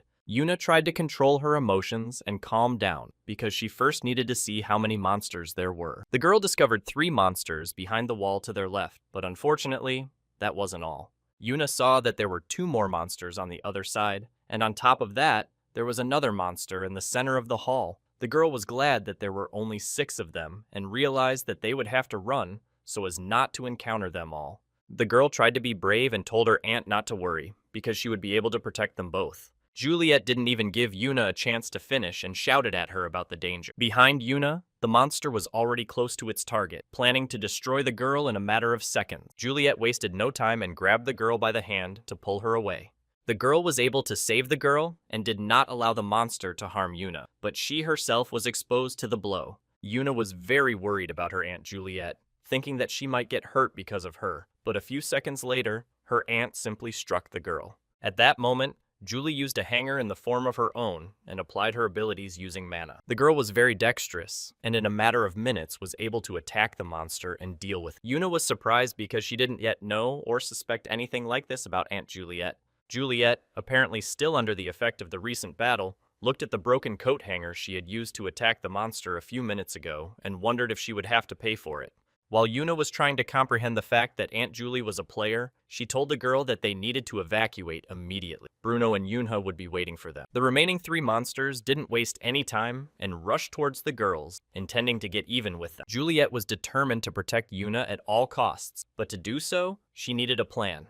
The girl no longer stood in one place, and grabbing Yuna by the hand, said that they needed to run right now and as fast as possible. Julie paused for a moment to use her mana and defend herself from the monster. But the girl slightly underestimated the monster, and they turned out to be much faster than she had expected. Juliet understood perfectly well that at this rate her mother would soon be finished, so she tried to find something nearby that could serve as a weapon. Yuna tried to run away and noticed an escalator ahead, immediately informing her aunt. Juliet tried to shout to the girl to run to the escalator and go down it. Suddenly, she noticed one of the monsters trying to attack Yuna, but she couldn't let that happen. Yuna froze in fear and couldn't move, remembering a fragment of her past. The girl remembered how she and her younger brother Yunha had fought against the Kraken, and it had not been easy. Yuna convinced herself that she was no longer afraid of anything, and, using her strength, the girl ran anyway. Running past the monster, she simply kicked it, and it was a powerful blow. The monster could not have expected such a turn of events from the girl, and her surprise was visible to the naked eye. Yuna managed to push the monster right over the railing, and it was very impressive. The girl could now finally breathe a little and understand what was going on around her. But due to an unsuccessful landing, Yuna twisted her leg, and it was very painful. Juliet was able to rush over in time and catch the girl so she wouldn't hit the floor. The girl was very scared for Yuna and asked her if she was okay, and as soon as she heard from Yuna that she was fine, she breathed a sigh of relief. But they couldn't afford to rest for long because they were surrounded by monsters on all sides. Juliet had a crazy idea. She wanted them to jump onto the escalator in front of them, and Yuna supported her. They didn't wait long, and as soon as they used their mana, they put their plan into action and jumped. The height was considerable, but since the girls were very brave, it didn't stop them, and even the monsters looked at them in surprise. Yuna and Juliet managed to land safely and didn't hurt themselves. The girls decided to get down as quickly as possible, but the monsters weren't going to let them go so easily and set off after them. As Julie ran, she thought that without her device, it would be very difficult to defeat the monster, and she needed something she could swing around. One of the monsters had almost caught up with Juliet and was about to finish her off as quickly as possible. Julie grabbed the first thing she could find, which was a metal rack. The girl swung the stand at the monster with all her might, trying to defeat it. The monster, not expecting such a blow, lost its balance and rolled down the stairs. Thanks to her strength, Juliet was able to defeat all the monsters that were blocking their way on the escalator. Yuna watched the girl with admiration and considered her the best. Due to the commotion and rush, women's cosmetics were scattered on the floor. Yunha picked up the cosmetics and planned to use them as a weapon to attack his opponent. The man struggled, but managed to fend off the weapon thrown at him by the boy. Enraged, the man rushed to attack Yunha and tried to hurt him. Yunha was not so easily defeated and was able to defend himself, not only dodging the attack, but also striking back. The boy finished what he had started and immediately reported it to Bruno, but Bruno had already dealt with everyone, so they decided to leave. Yunha suddenly asked them to wait, because he thought they might be able to see the girls from where they were. The boy actually managed to find them. Bruno and Yunha just stood there in surprise, watching as one monster after another fell from the upper floor. They couldn't believe their eyes that someone could deal with the monsters so deftly and quickly. After they were able to see that it was the same girls who had just destroyed the monsters, they realized that they were both perfectly fine. Yunha decided that he and Bruno needed to grab their weapons and go upstairs. The man was still wondering if they needed protection. The boy was sure that these weapons would be enough and showed him the sword he had found. Bruno did not immediately understand what was happening to Yunha because he suddenly became focused and was looking somewhere intently. The man's attention was also drawn, and his expression became as serious as the boys. They stared intently at the man with the tattoo on his arm, who was still hiding his face from everyone. Bruno suspected that this was the main character, and the boy agreed with him. Yunho asked the man to watch over the girls. The boy had long since decided that he would take care of this character who was hiding his face. The two gangsters suddenly saw someone and couldn't help but rejoice at their luck and that their fun was continuing after all. On their way, they met Juliet and Yuna, who was frightened and clinging closer and closer to Aunt Julie. The men planned to leave as soon as possible before they were caught, but when they met the girls on their way, their plans changed a little. They decided to have some fun first, thereby revealing their true nature. Juliet found the men's actions simply disgusting, while Yuna only cowered more in fear at the words she heard. The girl asked Yuna to hide somewhere safe for a while, promising she would find her later. The girl was against this plan and wanted to stay close because she could also fight and thus help her aunt, but Julie was insistent because she believed that staying close to her now was very dangerous, and it would be better to hide. The man who heard the girls' conversation laughed because they had no intention of letting anyone go, including Yuna. Yuna heard the voice of another man behind her, and he confirmed that they would not let anyone go. Juliet didn't waste any more time and rushed to attack the man who was talking to Yuna at that moment. Suddenly, a gunshot rang out, which frightened the girls even more, especially Yuna. With this action, the shooter prevented Juliet from attacking his partner with her weapon. His partner was a little stunned and upset by such a loud gunshot. Juliet was already furious and shouted at the offender that he shouldn't have done that. The man wanted to involve the girl in his games, which were interesting to him, but not to Juliet. The young man suggested they leave before the police arrived, and then he wanted to leave this place as soon as possible. The girl was persuaded, even though she was categorically against it and tried to figure out what to do next. The man's pressure drove Yuna into a corner, blocking all possible routes of retreat. He tried to convince the girl that he wasn't such a bad person, even though his appearance suggested otherwise. Yuna did not hesitate any longer and dodged to the side, trying to escape from the man. The girl began to use her abilities and mana, while he tried to reach her. The man still managed to reach through the mana and grab the girl tightly by the arm. Yuna managed to break free and, thanks to her abilities, pushed him behind the dome, and now they were separated. The man was very surprised by what he saw, and tried to understand where the girl got so much mana at such a young age. He decided to use a different tactic, using his weapon to break through Yuna's protective dome. The man watched how strong the girl was and decided that he would definitely sell her, because for him, it would be a real jackpot. He didn't understand why it was so difficult for him to break through this barrier, but he kept trying again and again. The girl, though with difficulty, was still able to block his attacks and understood that it was only thanks to Yoonhee's training. The man was upset and angry at the same time because he realized that at this rate, he would not succeed. Yuna couldn't believe her eyes and was overjoyed that she had managed to protect herself. When the girl relaxed a little, the man was able to break through her dome. He grabbed Yuna's hand tightly and had no intention of letting go, finally bringing his plan to fruition. The man was very happy and kept smiling ominously at the girl. On the lower floors of the shopping center, the battle was already in full swing, and the evacuation of the victims by the great Sinra clans had begun, who were rushing as fast as they could to help and save as many people as possible. Suddenly, the men who were participating in the rescue saw something terrible in front of them. They discovered an 8th class swamp slug, and now their captain was ordering the others to bring in long-range fighters immediately. One of the captain's subordinates felt overly confident and decided that they did not need help and that he could deal with this monster on his own. The captain tried to stop him, but the overconfident man believed that all monsters were the same and that they just needed to be cut down and it would all be over. The swamp slug grabbed the man's weapon tightly with its jaws and had no intention of letting go. The monster did not stop there and used its tentacles to grab the man's body, and in a matter of seconds, the monster was able to kill him. At the same time, the captain gave the order for everyone to retreat, because it was impossible to defeat the monster with physical damage, and then ordered that the situation be reported so that mages could be brought to their aid as soon as possible while they were still holding out. One of the villains, who was watching from the upper floors at that moment, was glad that their arrival had given them a little time. The man then immediately turned to Juliet, who was hiding behind a column, and said that he should hurry up and finally get it over with. The girl saw how he had managed to get close to Yuna and was now holding her tightly. Yuna tried to understand how he had managed to get through her dome, because she was already sure that she had completely protected herself. The man thought that he could no longer call himself a player if this girl could stop him. At the last moment, he was able to create a protective barrier around himself, hiding from the flames that were trying to attack him. Juliet released the flames with all her might, and tried to shout to Yuna to run away as fast as she could. The man struggled to maintain his dome and was very angry that his prey was running away from him again. The second villain, who had approached the girl from behind, applauded her standing up because he did not expect her to be capable of such a thing.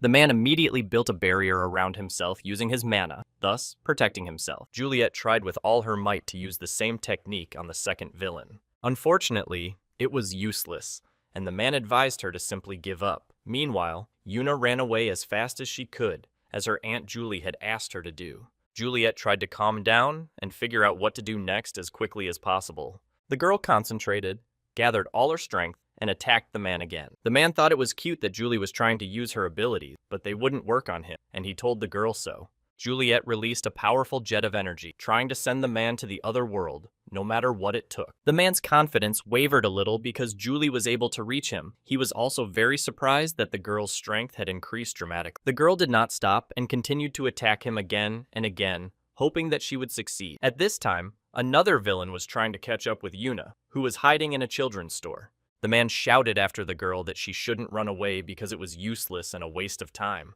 He tried to persuade Yuna to stop and be a good, obedient girl. Yuna used her magic and, thanks to her abilities, jumped onto the top shelf of the racks. The girl began to throw all the boxes she could find on the shelf at the man. The man managed to react in time and set up a protective dome, thus saving himself from all the boxes the girl was throwing at him, and couldn't quite believe that she was serious. Yuna's actions were driving him crazy, and suddenly she decided to jump off the top shelf. The man was already beginning to rejoice that she was finally coming straight into his arms, and he would be able to get even with her. But that was not the case, because the girl was not going to give up so easily and used her power against him. Yuna attacked with all her might and hoped very much that she would be able to defeat her enemy. The man was angry, but continued to maintain his defensive barrier, and began to think that it was probably time to end these games. Yuna attacked with great concentration, trying to find the man's weak spots. Each of the girl's blows against her opponent was getting stronger and stronger, and she couldn't allow herself to lose. The battle was very intense, because neither of them was going to give in, and both believed that they should emerge victorious after this fight.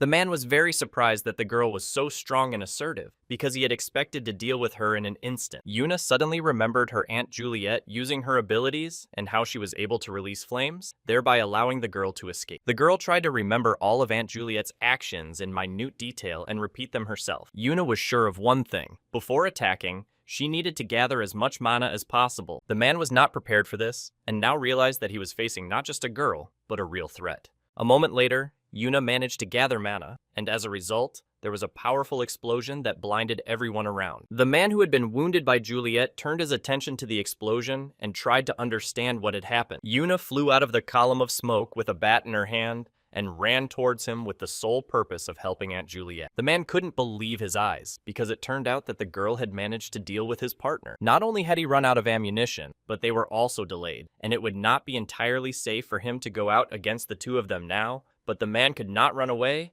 because it would be a real disgrace for him. Juliet screamed at the top of her lungs for Yuna not to dare come near her and to stay where she was. Julie was distracted for just a second, but that was enough for her opponent to chain her legs with strong chains, preventing her from moving. The man was no longer going to underestimate the girls, so he went after them with full force. While Juliet was trying to get rid of the chains, the man quietly approached her from behind and grabbed her in a strong hold. Juliet did not expect this, and the man understood this perfectly well, so he could not hold back his malicious smile. Yuna saw all this and was horrified, not knowing what to do, but she certainly had no intention of abandoning her Aunt Julie. The man advised the girl not to come closer. Otherwise, if she disobeyed, her Aunt Julie would suffer. Yuna continued to run towards Julie to help her, when suddenly the man knocked her to the floor, held her tightly, and said angrily that someone like her could never defeat a real player. The girl lay on the floor, unable to move, and this helplessness frightened her even more. Juliet was very worried that if things continued like this, she simply wouldn't be able to switch off.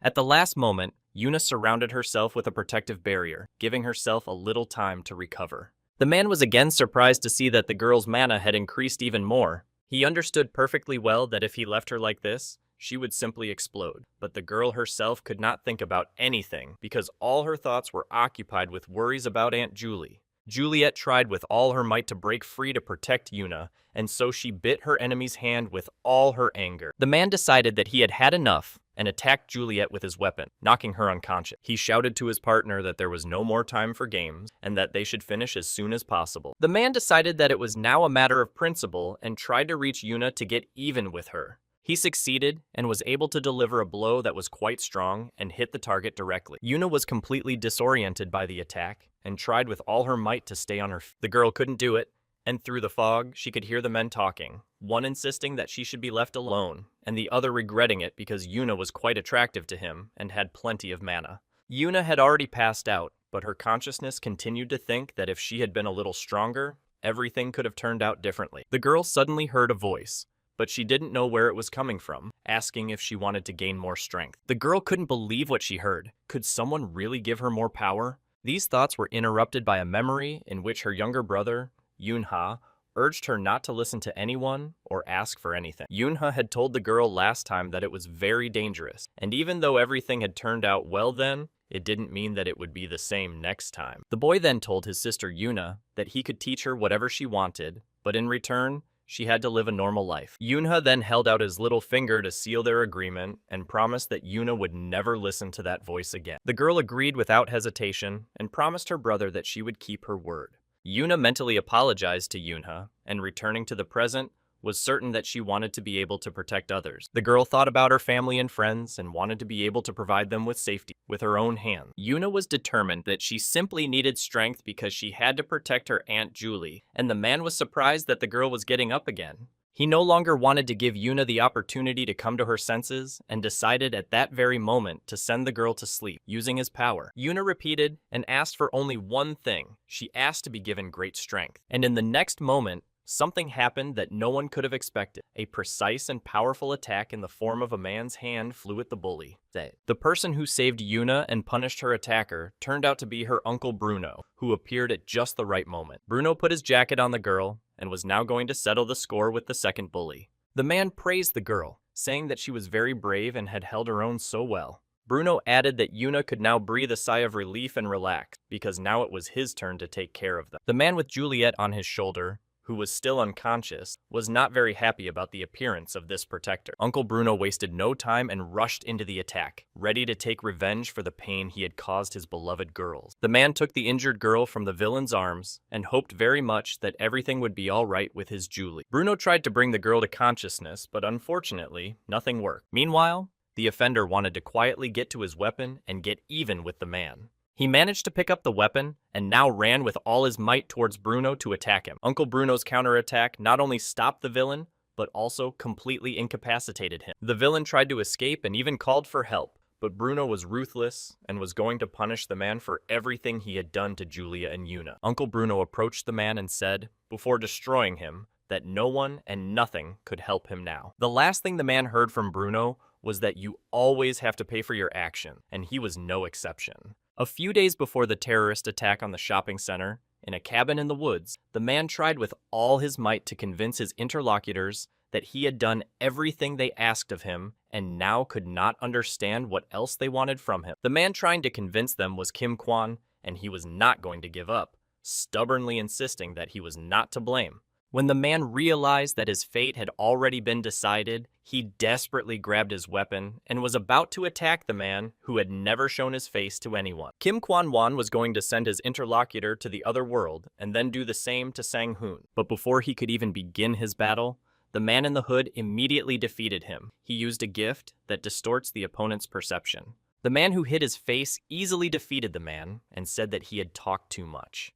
The man used a rope to cover his tracks and distort what had happened there, and at the end added a message from the lord of his clan. The message said that his family would be looked after and that he should not worry about his wife, as she would also be taken care of. The man was thanked for his hard work up to that point and bid farewell. These were the last words Kim Kon-woon heard before he passed away. All the newspapers carried the sensational news that Vice Lord Kim Kon-woon had been found in his home, and investigators assumed that he had come to such an extreme decision himself. People gathered at the distribution warehouse in the Don Mall shopping center, and one of the men received a call from the captain, who informed him that the Shinhwa clan had already entered and added that they must not cross paths with them. The man in the hoodie told his interlocutor that they had been quicker than expected, and now they had to leave, and in principle, he thought it was pointless. Suddenly, his attention was drawn to a child standing behind him, and he turned around and looked at him closely. The man could not have expected this, but there was indeed a boy standing behind him, and that boy was Yunha. Yunha thought and told the man opposite him that he had noticed him just in time.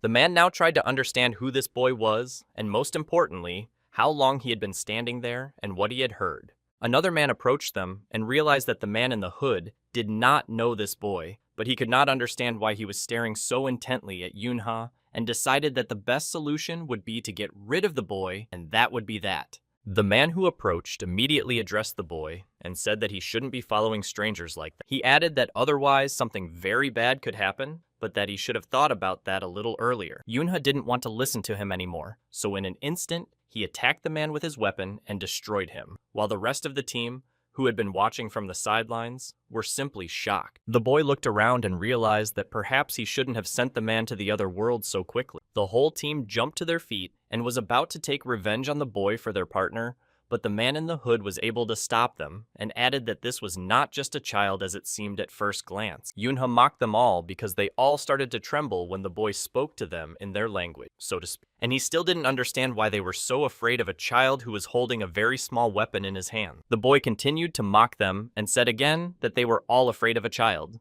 The guys were shocked at first, then got angry and rushed at the boy, intending to get even with him immediately. Yunha used his mana to perform heavenly steps and was able to defeat their entire team in a matter of seconds. The boy turned to the man in the hood and didn't understand why he was standing there. Yunha warned that if he didn't come to him, he would come to him himself. The man looked at the whole scene and couldn't believe his eyes, thinking that it was simply impossible for the boy to have destroyed all the players above rank B in just a second. The man who was hiding his face realized that he would not be able to fight the boy openly. The man assumed that Yunha was probably preparing to become a player in the thrones, but even if that was the case, he still wouldn't be able to sense him. They didn't waste any more time talking and thinking and rushed to attack each other. The boy struck blow after blow, not giving the man a chance to do anything. Yunha looked at the man and realized that now he no longer thought that the nameless man was such a big problem for him, and he added under his breath that the only reason people still remembered the man was because he had always been an outcast in life. The nameless man was enraged by the boy's words and was about to punish him for it. Each of them used their mana and power, and the man tried with all his might to attack the boy, but to no avail. The nameless man could not understand how the child managed to dodge all his attacks so skillfully. The boy told the man that he knew this feeling very well and considered him useless without his gift. Yunha was able to get very close to the nameless man and, making his jump, was almost at his target. The boy's attack was successful, and with the help of his weapon, he was able to send the nameless man to the other world in an instant. A large number of people gathered in the building, trying to figure out what was going on and restore order. Nuna, who arrived at the scene, looked at everything and said that it was complete chaos, and Yunha asked her to cover for him in this situation. Soyun agreed to cover for Yunha, but mentioned that he would then be in her debt, and the boy agreed to this condition. She wanted to know when the debt would be repaid, but Yunha assured her that he would definitely do her a favor someday. The boy wanted Soyun to help him with the nameless guy, and when the girl was about to approach the man, Yunha suddenly decided to stop her. The boy wanted to take off the man's glasses himself first because he was always very curious about what he was hiding under. Soyun agreed and stood aside, waiting for Yunha to remove the glasses from the nameless man. What they saw shocked them both because the sight was terrible and not for the faint of heart. The boy voiced his thoughts, saying that he felt as if he had looked at a flounder. Suddenly, Yunha's attention was drawn to the people who slowly entered the room. Juliet entered, holding her injured arm, and next to her stood Uncle Bruno with his older sister Yuna, who was already waving enthusiastically to her brother. Seeing them all healthy and practically unharmed, Yunha smiled broadly with relief. The boy could no longer contain his emotions and ran to meet his sister Yuna. At that time, all channels reported that today, December 17th at 3 p.m., a terrorist attack had been carried out by a group of mercenary players and monsters at the Don Mall shopping center. The organizer was a man known as Nameless. A man who was closely following the news heard that Shin Soyun, a player of the 12 Thrones and the Sinra clan, had arrested the players behind the attack. Unfortunately, 23 people were unable to escape and lost their lives. The goddess's government expresses its deepest condolences to the families of the victims. The man who was watching all this news focused his attention on one of the video frames that was shot by a cameraman from the scene. He saw Yoon-ho with his sister and Aunt Juliet with his Uncle Bruno in this frame. The man looked at them more closely, especially the girl, and suddenly rejoiced because he had finally found her. The girl had set up a barrier in one of the city's cafes that was invisible to other ordinary people. It was all very similar to the greatest magician in Korea, So-young, who was sitting at a table with Yoon-ho at that moment. The girl emphasized that this was the first time the boy had decided to meet with her. Yoon-ho wanted to start by thanking the girl for her help, and he had something else for her. So-young was intrigued and wanted to know what had happened that made the boy decide to meet her in person. While the girl was drinking her lemonade, Yoon-ho said that he was interested in the fact that this was the first time the government had announced the execution of an unnamed person. The boy wanted to know who had hired them, because it was very important, but So-young apologized and replied that she could not share such information with him. Then Yoon-ho wanted to know what had happened to the Dong Company and asked the girl about it. So-young said that President Lee Yoon-hee had returned and all the heirs had stopped working and focused their attention entirely on the public. The girl decided that their conversation was over and told Yoon-ha that it was time for her to leave, as she still had a lot to study. The boy did not delay the girl any longer and agreed, thinking to himself that the future of the Dong Company had changed after all. Left alone, a man carrying drinks approached Yoon-hae and said that other children would soon arrive and suggested that he stay and play with them. The boy did not object to this suggestion. While Yoon-ha waited for the children, he thought about how, before his return, his 3 sons had begun fighting over the inheritance. As a result of this struggle, the eldest son was able to take the throne and rule the company. Yoon-ha remembered how his family had survived the Kraken attack and did not forget the miracle his sister had performed. Added to these memories were the events that took place in kindergarten, as well as the minimal losses during the incident at Bukhan. The boy also included in these memories the failure of the terrorist attack on Don Mall and how the future of the Don Company's inheritance had changed. All this could only mean one thing. The future had already changed, and this time, everything would work out for the best, which made Yoon-ho very happy. The whole Yoon family was sitting at the table eating when his sister Yoona decided to tell them something very important. The girl gathered her courage and told her parents that she wanted to become a player. Yoon-ha did not expect this at all. The boy looked at its sister in surprise and hoped that he had either misheard or that Yoona had simply made an unfortunate joke. Yoon-ha thought about it and couldn't believe that all this was happening because the future had changed. Suddenly, to the surprise of the whole family, the boy slammed his hand on the table and announced that he was categorically against it. The boy did not calm down and began to express his opinion that being a player was very dangerous, and, in general, he believed that this kind of activity was not suitable for Yoona. Yoona disagreed with her brother and replied that no one would know about it if she didn't at least try, and in general, the girl made a strong argument that she had talent, as Yoon-ha himself had said. Yoon-ha explained that he was doing all of this so that the girl would not exhaust her mana and could live a long and healthy life. Yoona was determined and did not care what her brother said because she still wanted to become a player. The boy tried to convince Yoona that she shouldn't do it because although players are respected, it is far from a life of luxury and wealth. Everything is completely different. The girl was absolutely sure that she wanted to become someone who could help others. Yoona tried once again to explain to Yoon-hee that she no longer wanted to stand uselessly behind others. Their mother held their younger brother in her arms and said that Yoona should do what she wanted. The child began to cry because of his brother and sister's shouting. Yoon-hee's mother said that his younger brother was crying because of him and tried to calm him down. The boy did not understand why his parents were so calm about Yoona's decision and whether they really did not realize the seriousness of the player's activity. His mother replied that she understood perfectly well how dangerous it was and what the consequences could be. She believed that since Yoona had already made up her mind, she wanted her to do it, and that she and his father would always support her. Yoon-ha did not approve of his parents' reaction, but it seemed that he would not be able to influence their opinion. In the office, Seo Yang-hoon was asked to give everyone a summary of the latest news. The man told everyone that the terrorist attack on Don Mall was not just a coincidence, and that there was clear evidence that it had been planned from within the company. He went on to say that the Don Company was currently divided between President Yoon-ha and his 3 sons. The main suspects were the middle and eldest Ions, while the youngest, according to their information, had too little power. Boonjin was known to everyone for his cruel nature, and in principle, many believed that he would inherit the company since he was the eldest. But on the other hand,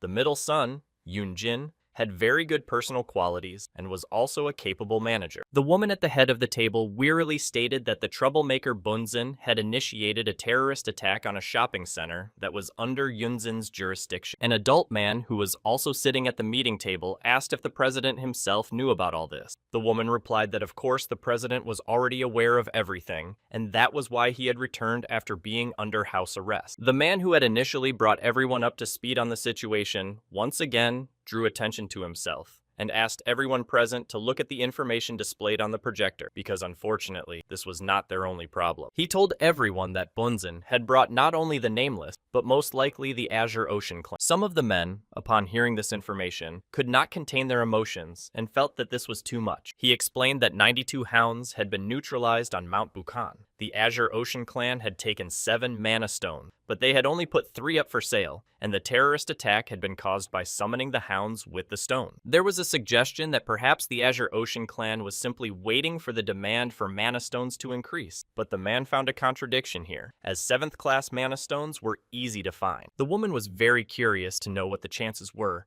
that the Azure Ocean had used mana stones for the attack. The man reported that he had previously carefully researched all the information on the number of mana stones allowed by the Sinra clan on the market, and the probability of their involvement was 0. The elderly man emphasized that this was just a theory and that there was no evidence to support it. But everyone should understand that this version has a right to exist and must be taken into account. The man continued to brief everyone present at the meeting on all the events. The woman suddenly decided to report that in April it had become clear that Jil San-hoon had a relationship with the heiress of Dangung, and when Soyun found out about it, she was furious. It was perfectly obvious to everyone what San-hoon thought about all this. As soon as attention to the Dangun company waned, they would immediately focus on the Dangun company. The woman explained to everyone present that this was the reason she had called everyone together now. There was speculation that a real battle between them had begun, and everyone was wary of the consequences. One of the men feared that the Azure Ocean clan had the divine wind, but another assured him that the Azure Ocean was not the only one with a throne under its command, and that they had the Lightning King, which was also not bad. But there were doubts about their advantage because the Lightning King was still too young. Even though the guy was talented, the battle against Soyun would be very difficult for him. The woman stood up from the table and told everyone that unfortunately, they themselves could not take part in this battle. But she knew for sure that they couldn't just abandon the Azure Ocean clan. The woman destroyed all the information on the piece of paper and said that they would support Yunzina as the heir to the Don Company. They should all start a meeting so they could discuss countermeasures to keep the Azure Ocean clan in check. The guys had already moved on to 2nd grade, and all this was happening in the 4th year of the Heavenly Maiden. Yunha looked at all the kids and realized that they were all in the same class again, and he didn't know whether to be happy about it or not. Mindy also noticed that they were in the same class again, and Sona told everyone that she was very worried about this and was afraid that they would end up in different classes. Yunha was very happy that Sina was in the 1st grade, and it was a great relief for him that he would not have to interact with. The boy really hoped that they would get through this year peacefully. The boy's thoughts were interrupted by Yoon-huk, who was persistently trying to get his captain's attention. He pointed to the kids on the side who had been staring at them for too long and too intently. Yoon-huk was already about to rush to attack those who, in his opinion, did not know how to look properly. Yoon-ha stopped his friend and asked him not to complicate things. When Yoon-ha himself looked closely at the boys, they pretended that they weren't interested in anything or anyone. Minji wanted to know for herself whether they would really ignore this misunderstanding, while Yoon-huk was eager to find out. Yoon-ha didn't understand what the girl was talking about, so she explained that rumors had quickly spread that his father had successfully attacked the father of Siona, the president of KK Medicine, and now, because of this, the whole school was afraid of the boy.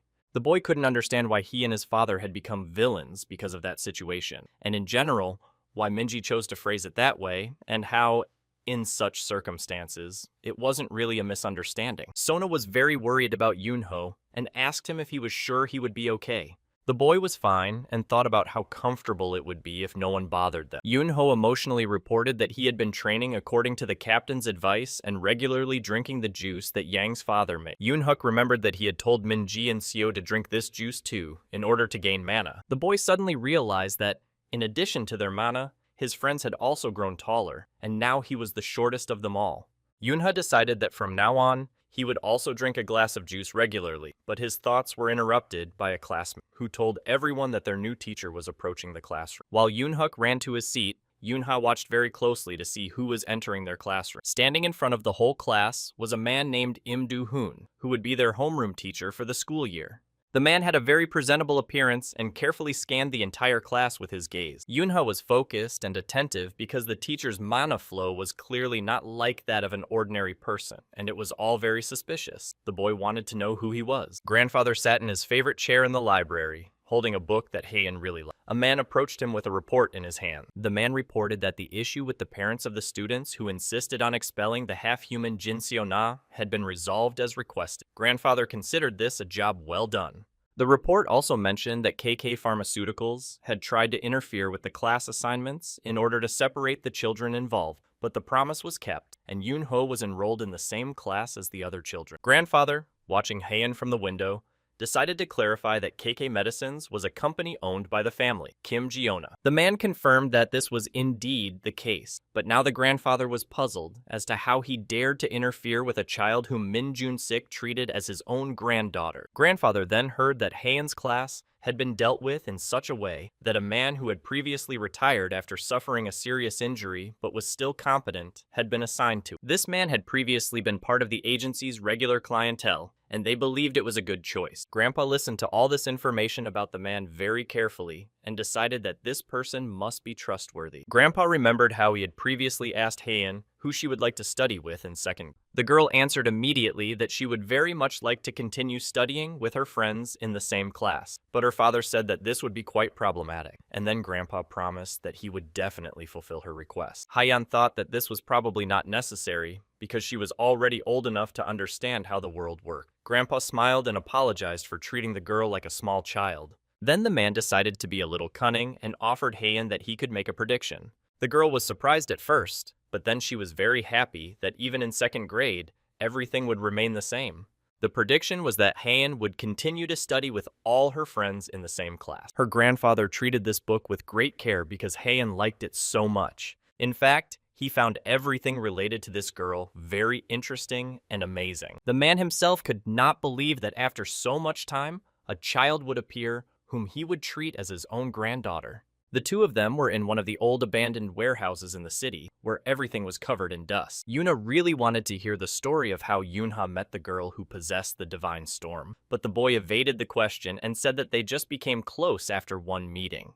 The girl shifted her attention to a large column of smoke rising in the distance, and Yoona realized that she was coming. Funnels of wind and dust formed in front of the children, and it became very difficult to see anything around them. Yoona watched the scene before her with admiration and still couldn't believe that all this was really happening. A girl with a fan in her hands descended in front of the kids and apologized for making them wait so long. Yoonha was a little picky and said that they had to wait for her after all. The girl just smiled and said that other people usually get nervous because they can't meet her at all. Yoona greeted the girl and bowed low to her, showing how she felt about her. The girl asked not to be called the 12th Lord or Divine Storm, but simply to be addressed as Seo Young's sister. Sister Young looked at the girl and saw that Yoona had an incredible amount of mana, and that was most likely all she could control. The girl understood perfectly well that as soon as others found out about her, she would be in high demand. Yoonha, tired of listening to these pleasantries, did not ask if the girl had brought what she had promised. She answered in the affirmative and showed him what she had brought. The girl handed the boy a device and a magic stone that was completely enveloped in a bright blue glow.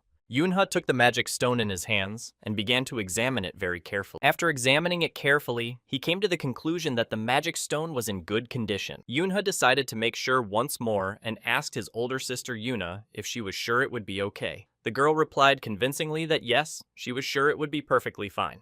Hearing his sister's answer, the boy decided that he would stop resisting. Yoonha warned Yoona that she would still have to take the exam, and, showing her the device, warned her again that she had to be very careful with it. The girl confidently said that she had already figured everything out a long time ago. The boy didn't quite understand what his sister meant, but decided not to dwell on it. Yoonha didn't delay any longer, and deciding it was time to begin, threw the magic stone aside. Yoona gripped her sword more tightly, preparing to pass this exam with flying colors. But what she saw next surprised her greatly. A creature appeared before them, but it did not look like a monster at all. On the contrary, it had a cute appearance. The girl saw before her a Porori creature that belonged to the 8th rank. Yuna couldn't believe that this was the monster she had to deal with, but her brother was convincing, saying that it was indeed a real 8th rank monster in front of her. Yunha told his sister not to delay and to send this monster to the other world, thereby confirming that she was ready. The boy understood that even after everything that had happened and everything he had said to her, he still hadn't managed to change her way of thinking.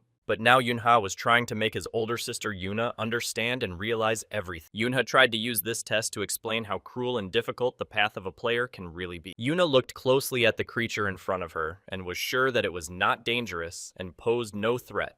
At the last moment, the boy managed to warn his sister not to get distracted and to be more careful. Yuna couldn't understand what her brother was talking about because the monster looked like some kind of children's toy.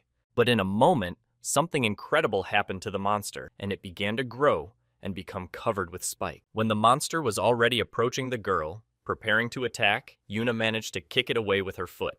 The monster fell to the ground and did not move, and part of its head already resembled a real monster rather than a cute toy. Yunha was strict and told the girl that if she hesitated or judged the monster by its appearance, she would end up dead. The boy looked closely at his sister and tried to understand if she was ready to continue. Yuna was very pensive at that moment, and she remembered a fragment from the past when Yunha tried to protect her from the Kraken. Then the girl remembered the moment when her Aunt Juliet tried with all her might to save her from danger. Yuna clutched her weapon tightly and decided that she no longer wanted others to protect her. Instead, she wanted to protect those who were dear to her. Yuna was sure that she couldn't leave this burden on Yunha alone, so she had to deal with it herself. The girl did not hesitate any longer and attacked the monster, destroying it once and for all. All that remained was a stone that continued to glow brightly. After everything that had happened, Yuna was overcome with panic and fear, and the girl could not even move. She threw her weapon on the ground and tried to move as far away as possible from the place where the monster had been just a few minutes earlier. The girl who had been watching from the sidelines decided that it was good that Yuna had managed to cope after at least 15 attempts. Yuna could no longer contain her emotions and cried bitterly on her brother's shoulder, while he tried to calm her down as best he could and kept repeating that she was doing great. Young sister watched and remembered that it had also been difficult for her to become who she is now. Players must be strong.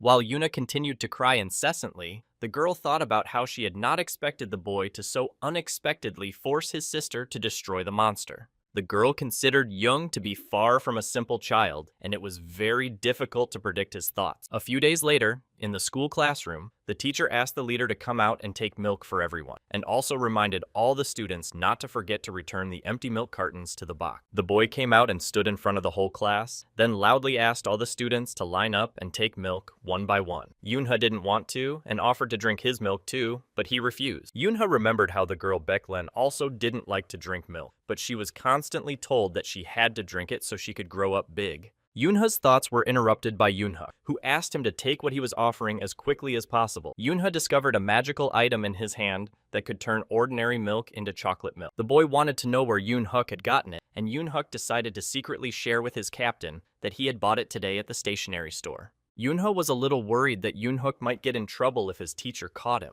Yunhuk was very surprised that his captain was afraid of such a thing. The boy offered to heat up his milk for him, and he was very happy with this offer. Yunhuk, holding the milk carton in his hands, asked his captain if he knew what was written on the box. Yunha saw that the milk carton said that they believed and hoped that their compatriots who were suffering in Italy would be able to return home safe and sound. During recess, the boy climbed the stairs and wondered if he remembered correctly that his older sister Yuga was in the 4th grade of 6th year. Yunha understood perfectly well that the lesson with the monster was for her own good, but the image of her crying tore the boy apart inside. The boy walked toward his sister, hoping only that she wasn't too upset after everything that had happened. In the hallway, Yunha accidentally bumped into a student who, judging by his appearance, was older than him. The boy began to get emotionally upset along with his friends and tried to find out who had allowed him to come here, since he was not in 6th grade. Yunha replied that apparently he had once again had the good fortune to run into some strange kids. The boys demanded an immediate apology from Yunha for his words and tried to understand why he was so insolent and bold.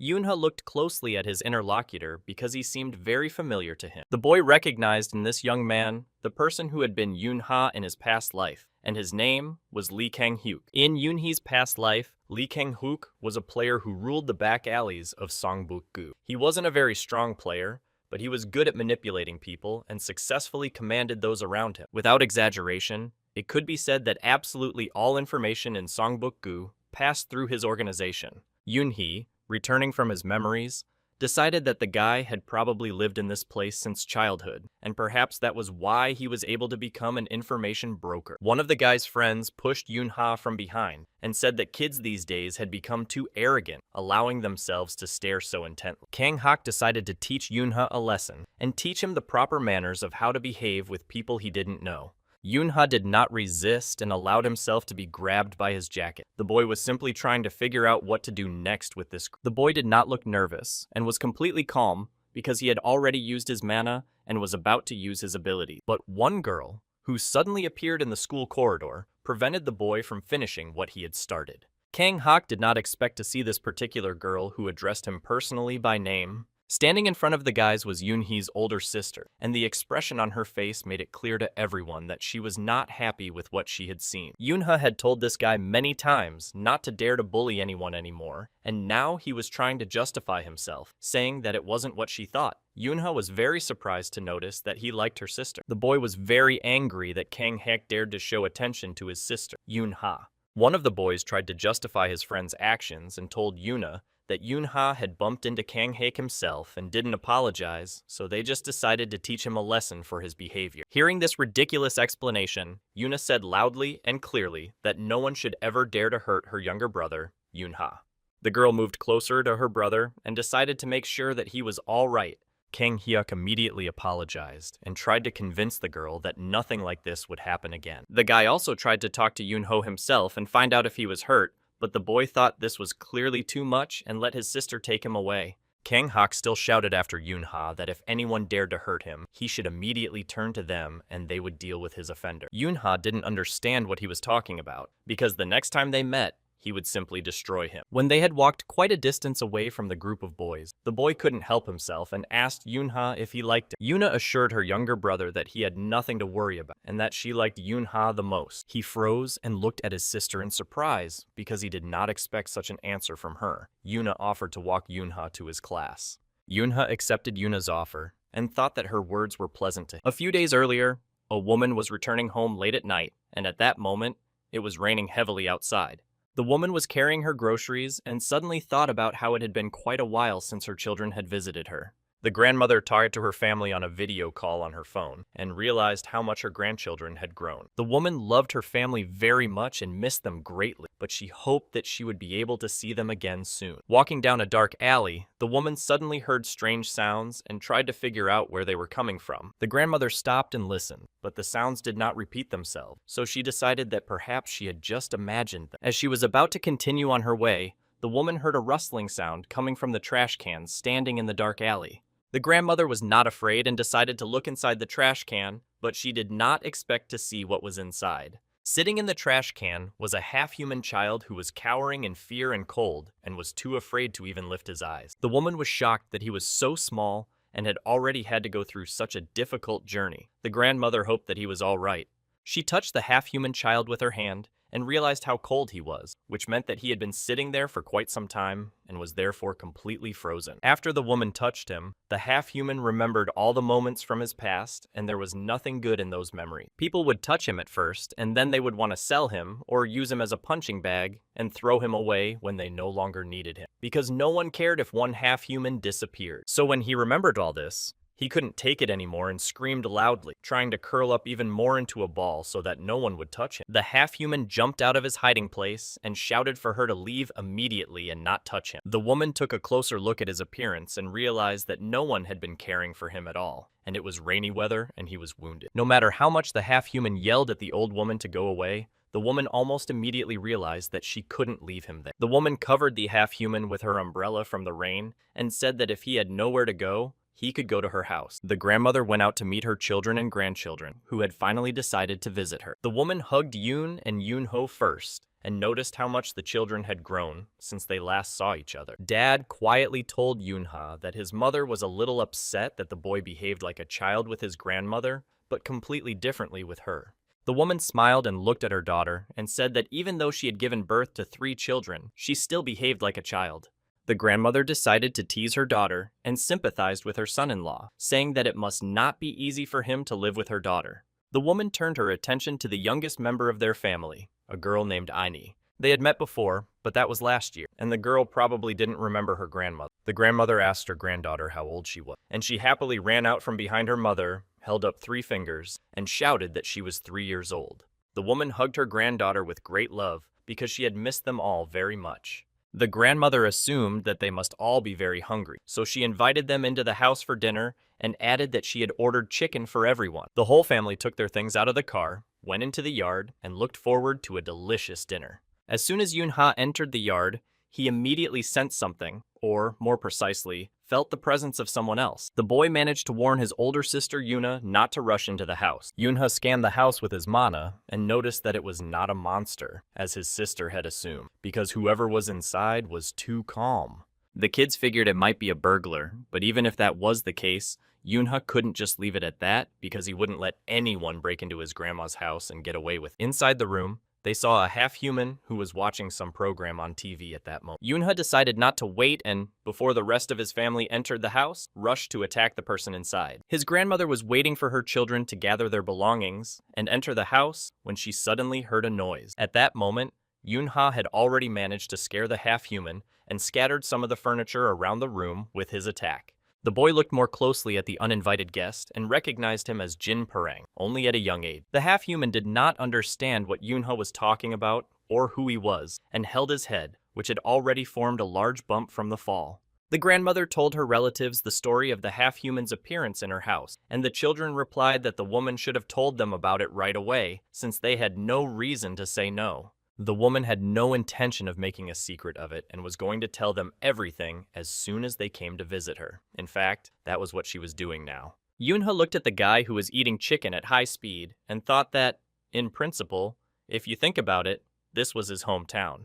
The boy couldn't even imagine that their relationship would begin in this way, and Yoon-ha didn't know how much the future had changed because of all the events that had taken place. Jin Parang, devouring his chicken with great enthusiasm, asked Yoon-ha why he was staring at him so intently. The boy suddenly felt that the woman wanted to take his chicken away, and he replied threateningly that it was his and he wasn't going to share it with anyone. His grandmother reminded him that she had asked him to be polite. Yoon-hee continued to closely watch everything the half-human did and said, the grandmother tried to smooth over the conflict by saying that Yoon-ha's eyes always looked like that, but Jin Parang continued to be rude and talk insolently to the woman. Yoon-ha remembered that when he first met the guy in his past life, he also thought he was a bit off, and apparently, this change in the future had no effect on that. But the boy couldn't allow him or anyone else to insult and be rude to his grandmother. Yoon-ha decided that he should correct this guy's character from the very beginning and told his grandmother that he wanted to play with him outside. Jin Parang didn't understand why Yoon-ha suddenly decided that he would go anywhere with him, let alone play some game. The grandmother thought it would be great if the boys could get along with each other. The boy's mother still asked him to be careful. Yoona wanted her friends to take her with them to play outside, but Yoon-ha was against it and replied that it would be best for her to stay at home and continue eating her chicken. The boy stood next to Parang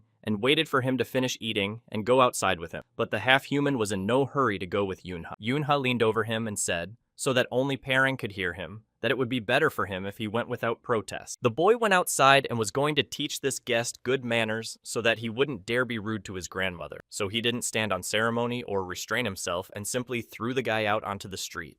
Parang was outraged that Yoon-ha was also not particularly well educated in culture and good manners, as he did not even give him the opportunity to finish his chicken. Yoon-ha had no intention of apologizing to the guy for his behavior, and believed that he deserved it. The boy set up a protective dome over them so that no one could hear what was going on inside, and that's when Parang really got scared.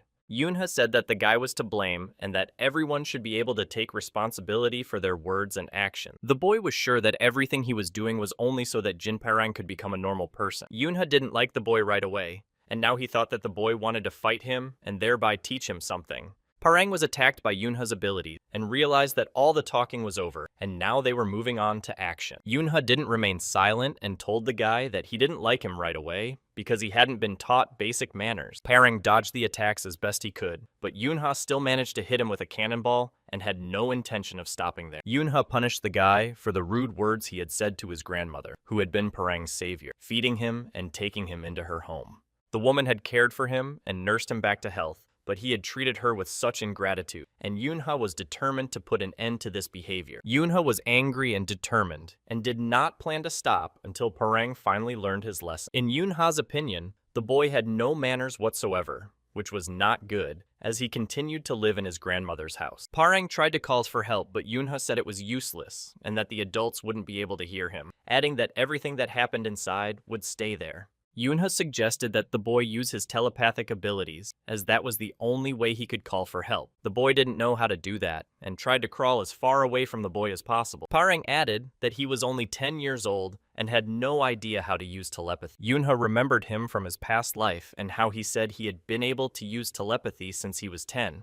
and realized that the boy was deceiving him. The boy was angry that he had dared to deceive him and decided that he would teach him a lesson for this. Parang hoped that it was all over, but to his great regret, it was only just beginning. Yunha put up a protective dome where they were, so no one could hear what was going on inside. The next day, Parang could only think about how much it hurt him that Yunha had hit places that were invisible to everyone else. In general, he found the behavior of a 9-year-old boy very strange. The whole family sat in the living room, and the topic of their conversation was the half-breed, Jin Parang. Yunha's parents said that Parang was 10 years old, and given his age, he should already be in 3rd grade. The main topic of their discussion was the boy's education, but Parang himself had no intention of going to school. The boy was overcome with fear that he would be forced to go to middle school, where there would be a large crowd of children he didn't know. Yunha remembered that before he returned, he had heard that Parang was often bullied at the academy, where he had enrolled a year before him. The boy suggested that it would be much better for Parang to go to 2nd grade with him, because then Yunha would help him settle in and adapt to the new environment more quickly. Yunha made it clear to the boy that it would be easiest for him to agree now, otherwise he would regret it greatly. But Parang had no choice but to tell everyone that he really wanted to go to school, but not to the 3rd grade, but to the 2nd. Yunha made it seem to his relatives that he was incredibly happy that they would be able to go to middle school together. Yunha's family noticed that the boys had managed to become friends in just 1 day, and that was great. Parang tried to understand what kind of friendship everyone was talking about, and how they couldn't see that Yunha was threatening him right now. Yunha leaned over the boy, and once again tried to make him understand, just by looking at him, that it was not worth resisting. The boy decided to reinforce the lesson, and was going to go out with Parang again to play, and make it clear that if he argued, he would only make things worse for himself. As soon as Parang heard that they were talking about their walk together again, he was horrified. A closed meeting was held among a small circle of people, attended by the goddess Lim Ka Yul. Italian ambassador Albert Valentine announced that they intended to help 4,000 Korean citizens who were stuck in Italy return to Korea. Another Italian ambassador, Yanko Miron, was also sitting nearby. The ambassadors announced that they would do all this on one condition, that they would help them deal with the monster in the North Atlantic. Theoretically, it was the strongest monster, but not even first class. In the worst case, this monster could cause a catastrophe that would doom the entire country. The monster's class was Leviathan. For them, this was partly expected, but it could lead to very bad consequences. The goddess replied that it would not be very convenient to send Korean players to an unfamiliar place, so she suggested supplying them with potions. Albert Valentine believed that this was simply advanced technology that did not require direct injection into the body. The Italian ambassador also suggested that they could exchange it for Mediterranean mana alloys. The goddess knew perfectly well that this was also something Italy desperately needed. Ambassador Yanko Miron suddenly used his mana and directed his abilities toward the girl. The man was thus able to destroy the table, turning it into small splinters. With a single wave of her hand, the goddess stopped her guards who were about to attack Yanko, but the men did not understand why the girl would not allow them to do so. The ambassadors repeated that they were simply asking for a little help in exchange for the return of their people. Yakin Miran believed that the Korean players were weak and for this reason, they could not leave their goddess. Albert Valentine told Yanko that he was going a little too far and should not speak so harshly. Yakin Miran saw that the girl continued eating as if nothing had happened, and added that this was precisely why he did not like Korean, because they were always only interested in the notorious kimchi. The goddess heard everything perfectly well and did not like what the man was saying, so she decided to teach him a lesson. With a strength unknown to men, she knocked one of them off his chair, which was something they certainly did not expect. When the ambassadors were feeling more than aggressive, the girl announced to everyone that they would give their full support only for the Koreans who were stuck in Italy. The goddess continued, saying that in addition to the divine spear, Namgung Sionwon, who was the strongest in their country, they were ready to send 2 more players from the 12th throne. The girl believed that this would be enough to bring their citizens back. Goddess Lee Kyul snapped her fingers and decided to show the ambassadors that before saying anything, it was worth thinking carefully about the consequences. Force was used against the men, and it suddenly became very difficult for them to breathe, which might have frightened them a little.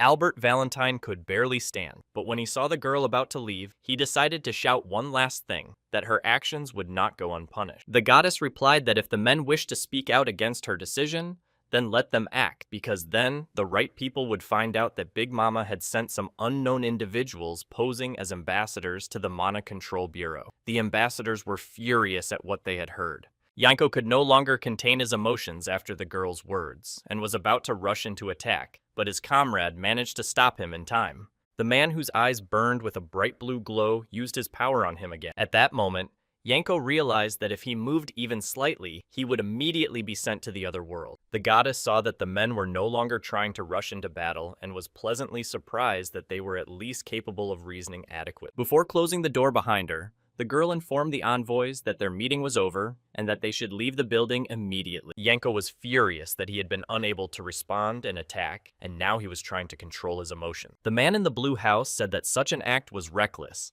and that he should definitely control himself in the future. He explained to the girl the things that were obvious to him, that she was no longer a people's artist of Korea, but a goddess. The goddess did not understand whether he was saying all this as her bodyguard or as the manager of actress Lim Kyul. Lee Yun-hoon, who was also with them in the office, wanted to know if he was so sure of his words and actions, and how a man could know for sure what this woman was thinking. The woman said that he shouldn't say such things and that the report had been delayed because of him. Yen-hoon asked the girl to consider that Italy had imported a Maserati Gran Turismo as a gift, and that this was not without reason. The man had heard that the Big Mama had sent this car as a sign of friendship, and he suggested that perhaps it was better than the ambassadors they had. The goddess was sure that this gift should be sent back, and that she did not need it. The girl had never met Big Mama before, but she had heard many times that she was not as friendly as she might seem at first. But the way she sent those men as ambassadors could mean that she had something in mind or was just arrogant. The girl ordered Yen-hoon to find trusted people to keep an eye on the Italian ambassadors and report any problems immediately. Park Sang-jin believed that fortunately for them, the deal had ended better than they had expected. The girl agreed with this, but it was all thanks to the potion from Alice Pharmaceuticals, and they were very grateful to engineer Yang Seo-kun and Alice. The goddess believed that they must express their gratitude, but only after they had completed the deal with Italy. Sanjin repeated that, one way or another, it was extremely dangerous to provoke the Italian ambassador. The girl knew that the man was speaking as her bodyguard, but she was calm, because at that moment of their negotiations, there was a person in the next room who possessed the divine spear, and therefore nothing threatened them. The goddess understood perfectly well, and was sure that if any problems arose, they would only be for the ambassadors. The girl walked through the streets of the city in a very elevated mood, because she was simply happy. A little earlier, the doctor had given her the happy news that she was already 6 weeks pregnant. This girl was Juliet, and she was overwhelmed with emotion at such joyful news. She decided to call her husband Bruno, because he was the one who made her so happy. Juliet really wanted to tell her husband everything right away, but she decided it would be better to wait until they saw each other in person. Her husband asked how her hospital visit had gone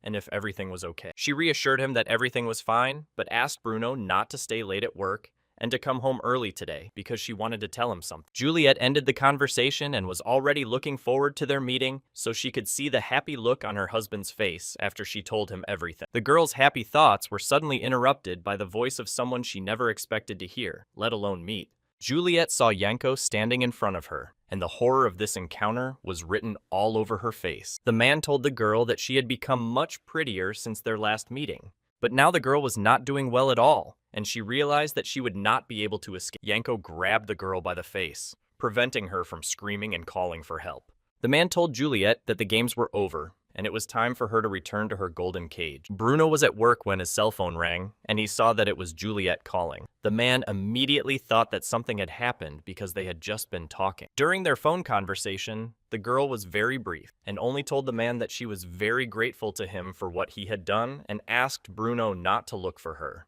Bruno was very upset and even a little scared, and tried to understand what had happened to the girl, but their conversation had already ended. Yanko, who had been listening to the entire conversation, said that the princess had made the right choice and the right decision. The man believed that Juliet should allow the man she loved to live a normal life. The guys were coming back from school, and because it was very hot outside, Haynes suggested that the whole group go to her father's cafe because it had good air conditioning. Everyone agreed to the suggestion, including Yoonha. The boy told everyone that he would first go home to drop off his bag and would join them a little later. Mindy warned Yoonha not to play with Yoona, otherwise he would completely forget about the time and be late. The girl reminded him that last time she had to wait for him for a very long time, but the boy tried to block out her words by covering his. Suddenly, the boy's attention was drawn to a car on the next street, into which Juliet was getting. Yoonha looked more closely and saw the men accompanying the girl, which seemed suspicious to him. The boy recognized Genko Miran among the men, and tried to understand what the Italians were doing there. Yoonha remembered that negotiations between Italy and Korea were currently underway. The milk carton stated that Korea believed that its compatriots who were currently suffering in Italy would be able to return home safe and sound. Yoonha remembered a moment from his past life when a Leviathan was conquered that was many times stronger than the second rank. And in order to save the Koreans who were stuck in Italy at that moment, the necessary measures were taken. The divine government at that time sent 3 of the 12 thrones, and because of this, Korea suffered serious combat losses. At that moment, the divine spear Namgung Song-un lost his left arm in battle, and the player Railstron, under the name Shin Mengwan, became more incapacitated due to Berserk's mana. And Florist Bang Yonji went to the other world during that mission, and that's what people thought. However, Bang Yunji was not destroyed. She was held captive in Italy, and Genko Miran was responsible for all of this. This man was one of the ambassadors visiting Korea at the time. At that time, many countries, including Korea itself, staged protests, and in the end, Big Mama ordered him to be publicly sent to the other world. Yoonha returned to reality and realized the seriousness of the situation because that very man was now standing next to Juliet. The boy asked Minji to wait for him here and not to follow him, no matter what happened. Minji couldn't understand what was going on, but Yoona repeated that she should not follow him under any circumstances. The boy planned to determine where they were going and then contact Shinseo Yoon or Bruno. Yoona sat down, tied his shoelaces tighter, and used his mana. The boy used his abilities to keep up with the car and ran as fast as he could. The car stopped and people got out, and Yoonha arrived just in time.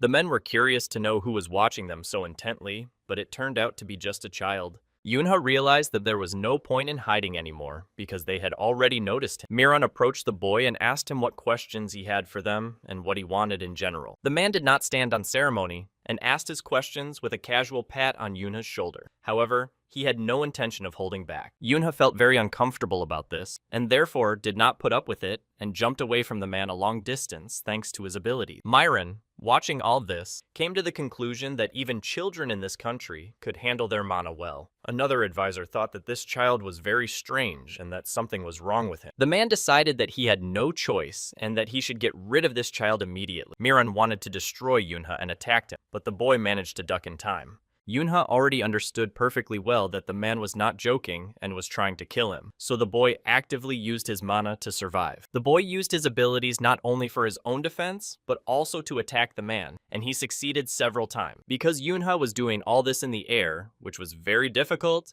he decided to gather his mana in his foot and use it to strike. Neither of them gave way to the other, and their battle continued. Yoonha formed a small sphere in his hand. The boy threw this sphere at Myron, but at the last moment, Miran was able to block it. Yoonha jumped back and now planned his next moves regarding attacks. The man now looked at the boy differently because his mana distribution was at a serious level. But even despite all this, to Miran, he was still just a child. The man managed to get close to the boy and grabbed him tightly by the throat, blocking all his movement. Yoonha tried to break free, but he couldn't, and then the man looked at him and said that he wasn't the only one here who could use mana. The boy understood perfectly well that at this rate he would soon be dead, so he had to quickly figure out how to free himself. Help for Yunha suddenly came from where he least expected it, and it was Juliet. Juliet turned to Genko and reminded him that he had promised not to harm her friend. Miran heard the girl and was surprised that she knew this boy. Juliet tried to convince the man to let him go, because he was just a normal child. Miran, however, did not consider Yunho normal, and in his experience, such people should be sent to the other world immediately upon first meeting. The girl was already losing hope of saving Yunho, so she tried her luck and turned to Albert Valentine. Yanko Miran realized that it was useless to argue with them, since they had already made up their minds, and they decided to let Yunho go after all. The man threw the boy to the ground, and he tried to catch his breath and come to his senses. Juliet ran to help the boy, and was very upset about his condition. The girl thanked Yunho from the bottom of her heart for helping her and asked him not to do that again, wanting to help him get up from the ground. The boy wanted to know from Juliet what was going on. Juliet suddenly took the ring off her finger and asked Yunho to be sure to give it to Bruno and tell him that she was very sorry. The girl added only that until that moment she had been very happy and wanted Bruno to hear those words. Juliet did not answer any of the boy's questions and simply turned around and walked towards the car. Yunho didn't want to let Juliet go like that because he understood perfectly well that she was unhappy, so he tried to catch up with her and stop her, but he was prevented from doing so. Yanko Miran pushed Yunha away with all his strength and did not give him the slightest opportunity to approach the girl. The man warned the boy that he should get out of there while he was still being nice. The car with Juliet had already left, but Yunha was still lying near the trash cans, trying to come to his senses. Until that moment, he had been almost certain that his second life would be different. The boy remembered that he had managed to save his entire family, who were supposed to have died. Yunha also thought about his friends, whom he had also managed to save, and that was no small thing. The boy was also able to minimize the damage during the incident on Mount Bakan, and all these changed moments gave the boy confidence. He did not understand why and with whose permission the girl was so attached to the past that she could not let it go. Yunha tried to pull himself together and realized that Juliet should not follow the past when he himself was so stubbornly trying to change the future. After all, the boy's happiness included the girl's happiness as well. The boy was completely convinced that Juliet should not exclude herself so arrogantly. In the cafe, Hayen's father worked hard and was already very tired, but he still had a lot of work to do. The man had received an order to deliver 100 potions by next week. In order to fulfill this order for potions from the state, he would have to minimize his sleep. The man thanked him for the glass of water and said that everything was fine and there was no need to worry because he was happy. A phone call caught the man's attention. It was his daughter Yunha's friend, who apologized for calling so unexpectedly but said he had urgent business. Yunha said on the phone that something had happened and he had a small request for the man. The boy's request was that he needed his uncle's potions for a very important matter. In a deserted area among the trees, a girl was training Yunha's older sister. Soyun used her mana and employed the roots of the trees in this training. All these roots were now aimed at Yun, intending to attack the girl. Yuna dodged as best she could and tried to get away and not fall into the trap set by her sister. The girl stood aside and watched Yuna, and saw that the girl's reflexes were simply incredible. Soyun decided to complicate the task a little and see what would happen if she used her whirlwind ability. In a matter of minutes, a large tornado formed and instantly engulfed Yuna. Now the girl was not so sure that Yuna's reaction was as good as she had thought just a moment ago. But then Soyun saw something that surprised her, namely how Yuna deftly managed to get out of the whirlwind and bypass it quite well. The girl thought that it was better to warn about such things in advance, but Soyun was sure that practice was more useful if it resembled reality. Soyun was pleasantly surprised and convinced that Yuna was very good and that she had not been mistaken about her after all. The girl decided not to stop, but, on the contrary, to make the task even more difficult for Yuna. A moment later, Yuna lost her footing and was now falling from quite a height. The girl was already almost on the ground when, at the very last moment, she used her mana and was able to create a kind of cushion for herself that would soften her fall. When she was just a few meters from the ground, Yuna managed to regain her balance and threw herself forward. Soyun was pleased with what she saw and considered the girl to be persistent, which was undoubtedly a good thing. Yuna wanted to attack the girl, but of course she failed, and Soyun herself considered her imagination simply incredible. But that was probably because she was still a child. Soyun was surprised that Yuna had enough mana not only for defensive magic, but also for restrictive magic. The girl knew that Yuna was a diamond in the rough, but despite this, she still had a lot of work to do and a long way to go. Yuna thought she was getting closer to her goal, but suddenly, many roots appeared from under the ground, grabbed the girl by the legs, and lifted her up. Despite this, Soyun still said that the girl had improved a lot over the past 3 months. Yuna had already given up and asked to be let go, but Soyun was against it because climbing down on her own was also part of her lesson. Soyun lost interest in the girl when she received a call on her phone from a person who rarely called her, so the girl was even a little worried. Yuha was the person who called her. The girl listened to her interlocutor and couldn't believe that trouble was coming again because of that man. At that moment, Bruno was packing all the necessary weapons into a small suitcase, which would most likely come in handy in the near future.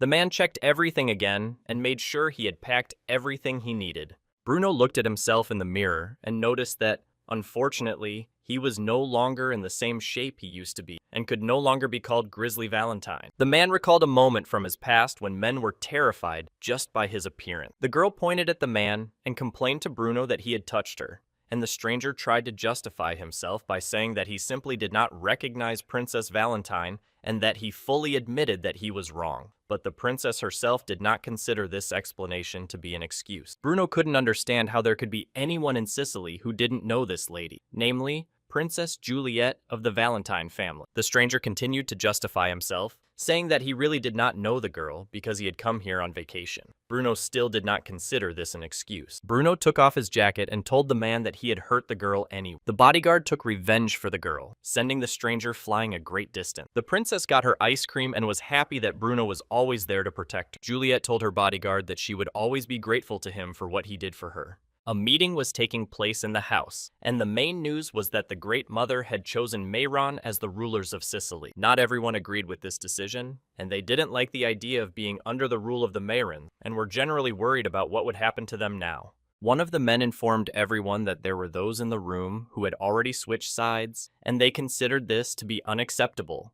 The man at the head of the table could not stand it any longer and shouted loudly that he had had enough, after which complete silence fell in the hall. He added that it had already been decided that Valentine would unite with Mayron and that this was not up for discussion. Juliet couldn't keep quiet and told her father that this was not a union, and her supporters agreed, believing that Mayron would simply rule over them. The man insisted on his decision and said that it was all being done to protect their family. He was sure that he was doing the right thing and that they were just temporary allies who were beneficial to them in this situation. The man added that as a symbol of their alliance, Juliet and Vincent Mayron would get married, and it would all be for the best. The girl couldn't believe that her father was serious about this. She remembered Mayron as a club party lover, and if he was the son of their family's boss, then he was definitely the kind of person who, to put it mildly, was not pleasant to. Her father also told his daughter that she would not only have to marry Vincent Mayron, but also bear his child. The man was sure that with the help of the girl's gift, enhancement, which increases the effectiveness of mana,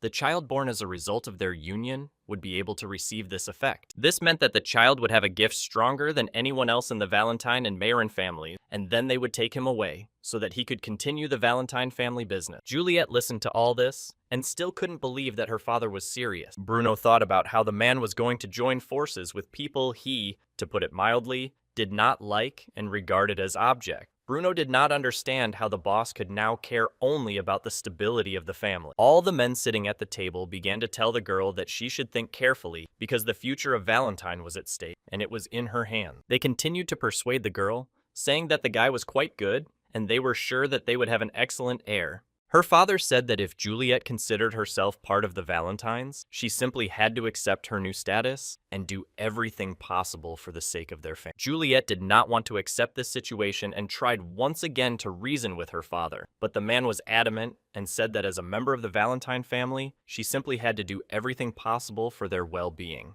The girl then decided to turn to someone who was dear to her, hoping that he would be able to help her in this situation, and that was her brother. The man lowered his head and looked away, which could only mean one thing: Juliet could not count on his support. The girl had no choice but to agree, and the meeting was over. Everyone hurried to leave the room except Juliet and her bodyguard. Bruno looked at the girl and saw how difficult it was for her right now, and tried to think of how he could help her in this situation. Once in the girl's room, Bruno said that Juliet could tell him everything that was on her mind. The man sat down next to the girl, took her hands, and hoped that she would not withdraw into herself, but on the contrary, would talk about her concern. Juliet couldn't take it anymore and cried out that she didn't want to get married like this, and even more so, didn't want her child to be treated like a thing. Bruno was a little shocked and surprised that the girl said she didn't like this place. The man looked at the girl and promised her that he would protect her, even if he had to fight the whole world, and suggested that Juliet leave with him. Juliet did not expect such words from men, and was now a little confused by his proposal. It took the girl a little time to think everything over,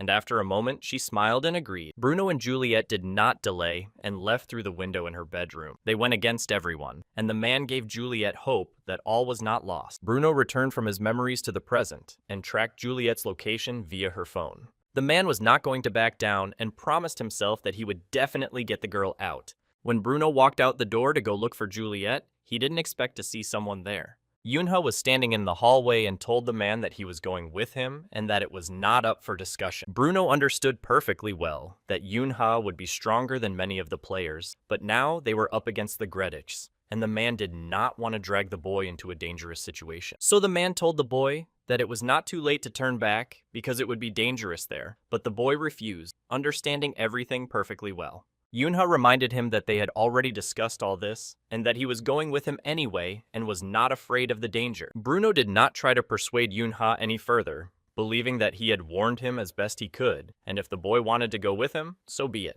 Yunha asked Bruno if he knew where Juliet was now, and the man replied that he did, thanks to her phone.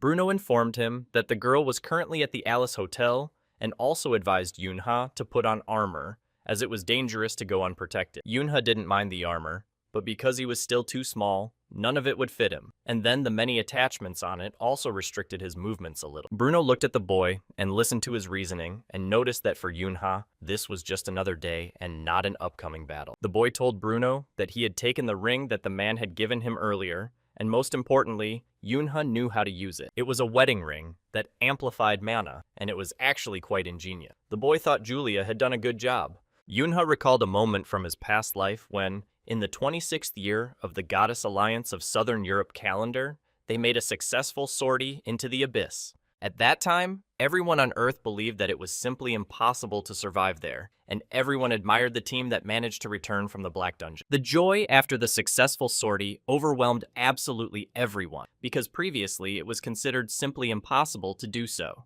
The players were excited and studied the mission report very carefully, noting every little detail, but the truth that was recorded there was disgusting. The Italian players who had been in the vanguard now bore the surname Miran, and the woman who had been used only for the sake of propagating strong DNA was then called their mother. Yunha thought that most likely, before his regression, Bruno was unable to save Juliet and had passed away. Bruno and the boy arrived at the location, and the man really hoped that Yunha wouldn't regret his decision. Two men stood at the hotel entrance, trying to figure out what the two had forgotten there.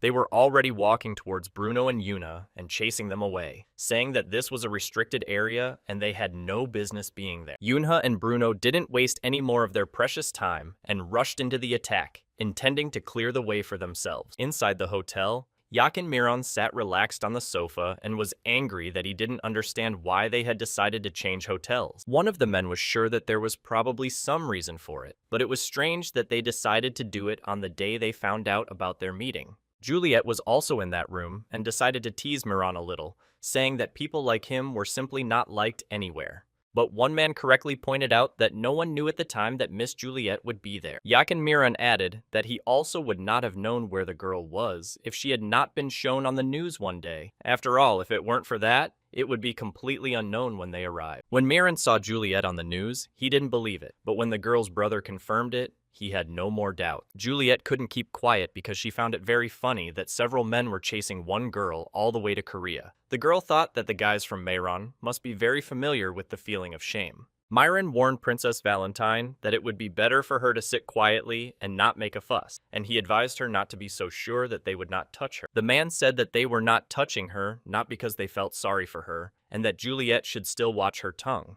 Yakin Myron loomed over the girl and said that if he wanted to, he would have had his way with her long ago. Juliet was very angry at the man's words, and unable to control her emotions, spat right in his face. The man couldn't believe that the girl had dared to do such a thing, and apparently she was ready to go to the other world right now. The girl's brother suddenly stopped the fight between them, thereby stopping Miron and preventing him from striking. Yakin Miron smiled and joked that it was brotherly love that had played such a role in the man. He could no longer listen to all this nonsense and told Juliet's brother that it would be better for him to leave for a while and get some fresh air. Juliet suddenly decided to ask her brother Albert Valentine to go to the 24-hour kiosk and get her some bento because she was very hungry. The girl added that she would also like some bread and dessert.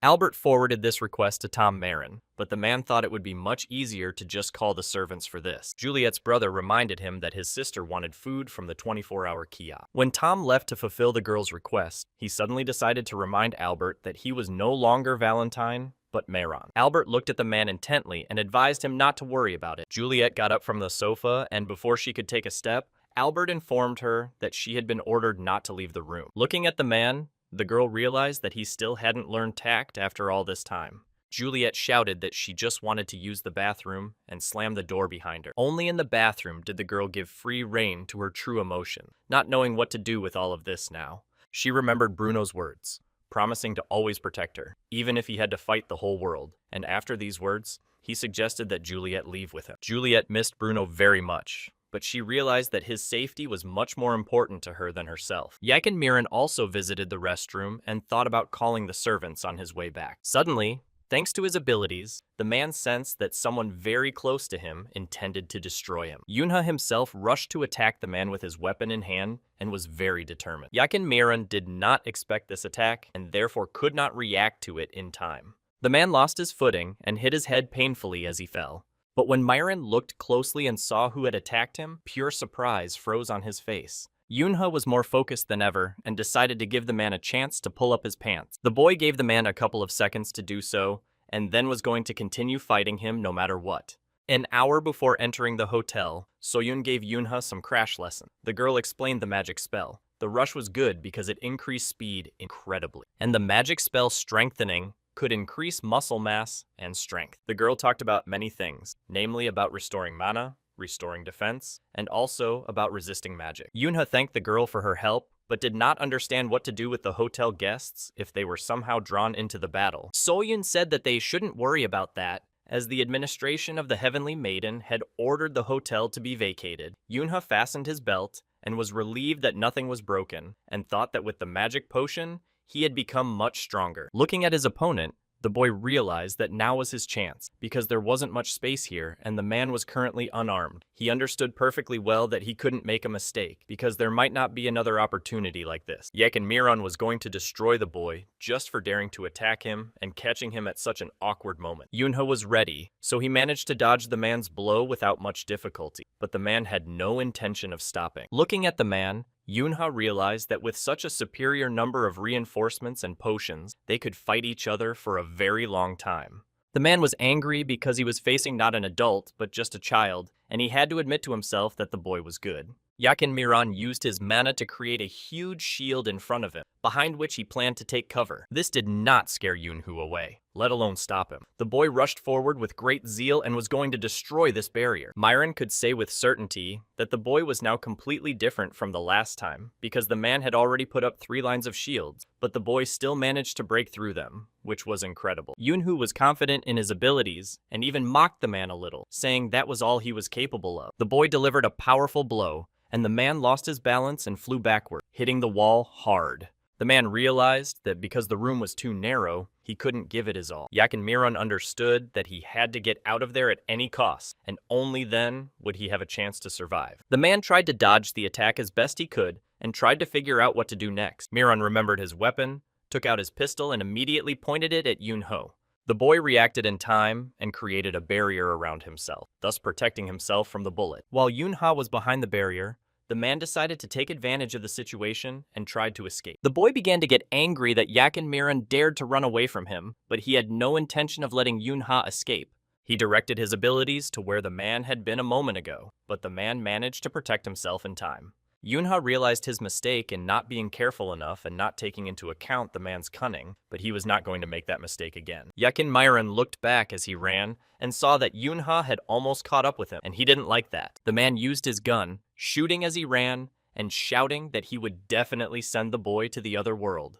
Yunha ran as fast as he could, dodging bullets and thinking that if anyone was going to the other world today, it would definitely be the man himself. The boy understood that he had to hurry, because he didn't have much time left due to the fact that the enhancement and the mana itself were running out. Without stopping, Yunha took out another vial of potion and immediately emptied it, and Miran noticed everything. The man already guessed that this was the very potion that the Heavenly Maiden had mentioned earlier, and it did not bode well. Yak and Miran regretted that he had not destroyed Yunha when they first met, because now it was much more difficult to do so, as the boy was well prepared for this battle. As he ran away, the man tried to find anything he could use as a weapon, and then his gaze fell on the knives on the table in the room. Yunha was still trying to catch up with the man, and followed him into the room where he was hiding. The boy dodged the attack at the last moment, which was not easy at all. The man stopped hiding and attacked Yunha with the knives he found in the next room. Miran was already quite tired of this battle, and he really wanted to understand who this child was. Yunhu's answer would be simple, because the boy did not explain anything and simply said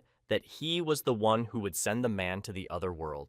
Their battle began anew, and neither was going to give in to the other. On the contrary, each was confident in his own strength. Yunha tried to strike the man again with his weapon, but his movements were no longer as fast as they had been at the beginning. The man thought maliciously that the boy had finally run out of steam, and now he would be able to defeat him. Yak and Miran struggled, but managed to grab Yunha's arm, and now it was not easy for the boy to break free. The man held him tightly, blocking all his attempts to attack, while Yunha tried to figure out what to do next. The boy understood that he needed to destroy the man as soon as he had the chance, but Yunha had missed it, and now deeply regretted it. Miran took Yunha's sword away and shouted in his ear that it would be fair if he had a weapon now too. At the last moment, Yunha was able to use his skill, Vengeful Spirit, and now the man had a new problem. Yak and Miran became even more angry, because this skill was not so simple, as it consumed all the mana in his body. The man tried to dodge this magical attack as best he could to preserve his strength and mana. Yunhan decided not to delay and used his Heavenly Step skill for his next attack, flying towards the man at high speed. The man was surprised but reacted in time, and now all he could do was fight back and try not to let the boy hurt him.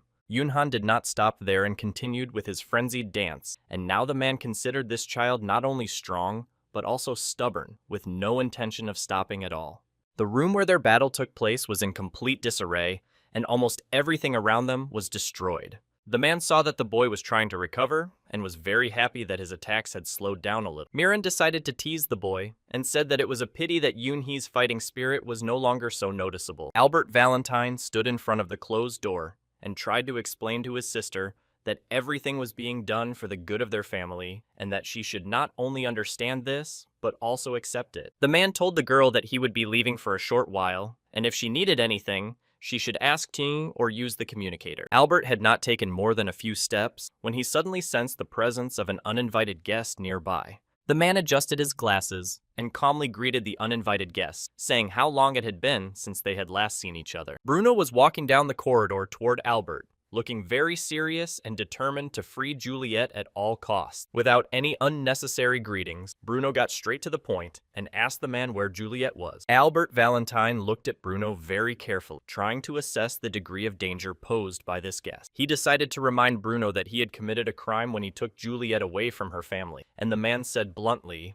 that now the only outcome for him would be far from happy. But at the very end, Albert added that he was willing to give him another chance. He suggested that Bruno return to the Valentine family, and then everything could be completely different. Albert hoped that the man would agree, and help them destroy their enemy, but suddenly a loud bang on the wall a little further down the corridor prevented the man from even finishing his proposal. Bruno made it clear with his whole demeanor that he had nothing to talk about with the man and would not agree to any of his terms. Albert Valentine was a little upset that Bruno refused, but by taking out his weapon, he made it clear that the outcome would be obvious. The man told him to attack, because Albert was a hunter and Bruno was a guardian type of player. In his previous life, it was Bruno who was defeated in this battle. At this time, Yakin Miron was happy that Yunhee was attacking weaker and less frequently, and now the man was sure that he had little left. The man continued to mock the boy, saying that he had lost all his fighting spirit and now looked pathetic. Yunha took advantage of the fact that he had brought another potion with him, drank it, and replied that now Miran would be able to appreciate his fighting spirit. Now the boy looked much more confident and began to mock the man, saying that he was sorry that he had no potions left in reserve. Of course, the man did not like the boy's words, and he decided to take advantage of the element of surprise and did not comment on anything, but simply began his attack. Yunha was not ready for this, but he still managed to block the attack with his weapon, and it was clear that he was struggling to hold it. The man's blow was very strong, and the boy struggled to stay on his feet and fought with all his might. Myron became more confident when he saw how difficult it was for Yunha to resist, and the man noticed that the potion did not help him much. The man called his hounds and, seeing that the boy had become much weaker, already tasted victory. Miron suggested that the boy have some fun and entertain his hounds while he watched with pleasure. Yunha pushed off hard and jumped high into the air, intending to destroy all the hounds and the man himself. The boy didn't have much hope, but decided to try anyway, and began to twist his power into a strong spiral. Yunha used his skill of striking a specific target, which was intended and aimed directly at the man. Miron did not expect this, and now tried to dodge, but it was not easy to do so. Yunha did not give up, and continued to attack the man, not giving him a chance to come up with something new. Yakin Miron, standing behind his protective barrier, took out a pistol and pointed it at the boy, hoping that at least this way he could get him. Yunha also set up his own protective barrier around himself and, just like the man, used his pistol. It was not an easy battle, and now they looked at each other, and Myron was a little glad that he could finally breathe deeply. The man looked much more confident and, looking at the boy, said that this was his territory. He felt more confident because Genko Miron's special ability and affiliation was that of a ranger-type player. Yunha saw how the man used his skill and applied the scattershot ability, and this did not please the boy at all. The boy tried to get away from this attack as best he could, because just one careless move and he would be in big trouble. Myron decided to seize the moment and took out his pistol, and now the man was almost certain that the boy would not be able to dodge this time. It was difficult for Yunhei to dodge because he was being attacked simultaneously with magic and a pistol. One bullet still managed to graze the boy's leg. The boy stood in the middle of the destroyed room, trying to recover and figure out what to do next. Yakin Miron looked closely at Yunhei and shouted that this was it, and now he would definitely send him to the other world. Yunha missed the moment when several hounds grabbed the boy's legs with their jaws. Above his head, the boy noticed a funnel cloud, which also did not bode well. Yunha assessed his speed and strength and realized that he simply would not be able to dodge, so he decided to use a precise breakthrough strike at the target. The boy also took out his pistol and planned to use it to get rid of the hounds. He succeeded, and his legs were finally free from the jaws of these creatures. His next target was the man, and he flew towards him, attacking him with his sword. The man was able to withstand the blow, although it was not easy for him because he was very strong. Miron noticed the boy's crazy gaze and the reflection of his sword blade, which made his whole body tremble.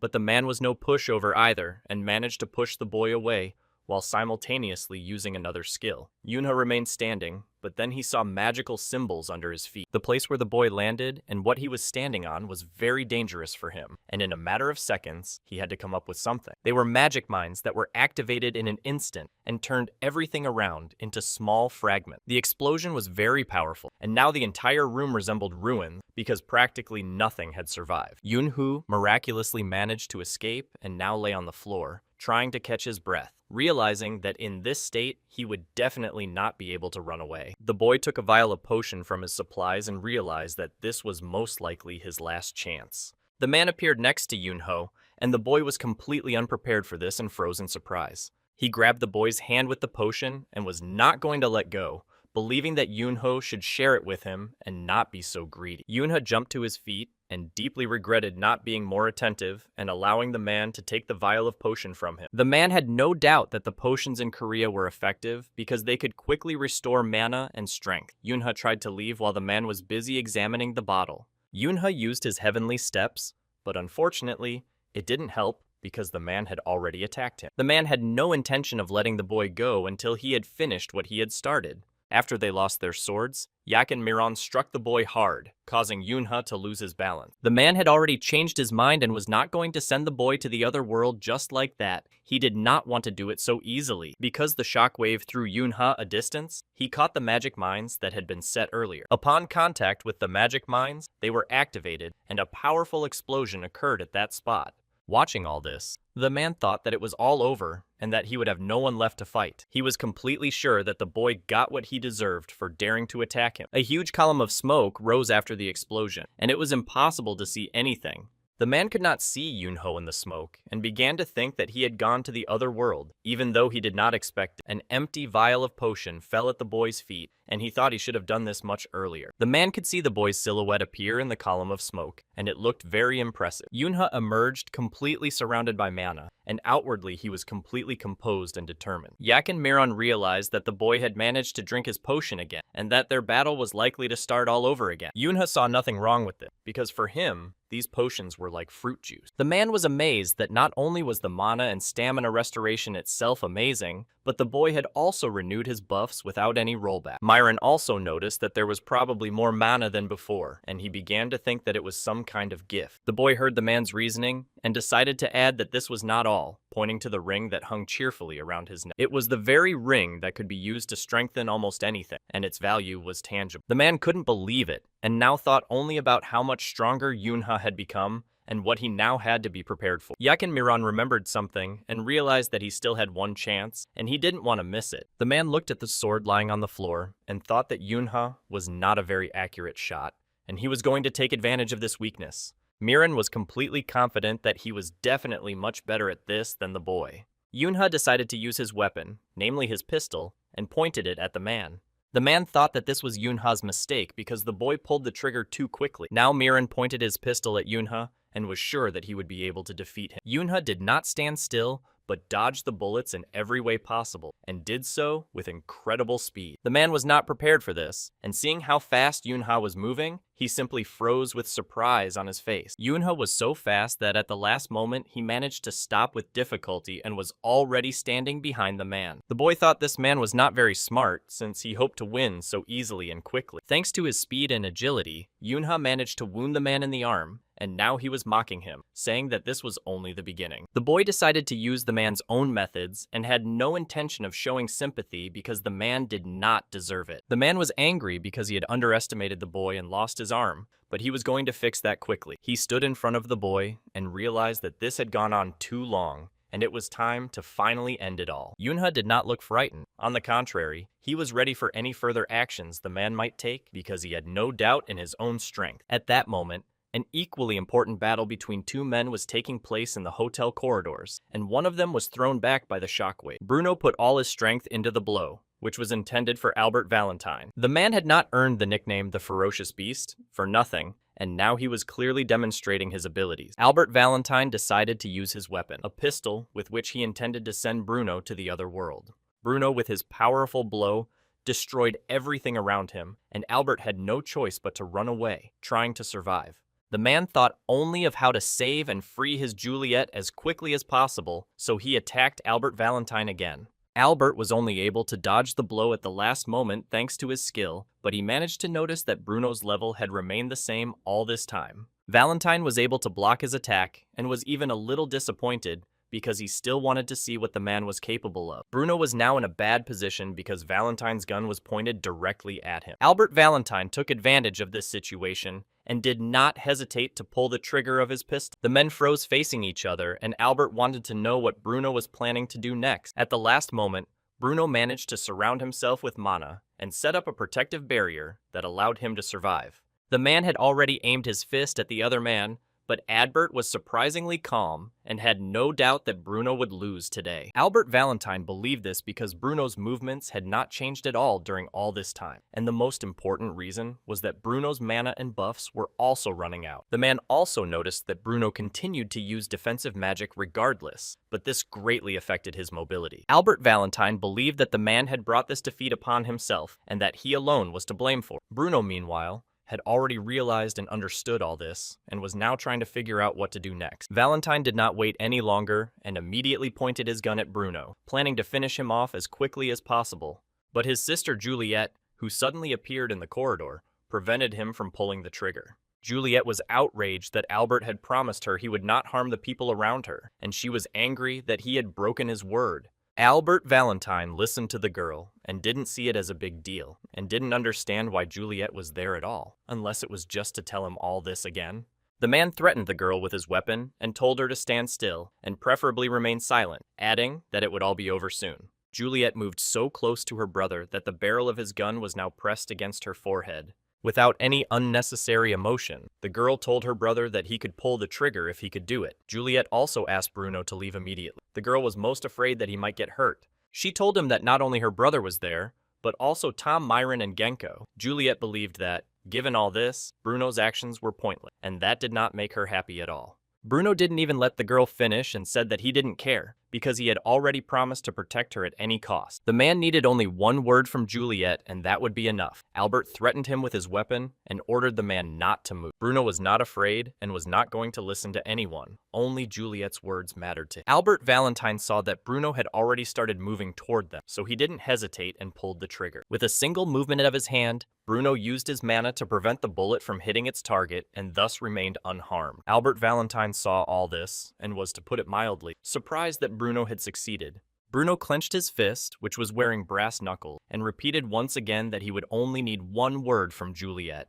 He reminded the girl of the words he had said to her earlier, that even if the whole world was against Juliet, it would not change anything. The man would still only need the girl herself, and he said all this with the utmost seriousness. Bruno was almost ready to attack Albert, but he was also waiting for Juliet's answer to his question. The man used his magical powers, and a large jet of fire was directed at Albert. Albert wasn't exactly unprepared, but he still didn't expect such agility and such a blow from Bruno. With difficulty, he managed to jump aside, while Juliet remained in place, but was surrounded by a protective barrier, so the fire could not harm her. Albert Valentine looked closely at this protective dome and even tried to hide behind it himself. Bruno's appearance was already quite battered, and the man was holding his wounded arm, but none of that mattered. He was waiting for Juliet to speak. Juliet looked at the man and did not know what to do, because her feelings and common sense gave her different answers. But after a short time, the girl, after thinking and weighing all the nuances, reached out her hand to the man. For the first time in all this time,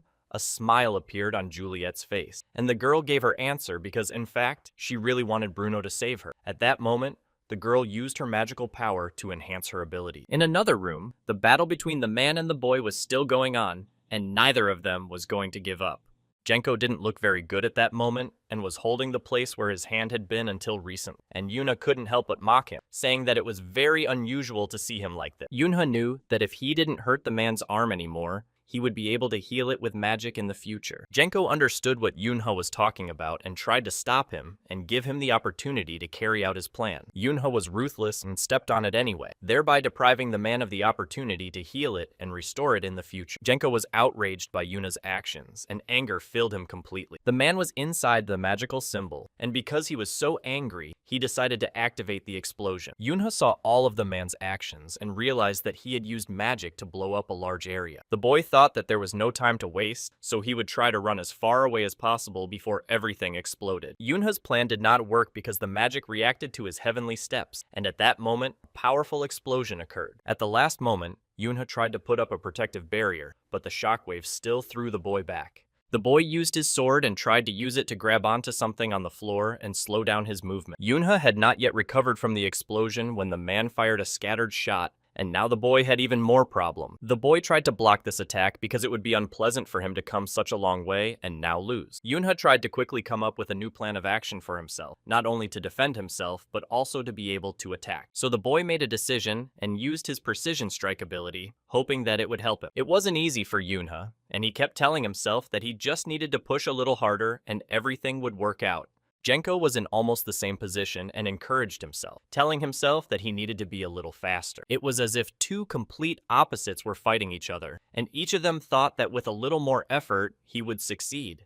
The man managed to carry out his attack, luring Yunhei into his trap, and he was very happy about that. Yunha was paralyzed and very angry that this had happened right now, and the reason for this was the limitations of his still childish body. Genko himself did not fully understand how he had managed to do it, but he knew for sure that he had to take advantage of this opportunity. In a moment, Yunha was surrounded by bars on all sides and tried to figure out how to get out of there. The man was able to cast a magic spell on the boy, and now Yunha was in a very vulnerable state. The boy set himself a goal and stubbornly pursued it, wanting to finish off the man as quickly as possible before his child's body gave up completely. Yunha tried to break through the bars with his sword and free himself from these shackles. The boy was able to break through the cage, but unfortunately his sword was not, and he could no longer fight. Yunha was free, but it was clearly not the time to relax, as the man was not going to stop there and was preparing a new attack. Genko attacked immediately, and the shockwave was so strong that it knocked Yunha off his feet, and he barely managed to cover himself. Yunha, though with difficulty,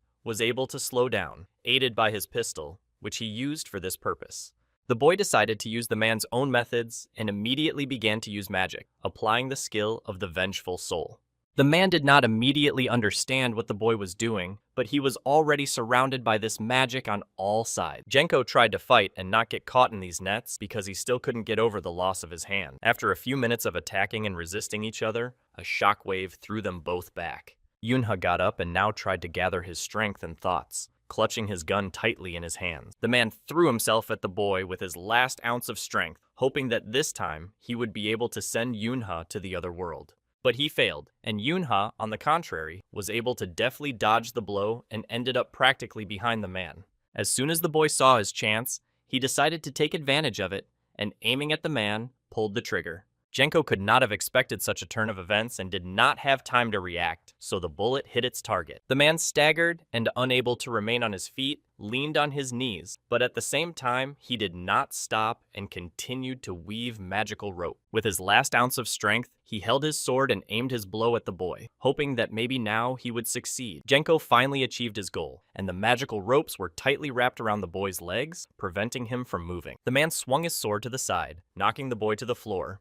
where he hit his head painfully. Unfortunately, when he fell, Yunha dropped his gun and was now completely unarmed in front of his opponent. A huge wave of force passed through the boy, and it was not the most pleasant sensation. The man was ready to strike again at any moment, but apparently, it was no longer necessary. Yunha was unable to dodge it and now lay motionless, with no particular signs that he would be all right. The man was so angry about everything that had happened, and especially furious about his loss, that he couldn't restrain himself and launched another attack on Yunha, even though he was no longer putting up any resistance. The boy was still motionless and showed no signs that he might be all right. The man stood over Yunho and continued to wait, ready for any further action from the boy, but there was still complete silence in response. And then Genko finally felt satisfied that it was all over and he had won. The man had already learned from bitter experience and therefore decided to play it safe and use his rapid-fire skill on the spot where Yunho had been. The man stared at this column of smoke that had not yet settled completely, but did not notice anything strange. Genko smiled with relief because he had managed to defeat and send the boy to the other world, and that was the best news he had received in a long time. During their battle,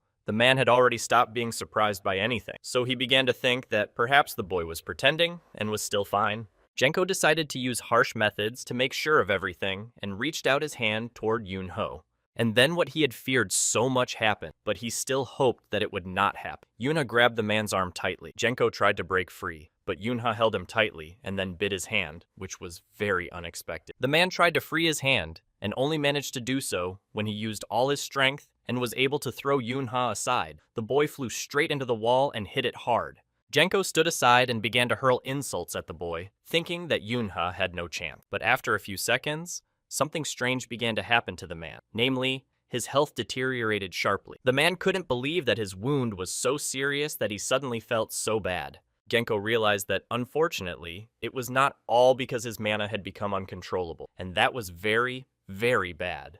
Due to all these deteriorations, the man could no longer stand on his feet and had to fall to his knees to somehow maintain his balance. The mana counterflow skill was applied, and the man was getting worse and worse with every passing second. Genko tried to understand what Yunha had done, but he couldn't solve the mystery himself, so he asked the boy. Yunha decided to answer and showed him the vial, adding that the potion inside belonged to the 6th class. In the boy's hands, the test tube contained shadow spider venom, which, if it entered the body, immediately disrupted the flow of mana and caused it to explode. All this ultimately had a sad outcome, and it was impossible to save him. When the man heard about all this, he was incredibly shocked and couldn't quite believe that it had really happened. Genko realized that before Yunha bit his hand, he had managed to hide the poison in his mouth, which sounded unbelievable. The man sat on the floor on his knees, feeling worse and worse, and did not understand Yunha's logic because his actions would destroy himself as well.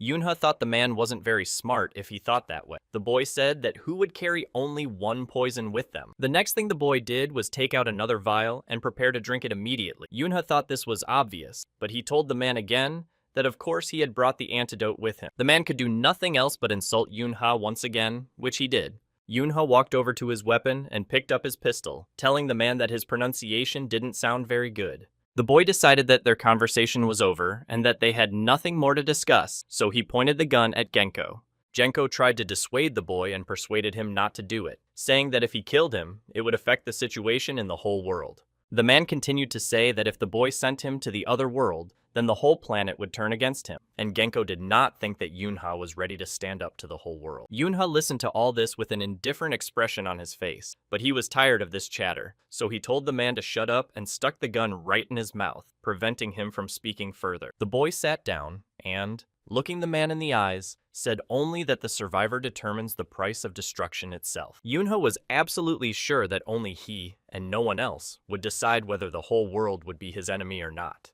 The boy told the man what was already obvious to everyone. He said that Genko had lost and advised him to accept it with dignity. Yunha pulled the trigger after all and finished the job, finally sending the man to the other world. Looking at the room where their battle had taken place, it was impossible to find a single surviving object, for they had destroyed everything. Yunha threw his weapon on the floor and was now able to breathe a little easier, but he had to figure out what to do next. The boy was completely exhausted because the fight had not been easy for him, but he was glad that he had been able to win. Yunha looked at his supplies and saw that he had only one potion left, which he would probably drink now and then go to Uncle Bruno. A man whom no one had noticed was watching all this, but he had seen enough to understand what was going on. It was Tom, whom Albert Valentine had previously sent to buy food for his sister Juliet.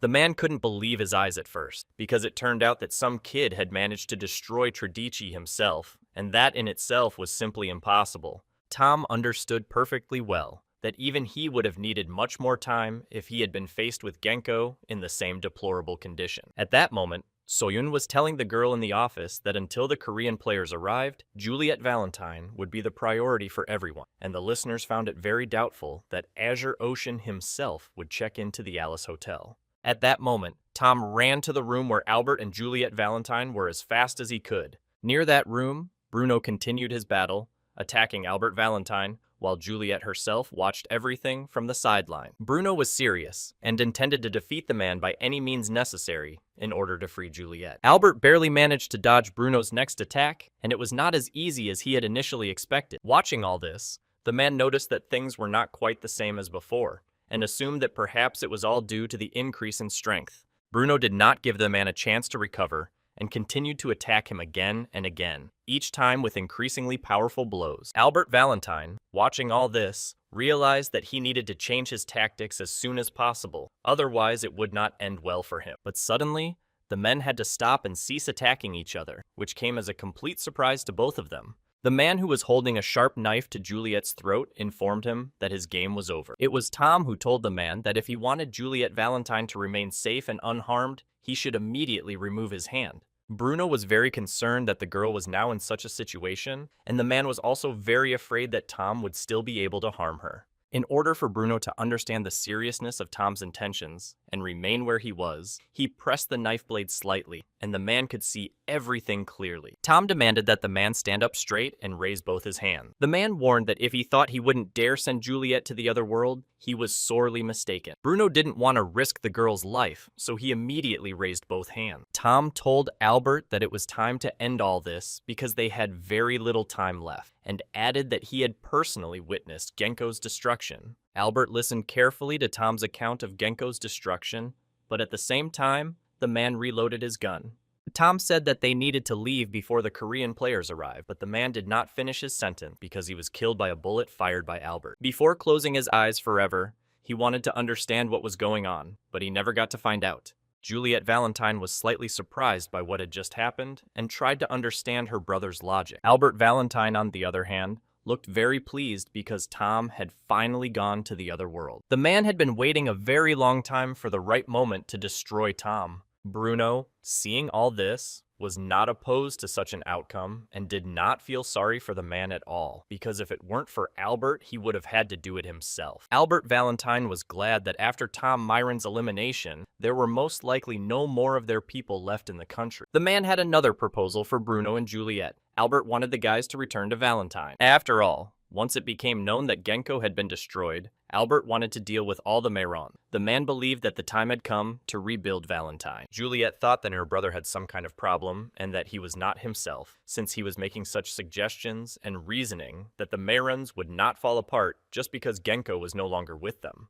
The girl believed that Albert could not be so insane as to say such things. Juliet suggested that perhaps the burden of being Valentine's boss had affected him so much that he was no longer the man she knew. Albert insisted on his proposal and continued to argue that they could take advantage of the fact that Genko had been destroyed in Korea. After all, then the Maerens would turn against Korea and destroy themselves completely. The man hoped that the boys would return to Valentine and told his sister that now he would be able to protect her. Albert Valentine believed that Bruno should return out of gratitude for everything the family had done for him. The man wanted him to return to the family with Juliet and continue living for the sake of the clan. But Bruno couldn't understand why the man was so sure that they would return to the family. Suddenly, Albert heard a strange sound. The man was suddenly attacked by a boy who was outraged that Albert wanted to take his people away without any permission. Yunhe, because he attacked unexpectedly, managed to hit Albert's leg with his weapon, but the man was still able to dodge the attack a little. A new battle began,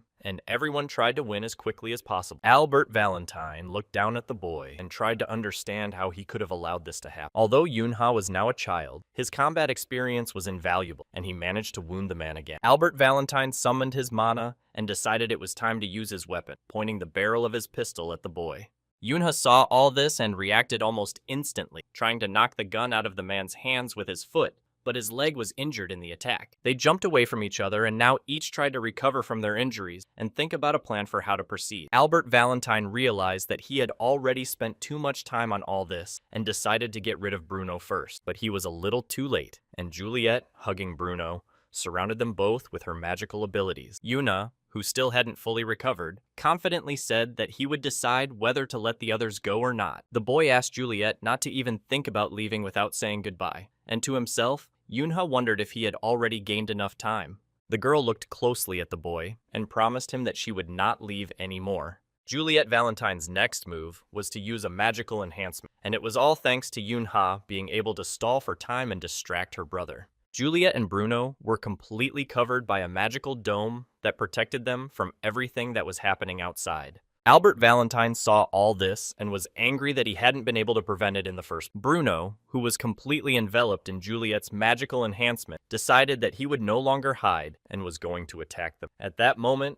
the girl made him promise that he would return to her safe and sound. The man pushed off so hard that cracks formed on the floor where he had been standing just a second ago. Bruno was almost at his target and was ready to attack Albert Valentine. Albert used his mana and wanted to dodge as quickly as possible, but because Yuna had previously injured his legs, it was very difficult to do so. Therefore, the man had no choice but to take Bruno's blows, which followed one after another. The shockwave was very strong, throwing the man back and almost hitting Yunha. The boy tried to dodge as best he could and hoped that Bruno would not forget about him. Albert Valentine was only able to slow down his movement when he hit the wall opposite him, and it was a powerful blow. Bruno didn't stop for a second and didn't give the man any chance to recover. He was already trying to attack Albert again. Albert, though with difficulty, managed to get to his feet and decided that he could use his weapon, and perhaps that would give him at least a small chance of winning. The man applied mana to his two pistols and planned to use the magical power of a continuous shot. Albert Valentine gathered all his strength, pointed both barrels in Bruno's direction, and pulled the trigger. Despite all this, Bruno did not move away, but instead approached Albert and blocked all his shots. The man swung his arms, and now nothing mattered to him. Bruno thought only of the promise he had made to Juliet to protect her. Bruno managed to get very close to Albert and attacked the man as hard as he could. The blow was so powerful that after Albert was thrown back by the shockwave, he was able to completely break through the wall behind him. Albert Valentine was thrown very far, and as he flew through the air, the man thought only that he could not just die like this. The man remembered all the humiliations he had to endure. He promised the Valentines that he would be able to destroy the Maerens. Albert did not forget how, at the last moment, he had promised his father that he would restore the Valentine name. The man tried to convince himself that this was only the beginning and that he couldn't just give up. At the last moment, Albert Valentine desperately grabbed a rocky ledge with his hand. Despite his pitiful condition, the man managed to get out and told himself that he still had every chance and had no right to give up. Albert couldn't see anything because of the pillar of smoke surrounding him, and he decided that he had to get out of there as soon as possible, but suddenly he felt that the wind had changed direction. When the man was finally able to see something, the first thing he saw was a pair of women's shoes. Soyen, who was standing in front of the man, informed him that he was Albert Valentine, the Italian ambassador, arrested for planning a terrorist attack on the Alice Hotel. In the Blue House, on the ground floor in the reception area, a girl reported that the situation had changed and that it would now be problematic if the man went on a rampage in their country. All this was said to Albert Valentine, who was handcuffed and in custody because he was the instigator of the terrorist attack. Albert insisted that he had not carried out any terrorist act and that they were now slandering the Italian ambassador and holding an innocent man in custody. The girl was calm and confident in her words because she had a video of Albert destroying Tom Myron and therefore understood that the man would not do anything to them. They also had another video of Albert and Genko Myron kidnapping the girl. Albert Valentine was very angry after hearing these words and told everyone that Genko had actually been killed by their elementary school student. The girl laughed at this statement because everyone understood perfectly well that no one would believe it and that it sounded unrealistic that a middle school student could have done such a thing. Albert Valentine himself understood very well how this sounded to others, and this made him even angry. The goddess said that she had analyzed information about the political situation in Italy. From all this, it appeared that Albert and Big Mama themselves had destroyed Genko Myron. This conclusion was made because they had tried to exterminate the entire Myron clan. But the girl added that apparently their previously conceived plan had not been as successful as they had hoped. She also mentioned that she had heard rumors that other Italian players had been spotted besides them. Hearing all this, Albert realized that it wasn't just Tom Myron who had been sent to follow him. Only now did the man realize that he was not alone and that their henchmen were hiding somewhere nearby the whole time. The girl did not hide anything and said that all these people were already with them, so she was ready to offer Albert something. Albert Valentine realized that he no longer had a choice, so he asked what they wanted from him. The girl said she wanted from him as much as she had been able to turn lies into truth. She approached Albert and, leaning over him, whispered that she wanted a lot from him. In one of the wards of the university hospital lay Yoon-ha, whose mother angrily asked him why he never listened to her. The woman grabbed her son by the ear and reminded him that he had already suffered last time and now it would take 3 whole months to recover. The boy tried to calm his mother down a little and said that he was wrong. When Yoonha's mother was able to calm down a little, she told the boy that she just didn't want her son to overwork himself and that these things were obvious to her. The boy looked at his mother, who was simply concerned about his health and therefore very worried. The woman looked at her son carefully once more and hoped that Yoonho would get better soon and that there would never be a situation like this again. His mother left Yoonha alone in the ward, but promised that she would definitely come back later and told the boy to get well as soon as possible. The boy remembered that the rest of his family, namely his father and Yoona, who were also very worried about him, would soon come to see him. Yoonha decided that since he had nothing else to do, he would watch the news on TV. The boy picked up the remote and turned on the news channel. Yoonha decided to find out what the news was saying about all this. The news reported that loud noises had been heard coming from the Alice Hotel last night. This suspicious noise had frightened the residents, but thanks to the help of Italian players, the situation had been resolved somehow. The news said that due to unstable mana in the building, a red dungeon had opened, and Italian players went on a raid. But unfortunately, apart from Ambassador Albert Valentine, no one else survived. The boy listened to the news and decided that if he didn't know the truth, it wasn't difficult to believe this version of events. Perhaps Korea and Italy had concluded some kind of agreement. New guests came to his room, namely Bruno and Juliet, who came to visit Yoonha, and the girl now called the boy only boss and nothing else. Yoonha asked the girl not to call him that, but Juliet was insistent and said that Yoonha was indeed the boss and that he was a person to be proud of. The boy reminded them that they had not felt sorry for him at all when they were admiring each other and had completely forgotten about him. The guys looked at each other tenderly and didn't argue with the boy, because they had indeed completely forgotten about him at that moment. Juliet approached Yoonha and bowed her head, thanking the boy for saving her, because if it weren't for him, she would have been forced to live the rest of her life in confinement. Bruno did the same as the girl, and said that he would never be able to repay Yoonhae for everything he had done for them. Yoonha began to feel uncomfortable and asked the children to get up from their knees immediately, adding that all this was unnecessary. The boys decided to read the oath while kneeling and said that in the silence of the night, under the shining moon and starlight, they humbly created a sacred bond. They gave themselves completely to the one who was ready to accept them and swore to defend the honor of their brothers. If anyone ever asked them who they were, the answer would be that their father was the sun and their mother was the moon. Yoonha looked at the boys with tenderness on his face, and then the girl said that she could definitely call Yoonha her boss, and offered to raise the child who would be born so that he could become an assistant to the boy in the future. The boy said that this would definitely be unnecessary because he was not going to become a player and certainly did not plan to join the mafia. Yoonha thought that it was not right to do so, without first asking his opinion. Yoonha recalled everything Juliet had just said, and now tried to understand what child she was talking about. Juliet began to smile and told the boy that he had understood correctly, and that she and Bruno were expecting a new addition to their family. The couple decided to show the boy something else, which surprised him no less than the news that they were expecting a child. They gave the boy 2 documents to look at more closely, and these were Juliet and Bruno's new documents. Yoonha looked at them carefully, but couldn't understand anything, so Juliet gave the boy a hint and told him to pay attention to the surname written on the documents. Yoonha finally understood what was going on, but he didn't understand why they had done it. Juliet explained that, in a sense, she and Bruno had decided to start a new life and had therefore changed their surname. She added that since that was the case, they thought their boss's last name would suit them best, so Yoonha could call them No Juliet and No Bruno. The boy was shocked by this news and shouted throughout the hospital that he did not agree with their decision. The grandfather was sitting by the window in his favorite chair, reading his favorite book, and was only distracted when a guest came to visit him. The man who came began to talk about how he had heard that it was this man who had helped ensure that no information about them leaked out. He bowed low before the man and said that they were indebted to him and called this man their elder. Bruno was the one who came to the grandfather and for what he had done for them, starting with the house where he allowed them to stay in Korea and ending with the incident at the hotel. The man understood that he would always be grateful to him for that.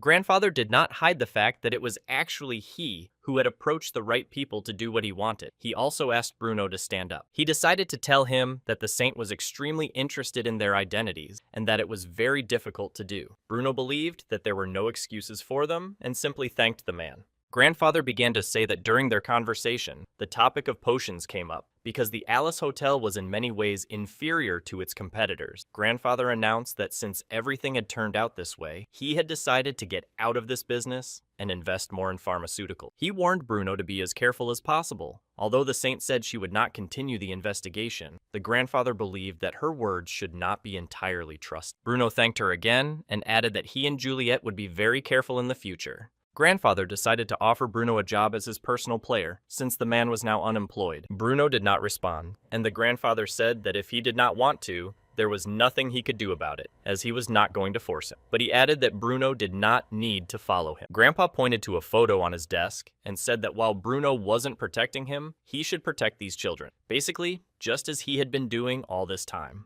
Bruno considered this man to be a very good and kind person. The man himself asked Bruno not to stare at him so intently because it was starting to make him uncomfortable. The grandfather had no ulterior motives toward the children. These kids had simply come into his life and he wanted them to always smile. Bruno didn't think twice and told the man he'd take him up on his offer, repeating that he owed him. The man continued to look at the photo and thought that he must really be getting old if he had become so sentimental. Before, the man could not have imagined that he could be so emotional. The man held his favorite book tightly in his hands and began to remember his past. In one of the photos, there was a woman next to him, and it was her that the man always remembered with love. Many ships and helicopters were now in the sea, which was very stormy at that moment, causing large waves to rise. The men held their spears tightly in their hands, and one of them, looking fearfully into the distance, said that an attack had begun. In the seawater was a monster with a huge mouth and sharp teeth inside. The monster used its mana and released a magical wave that swept away everything in its path. The monster then began to hide under the water, and only its large spikes, which were located along its entire spine, remained visible on the surface. The men on deck were frightened by the size of this monster and feared its capabilities. One of them gave the order that as soon as the monster appeared on the surface, they should immediately load their weapon. A few moments later, everyone could see the monster's tail, which was incredibly large and could be useful to all of us. The people watching all this froze and did not understand what to do next. A second-rank monster appeared from the bottom of the sea, and its name was Leviathan. It was a very powerful creature, and defeating it was not so easy. The monster had almost completely emerged to the surface, and the water around it began to freeze under the use of mana.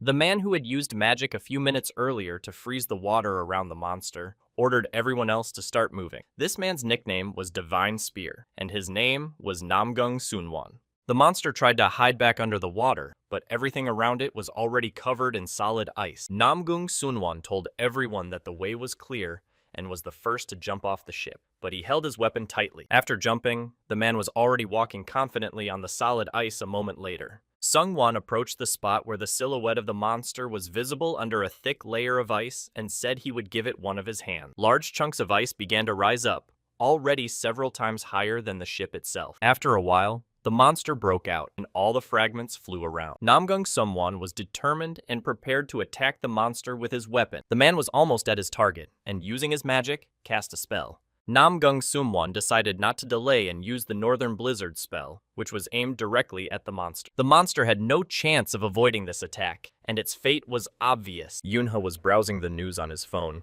and thinking that his familiar future had not changed much. The boy remembered that a few years after that, Namgung Sungwon would retire from the 12th throne. It was exam day in middle school, and Yunha came with his whole family to support Yunha. His 4-year-old sister jumped into Yunha's arms and asked him to play with her because she was very bored. Yunha stood by the walls of the high school exam hall and didn't understand why Yunha hadn't come out yet. He remembered hearing that there were many applicants this year, so they decided to extend the exam time. But he still began to worry. A few hours earlier, on the sports field, the kids were demonstrating various exercises for the exam. It was the high school entrance exam, and this exam was not conducted to see the talents of the applicant, but to understand which of these kids could become players in the future. In a separate room, people gathered to watch the boys' actions on monitors. The chief supervisor ordered all cameras to be switched to numbers 2, 49, and 40. When one of the men heard that the general supervisor wanted to take a closer look at number 40, he said that he didn't see the point, since it was Ryu Yanhua,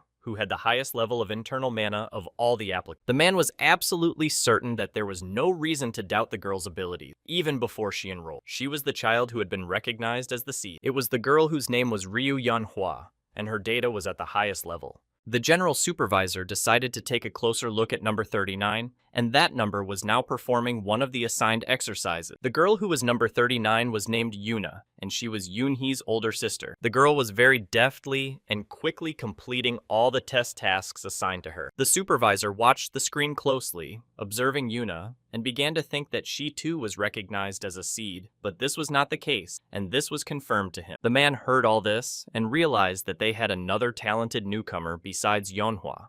The general concluded from all this that after what he had seen, they would all be seeds and newcomers. One of the men suggested that they could reserve the throne in this round. The man noted another very important fact, that none of the girls used their mana at all. This meant only one thing. They had passed the exam using only their physical abilities. The girl with number 40, Yeonhwa, came in first, and Yuna with number 39 came in second, just 3 seconds later. Yuna did not forget the words of Soyun, who said shortly before the exam that the girl should not use mana during the test. Soyun said that if Yuna couldn't do without mana, there was nothing she could do about it, but she should try not to use it anyway. Yuna didn't understand that if she wanted to become a player, she had to be able to control her mana well. She explained her words by saying that players always find themselves at a disadvantage, so Yuna should learn how to deal with this in advance. The girl realized that Soyun was completely right because she would be inclined to use mana. Yuna had no idea that there would be another person who would not use mana during the exam, and that this person would be faster than. The girl approached her and told her that she was a very fast runner and was impressed by this. Yuna told the girl that she didn't think she would run as fast and not use her mana like Yuna herself. The girl listened attentively and did not react in any way, but simply turned around and went about her business. Yuna didn't know how to react to this and decided that the girl was simply unsociable.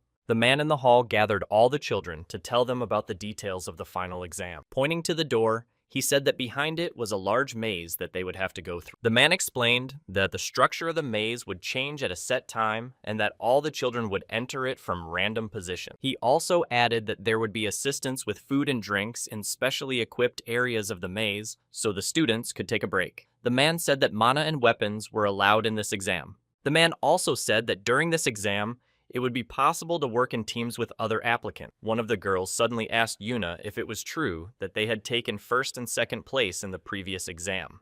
The girl introduced herself and said her name was Choi Hiji, and Yuna was very pleased to meet her. Hiji said that she was from Jonggak Junior High School, which was located near Kokon, and that she was good at using mana at school. Yuna thought the girl seemed very confident. The girl Yoon suggested that they join forces with them, but Yuna herself thought that once they entered the maze, they would be separated immediately. Hiji clarified that after they entered the labyrinth, if they managed to meet, They would promise each other not to do anything bad. Yuna was not opposed to such a union. Yuna suggested that Yeonhui join them too, but the girl refused and said that she didn't see any need for it because she was doing fine on her own. The girl was not upset by this response at all and wished Yeonhui good luck on the exam. The kids who were with Yuna asked the girl how she felt about it, because they thought it wasn't nice to ignore someone like that, and Yeonhui had clearly gone too far, and they were sure she had no friends at school. Yuna convinced everyone that she was fine, and that they didn't need to cheer her up, because the girl hadn't done anything wrong to her. But the kids still kept saying that it wasn't right to behave that way. She began to think that it would probably be very difficult for her to become friends with these girls. Instead, Yuna thought that for some reason it would be easy to become friends with Yeonhui. The kids suddenly stopped their discussion because the man approached them again. He informed everyone that the final exam was about to begin and the door to the maze was being opened. All the kids were led into the room where the maze was located, and its size was amazing. Yuna did not rush anywhere, but decided to think everything through and weigh her options first. First, the girl tried to figure out which direction she should go, and it wasn't as easy as she had initially thought. Yuna tried to remember the advice Soyun had given her the last time they met. Soyun told her that if she didn't know what to do, Yuna should first try to feel the flow of mana. Yuna did as Soyun advised and used her mana to figure out which way she should go. After using her abilities, the girl immediately saw a path illuminated by a bright blue glow.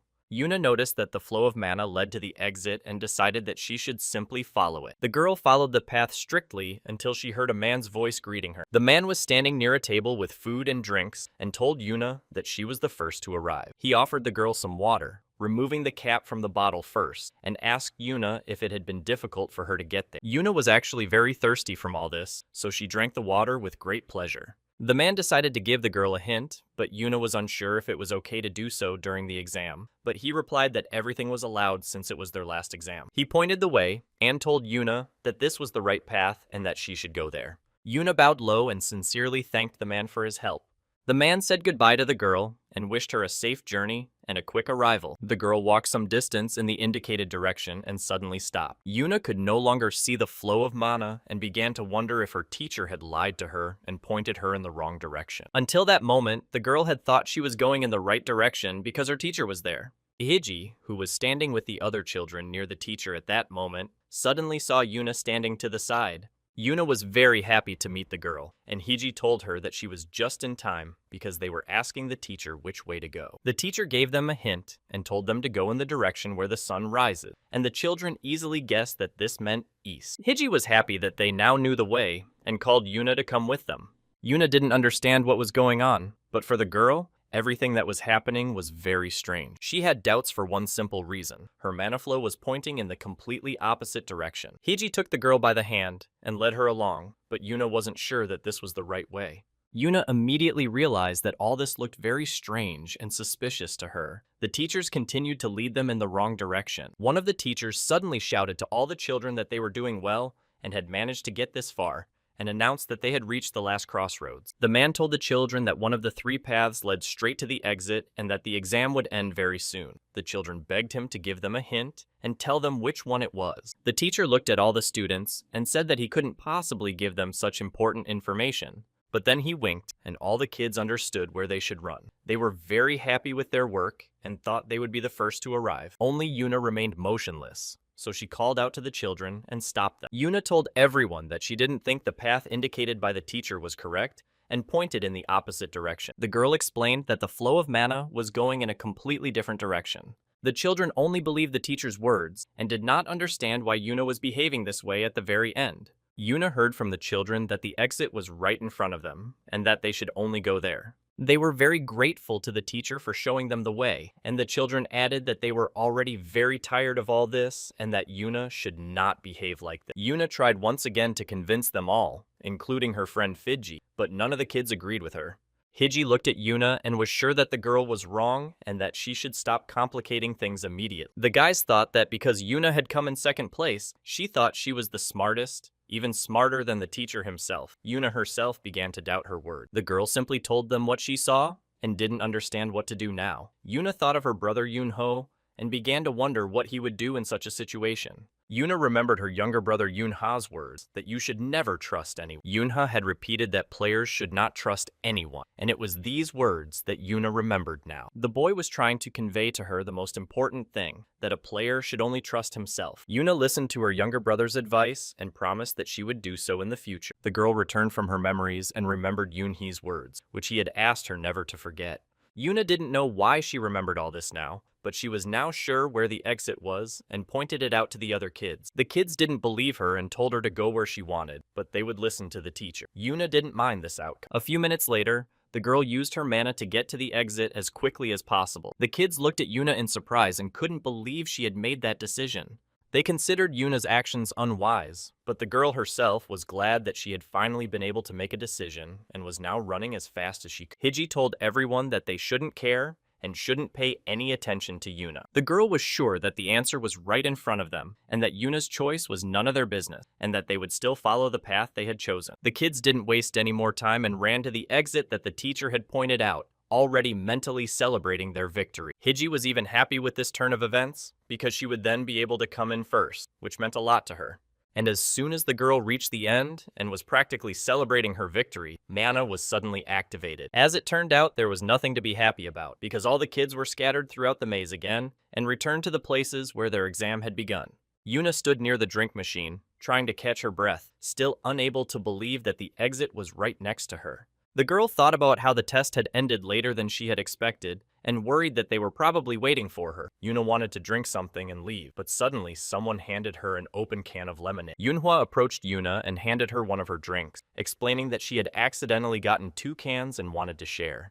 The girl began to explain that she had refused Yuna's offer to study together before the exam, not because she didn't like her. Yuna thought Yeonhwa was just very shy, and she found that cute. The girl began to say that she didn't know what the exam results would be, and had no idea, but it didn't matter anymore. Yuna suggested that they be friends if they ended up at the same academy. Yeonhwa was not against it at all and accepted Yuna's offer with great pleasure. Yunha, who was holding his younger sister in his arms at that moment, thought that Yuna's exam was taking too long.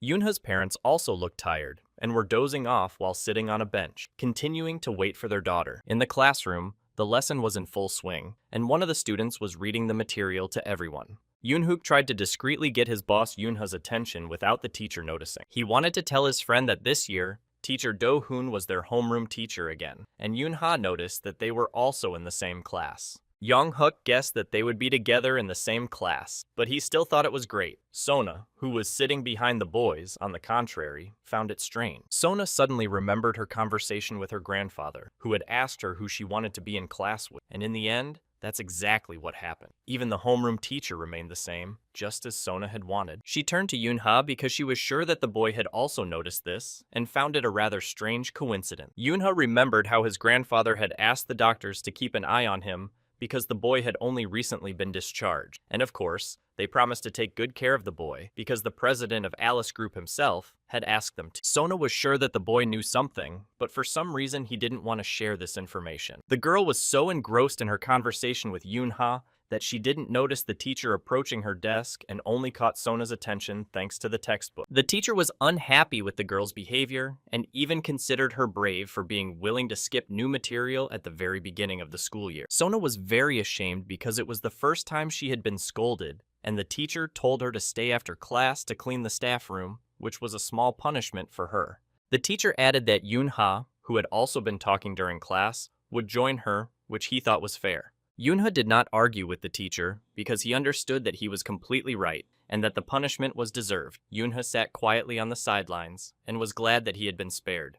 But a moment later, the teacher called Yoonhook's name, saying that he would also join the others, and the boy was not happy to hear this news. The teacher told Yoonhook that laughing while he was scolding his friends was inappropriate at that moment. When Yoonha and Sona heard this, they became very angry with the boy. The boys looked sternly at Yoonhook and said that they would definitely have fun with him during the joint cleanup. Mingi looked at the boys and couldn't understand why they were already in 3rd grade but still continued to behave like children. At the Special Academy for high school players, classes were also held. Yuna was wearing a special uniform and was very happy that she had been accepted. The girl met Manhwa in the school hallway and was even more delighted that the girl had also managed to get in and pass the exam. Yuna couldn't contain her joy and hugged her new friend tightly, telling her that they would now be studying in the same class, which was wonderful news for Yuna. Suddenly, Yuna thought that maybe they should have gone to class first. The students in the hallway turned their attention to the person who had just entered and were surprised. The girls noticed this and thought that some celebrity had come to visit them. It was a girl who had been chosen for one of the thrones at only 22 years old, which was amazing. She was one of the 12 thrones nicknamed the Holy Mother, and her name was Park Hiram. The students were very surprised by her appearance and did not understand why the Holy Mother was at their school. Hiram stood there smiling sweetly and listened to all the enthusiastic words addressed to her. But to herself, the girl thought that she was no holy mother. She didn't like being called that when she was only 20 years old. Looking at the girl, she realized that 4 years had passed since she had seen her after the incident with the Kraken. Hiram knew that it would be very difficult for her to determine how much mana the girl had because she had grown so much. Yuna began to suspect that Hiram wanted something from her if she was staring at her so intently. Yuna began to think that this girl was very strange, and at that moment, Hiram shifted her attention to Yeonhwa because she seemed familiar to her. Hiram recognized the girl as the daughter of the elder Namgun Semya, and the girl suspected that it was because she had so much mana that she had such an effect on Yeonhwa's physiology, which was amazing. The girl was most interested in Yuna herself, and she was sure that the girl knew who was standing in front of her. Hiram did not delay and immediately approached Yuna and offered to become the girl's seat. The girl thought that if Yuna was not a celebrity or a witch of time or similar to Soyun, it could only mean one thing. She understood well that no one else could teach her to control such a large reserve. Hiram knew that there was no time to waste in this situation and that she had to act quickly. Yuna was made an offer, and now Hiram wanted to know if the girl wanted to become her seat. But suddenly, Hiram heard from Yuna that she did not want to and was against such a proposal. Yuna politely declined and replied that she already had a wonderful teacher and that she didn't know the girl at all. The girl politely declined, said goodbye to the girl, and went on with her business. Kareem was very surprised by Yuna's response and looked after the girl in bewilderment. What surprised the girl most was that Yuna said she didn't know her, and that was strange to Hiram. Harim received a call on her phone from Lord Gu Yensu of the clan, and the girl did not know what had happened or why she was being called. The girl received a new assignment stating that she had to deal with a horde of monsters. The main news in all the newspapers was about the missing people in Guangchon. When the first person disappeared, everyone ignored it, thinking he was just missing. But soon, people were found with traces suggesting that a beast had attacked them, and only then did everything become clear. Only after these facts did the authorities finally realize that this was the work of a monster. The people who found out about this and heard the rumors were very frightened. They protested against the goddess's government. In order to dispel all this fear, the clans of the city of Guaqian, namely the kings of Regal and Blades, were called in to investigate the case. At one point, the Guaqian reservoir was completely engulfed in flame. The 6th class monster, Sharptail, was merciless, and there were many such monsters. At that moment, the man fought these monsters with his weapon, using mana. He used his abilities to spray fire everywhere, and the monsters had a hard time. One by one, the monsters burst into bright flames and were instantly sent to the other world. The man fighting the monsters was the Lord of the 12 Thrones clan, nicknamed the Fire Demon, whose name was Kang Henschel. The man was puzzled at that moment as to how the monsters had managed to hide so well. One of the men was sure that these monsters possessed intelligence and were therefore not as simple as they seemed. He reasoned that if a monster was capable of controlling a horde of that size, it could easily order them to hide from the danger posed by humans. This man was Lord Gu Yunsu of the Regulus clan. Henschel did not understand how Yunsu knew what these monsters were thinking, because if they needed mana, these monsters could not really move their limb. Yunsu advised the fire demon not to look down on the monster. The man was sure that if the fire demon did not change his mind, he would be recklessly destroyed by these monsters. Henschel understood all this himself and asked Harem if the entire squad was against the monsters. The girl replied that they had dealt with most of them in the area, but some had still managed to escape, so a pursuit group needed to be formed. Yensu was surprised that the 12 Thrones had allowed the monsters to escape, but one of the men informed the man that it had all been planned and done on purpose. It was Lord de Wangjun of the King's clan. Wangjun believed that if they managed to create such a horde, they would surely run to hide in their camp's shelter when danger arose. After this explanation, everything became clear to Yensu, and apparently they were looking for that very shelter right now. But suddenly, The girl who had appeared announced that they had already found everything. This girl was one of the 12 thrones of Banyangi, nicknamed the Florist, and she was connected to the Karoli clan. After slowly descending to the ground, Ban Yunji pointed the men in the right direction.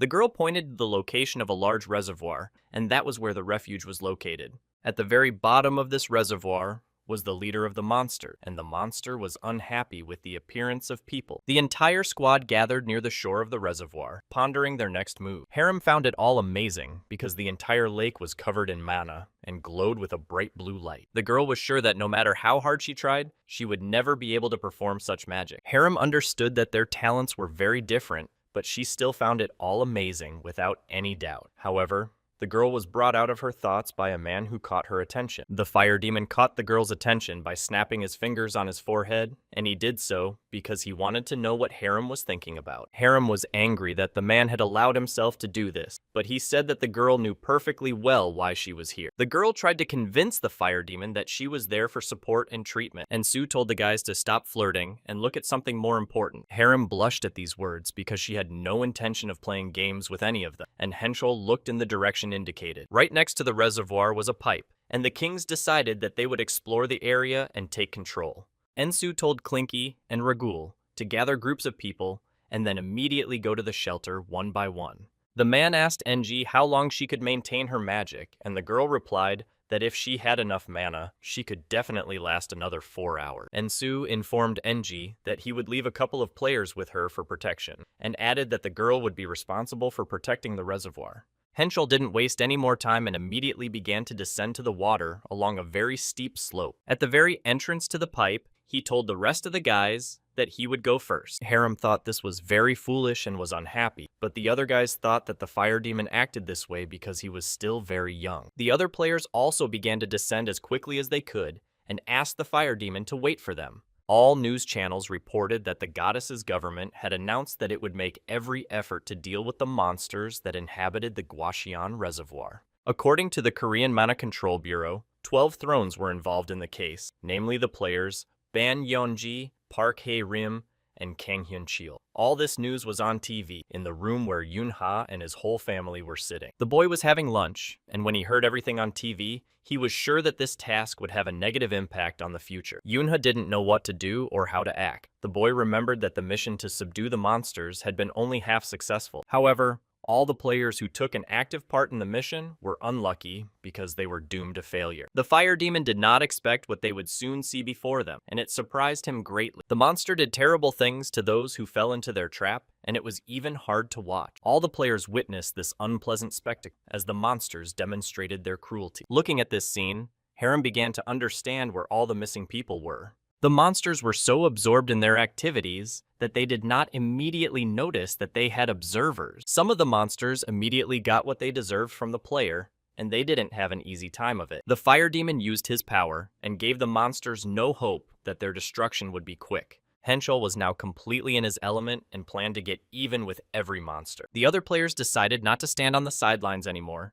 and joined the man in trying to show the monsters their place. Ensu ordered everyone to immediately stop the attack and search for the wounded and those who had survived. Henschel seemed not to hear or see anyone, but stubbornly pursued his goal of giving all the monsters their just desserts. Ensu tried to get through to the man and advised the fire demon to calm down as soon as possible and not forget about the missing people. The fire demon refused to listen and tried to show the man his place, but Yensu repeated that this place would not allow him to do whatever he wanted. Yensu reminded him that if Henschel was a player representing a nation or clan, he had to act accordingly, and it wouldn't hurt to gain some experience first. Other players noticed the argument between the men and hoped that they would not start fighting and sorting out their differences in such a small space. Henschel reluctantly apologized, and Yensu smiled and said that it was unnecessary and that the fire demon should not bow his head to him. Yensu now turned his attention to the other players, who were watching everything with surprise, and threatened them to stop and immediately resume the search. The players managed to find the survivors, while Harem was concerned about the fire demon's condition. Henschel told the girl that she had nothing to worry about,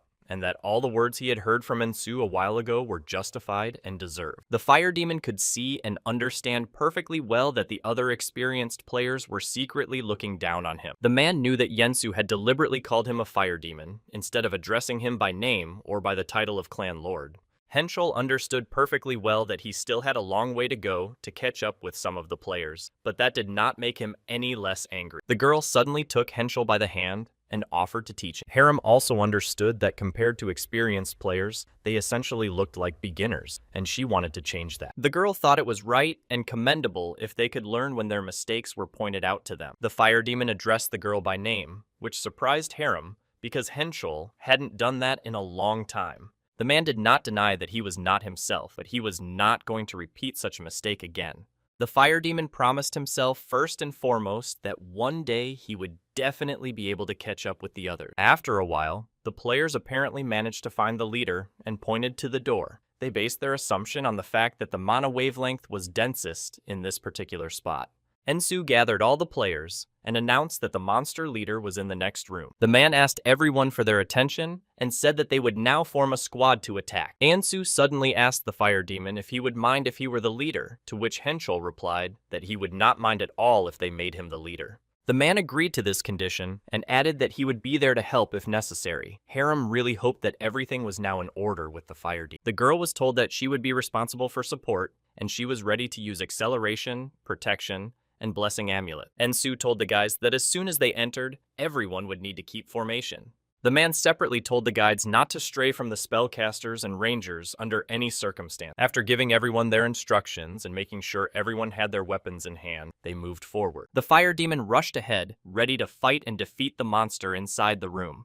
The beast guarding the eggs suddenly heard a strange noise and realized that uninvited guests had arrived. The entire squad bypassed the eggs and rushed forward to deal with the monster first. Henel immediately used his magical abilities and summoned fire. The fire demon attacked the monster without wasting a minute, but the monster immediately covered the egg with its body, trying to protect it. Henel spared no effort, entering the battle with his weapon and striking a blow. The monster tried to throw the man away with one paw, while the other continued to protect and defend the egg so that no one could harm it. The monster managed to fight off the fire demon and strike him with an attack that threw Henschel to the side. Yensu came to the man's aid and used his magical abilities, holding his weapon tightly in his hand. The monster noticed that he was now being attacked from another side and tried to defend himself. Ensu, using his mana with his sword, was almost at his target and hoped that this attack would be successful. He used all his strength and thrust his sword, trying to stay on his feet and not fall. Ensu left the sword where he had thrust it a moment ago,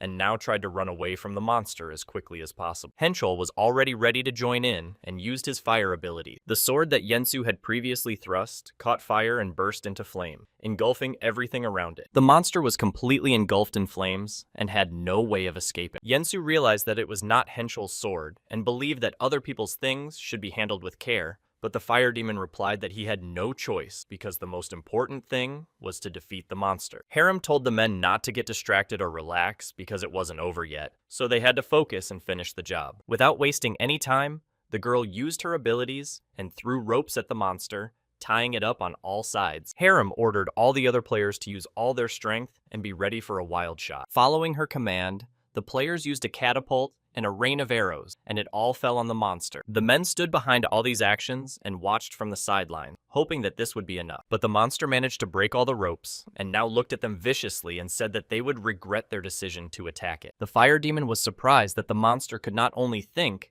but also try to taunt them. Immediately, the command was given for all players to prepare for battle, and behind them, those very eggs began to hatch. One of the monsters managed to hatch from its egg and was ready to join the battle. The men did not notice this immediately, and some were attacked by these monsters, so the command was given for the rangers to immediately attack the monsters that had hatched from the egg. The fire demon was distracted by what was happening behind him, and was surprised because no one expected anyone to hatch from the eggs. The monster took advantage of this moment and wanted to strike the man with its paw while he was distracted by other events. At the last moment, Yensu managed to warn the fire demon of the danger, and although it was difficult, they were able to jump out of the way. From the side, the monster that had recently hatched from the egg wanted to attack Yensu, but the man did not notice this. One of the people noticed this and tried to shout to the man to warn him of the danger and threw him a weapon. Yensu heard the warning and was grateful for it, and he was also ready to catch the weapon that had been thrown to him. He managed to catch it, and it was a sword, and now he was ready to fight on equal terms with everyone else. Ensu told the fire demon that he would personally take care of all the monsters that had hatched from the eggs. Henschel told the man to be careful and ran to meet the monster. The monster saw what was happening around it and wanted only one thing: for all these people to go to the other world as soon as possible. The monster concentrated and began to use its magical ability, releasing something from its mouth. The fire demon covered his mouth because it was very difficult for him to breathe, and his eyes began to sting, all because the monster had released its poison. Harem stood next to the girl who said that the man should move to the right at that moment. The fire demon did so, and this helped him avoid an attack that would have caused great harm.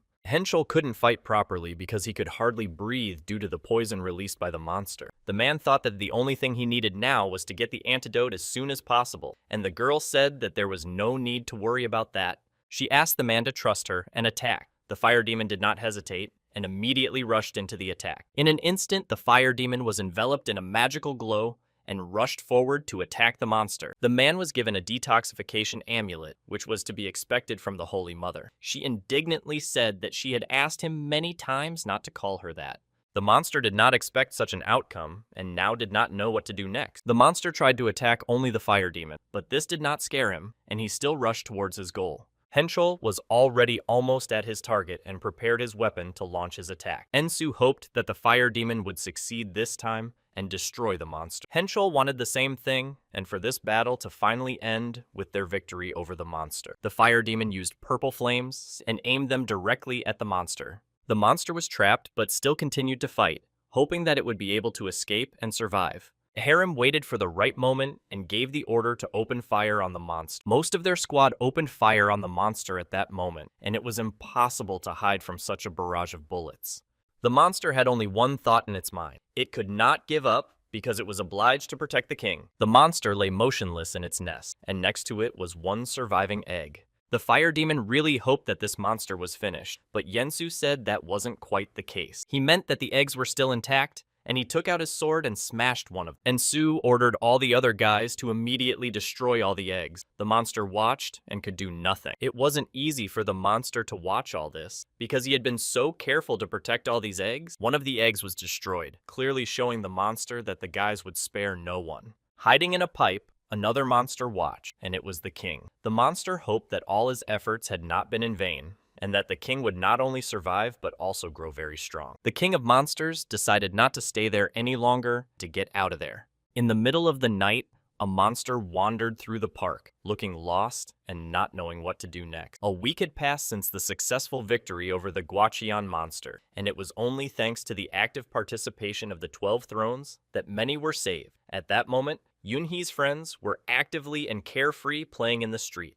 Those injured in the incident were hospitalized in one of the hospitals in Kanam. None of these problems affected the children, and they had nothing to worry about. While some were having fun, others, namely the inspection team of the King's clan in Guachian, came to the conclusion that there were no monsters left in the reservoir area. Yunha was with all the kids at the Guachian campsite, watching his friends have fun. During the game, a ball accidentally hit Yunhuk, and the boy felt intense discomfort, while the girls began to worry and fret about him. Yunha decided that after that he wanted to switch to another team, namely to be with Sona, and watching them from the sideline, Yunha thought it was cute.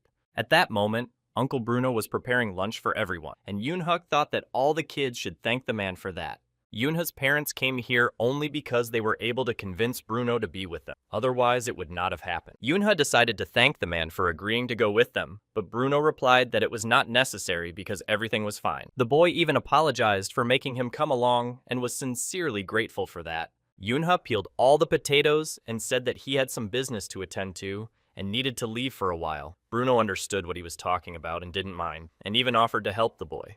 The boy thought about his plan and decided to pour curry sauce into an empty bottle. Then Yunha asked Uncle Bruno if he would mind if he took a knife with him. Bruno replied that the knife Yunha needed was in his bag and reminded the boy that the lock code was still the same. Yuna told the man that he would return today and asked Bruno to come up with an explanation if anyone came looking for him. Bruno wanted to go with the boy and help if necessary, but Yunha was adamantly against it and asked the man to stay put and protect the others in case of danger. Yunha confidently assured the man that he could handle everything himself and that he shouldn't worry about him.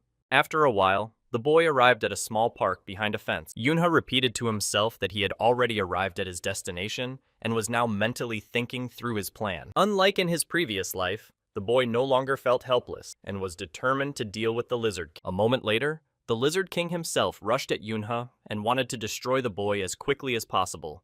Their clash was fierce, but neither was willing to give in, when suddenly Yunha recognized the monster as someone from his past life. Yunha plunged into his memories of the invasion of Seoul, when the monster leaders invaded during the absence of Limimga-il, the first goddess, and led entire regiments of monsters behind them. He had just graduated from the academy and was about to receive his nickname. At that time, there were only 4 leaders who invaded the city. Many players, including Yunha himself, did not know at that time how to defeat these monsters. Everyone was confused at the sight of such monsters, and they were accompanied by many minions. Among all those monsters was one that closely resembled the Lizard King, and this monster instilled fear in the players with its powerful poison. The Lizard King was a third-class monster, and he looked sinister. Yunha returned from his memories and thought how ridiculous it all was, because no one even guessed that the monster had been there all this time until it reached the 3rd class. The boy used his mana and attacked the Lizard King himself. It was already difficult for Yunha to fight him, and this monster hadn't even grown yet. The monster looked at the man in front of him and tried to figure out how to outsmart him so that he could survive. Looking at this monster, Yunha suddenly remembered a fragment from his past life, and it was about camouflage. Even before he was able to recover, this monster was able to cause a lot of damage with this ability. The boy thought that such an act was pathetic and continued his attacks. Yunha said that the monster's thirst for harm was visible from a mile away. Yunha understood that this thirst was so great that the monster could not even hide its presence. The boy took out a bottle of curry sauce, thinking that he had taken it for a reason, and used it to prevent the monster from using its camouflage. Yunha opened the bottle and immediately poured all the sauce on the monster. The boy thought that it wasn't so bad, because the sauce itself was delicious, and apparently made especially for the monster. The monster heard Yunha mocking him, and telling him to eat and not go hungry because it was his last time. The monster climbed high up a tree, and used its magical abilities to attack Yunha from there. Yunha noticed what the monster was doing, and couldn't believe that he was actually serious, so he decided to use everything he had against the boy. The boy gathered himself, and with new strength, rushed into the attack, actively using his mana. In this battle against the monster, Yunha decided to use the Heavenly Step ability. The boy managed to send the monster to the other world, and now he stood and looked at the place where the monster had been just a moment ago. Before its destruction, the monster still tried to fight, but it was already practically impossible. Yunha thought that this time the monster was very weak, and looking at the beast as it was engulfed in flames, he thought that the king of lizards would be that king from birth. The boy decided that this was probably the end, and that it was time to return to his friend. At that moment, the monster tried to escape, because it had been fighting Yunha's clone, and the monster had used up most of its spare mana. The monster understood that in order to escape from the boy, he had no choice but to do just that. The monster could not defeat Yunho, and had the feeling that the boy knew all of its skills. The monster was fully aware that it could not win now, but time would pass, and Yunho would surely see how the monster grew stronger, and then it would definitely get its revenge on the boy. Yunho decided not to waste any more time and attacked the monster with his weapon. The monster did not expect this attack, and there was no way to dodge it. The shockwave was very strong and threw the monster far to the side until it collided with a tree. Yunha approached it and said that he was not so naive and was well aware of cloning. The monster realized that his plan had failed and tried to survive somehow, deciding that there was no point in running away and that it was better to it. Yunha managed to dodge the attack, but the monster had no intention of stopping there and began attacking with renewed vigor. The boy realized that now the real battle was beginning and accepted his abilities as weapons. The attacks on the boy were strong, but he deftly dodged them, and for this he was grateful to his experience. Yunha used his mana and applied the magic dance skill, directing it all at the monster. It became more and more difficult for the monster, but it continued to fight as best it could. Yunha didn't give it a chance to recover and followed up with the magical skill Offended Soul. The boy looked confident and composed, hoping that the battle would soon end in his victory. Yunha had a lot of experience and many skills in his arsenal, so the next thing he used was the spiked needle. The monster was already in despair and did not understand why the boy wanted to destroy him so badly. Yunha did not consider this question relevant at all, because no special reason was needed to deal with a monster, and the fact that it was a monster was enough. The boy was completely convinced that humans and monsters could not coexist, and even if the end of the world began, it still would not happen. The monster still did not understand what he had done wrong, but Yunha was ruthless and had no intention of stopping. The monster was already in a pitiful state and began to beg the boy to stop, but the outcome was obvious to Yunha. Yunha understood that it was either the monster or him, and there was simply no other option, so naturally, the boy chose himself. The monster finally admitted that they couldn't coexist because they were both predators and therefore simply couldn't get along. The monster understood that he had lost, but believed that this was not the end. The monster believed that Yunha would go to the other world just like the monster itself, and that this would definitely happen. Yunha took out another weapon, a pistol, and replied to the monster that there was a time when he thought so too. After all, the life of a player consists of destruction awaiting you or the monsters you fight. But now Yunha was sure that in this life, everything would definitely be different, and he would not go to the other world. The boy decided it was time to finish the job and pulled the trigger, which meant that the monster was finished. Where the monster had been a moment ago, only crystals remained, which meant that Yunha had won. The boy approached the crystals and saw that there were 2 skill stones and 1 ordinary stone. Skill stones were magical stones that contained the spirit of a monster, and when the monster was destroyed, a magic stone appeared that contained a skill corresponding to the rarity of the monster. Yunho knew that if he absorbed the skill stone, he would be able to use the skill it contained in the future. The boy also knew that if the player's compatibility with the stone was low, it would be impossible to absorb it, and Yunha thought that in this case, he was incompatible with the stone. Yunha picked up another stone and decided to find out how compatible he would be with it. If the compatibility with the player is high, the stone will glow brightly, and that is exactly what happened. When everything matches, all of the monster's abilities are transferred directly to the player. Yunha considered this to be excellent news because everything matched, and he now possessed new abilities. The boy finished all his business with the monster and hurried back to where all his friends were, hoping that no one had noticed his absence. After returning, Yunha's first task was to put all the weapons back in Uncle Bruno's suitcase. Bruno approached the boy and wanted to know if everything had worked out and if Yunha had been able to finish all his business. The boy replied that everything was now in order and thanked his uncle for the weapon. The man offered Yunha some snacks he had prepared for all the kids, thinking that the boy must be hungry by now. Bruno said that the boy had arrived just in time for lunch, which made Yunha very happy because the food looked very appetizing. Yunha called all the kids and asked them to finish their games so they could all have lunch together. It didn't take much persuasion because they were all hungry too, and now everyone was asking Uncle Bruno for as much food as possible. Each of the boys tried to shout over the others and say how hungry he was, but Bruno asked them not to rush because not everything was ready yet.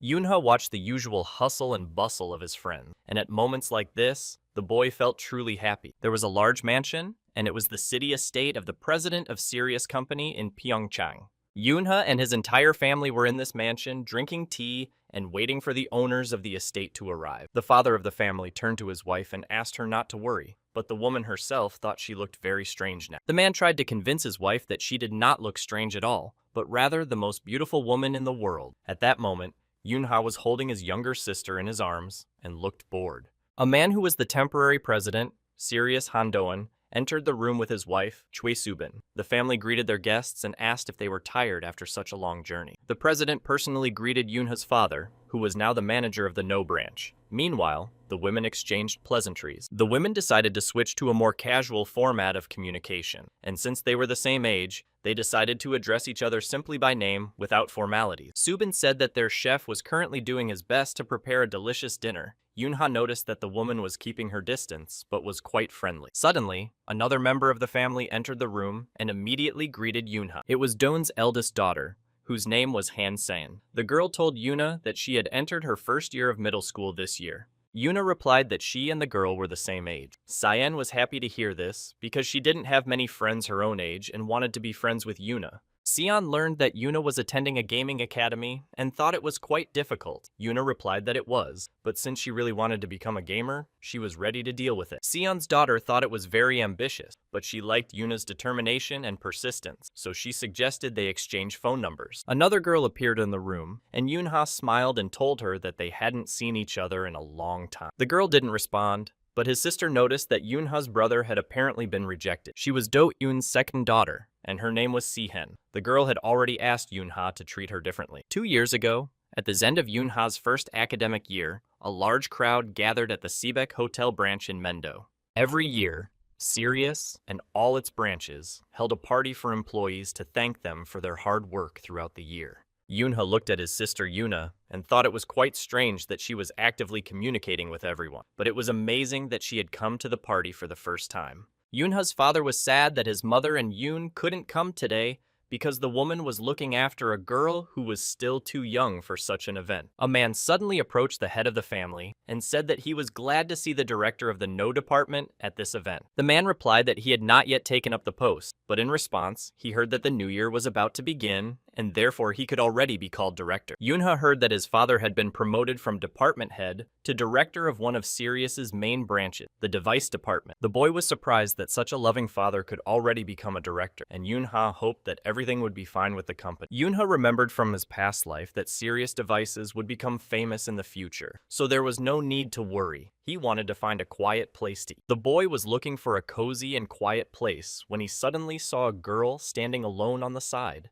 The girl was looking out the window and seemed very pensive and even a little sad. Yunha decided to talk to her and said that she was missing out on a lot in her life right now, but the girl didn't understand what he was talking about. The boy explained what he meant because it was still unknown when they would have another opportunity to eat something so delicious. Yunha was sure that while they were still young, there was no need to worry about anything, so they could eat as much as they wanted. The boy speared some of the appetizer on his fork and gave it to the girl to try, immediately wanting to hear her opinion. The girl thought they shouldn't eat at the party, but Yunha began to persuade her, saying that food was exactly what they needed. Yunha insisted, and the girl finally tried the food he offered her, which turned out to be very tasty. Yunha's father had difficulty finding the boy, but finally managed to locate him and was very happy to see him. The man asked the boy not to do that again because Yunha had left without saying anything and he was worried. The man who approached from behind was surprised to see that it was his son. Yunha was surprised to see the man who was the next chairman of Sirius, whose name was Han Do-eun. The man said he was happy for Yunha's father that he was able to find the boy, to which his father replied that he was, and was glad that there were no problems. Yunha greeted Do-eun and said that he was a first-year student in the 4th grade of Do-eun Middle School, and the man replied that he had already heard about Yunha. The man introduced the boy to his daughter,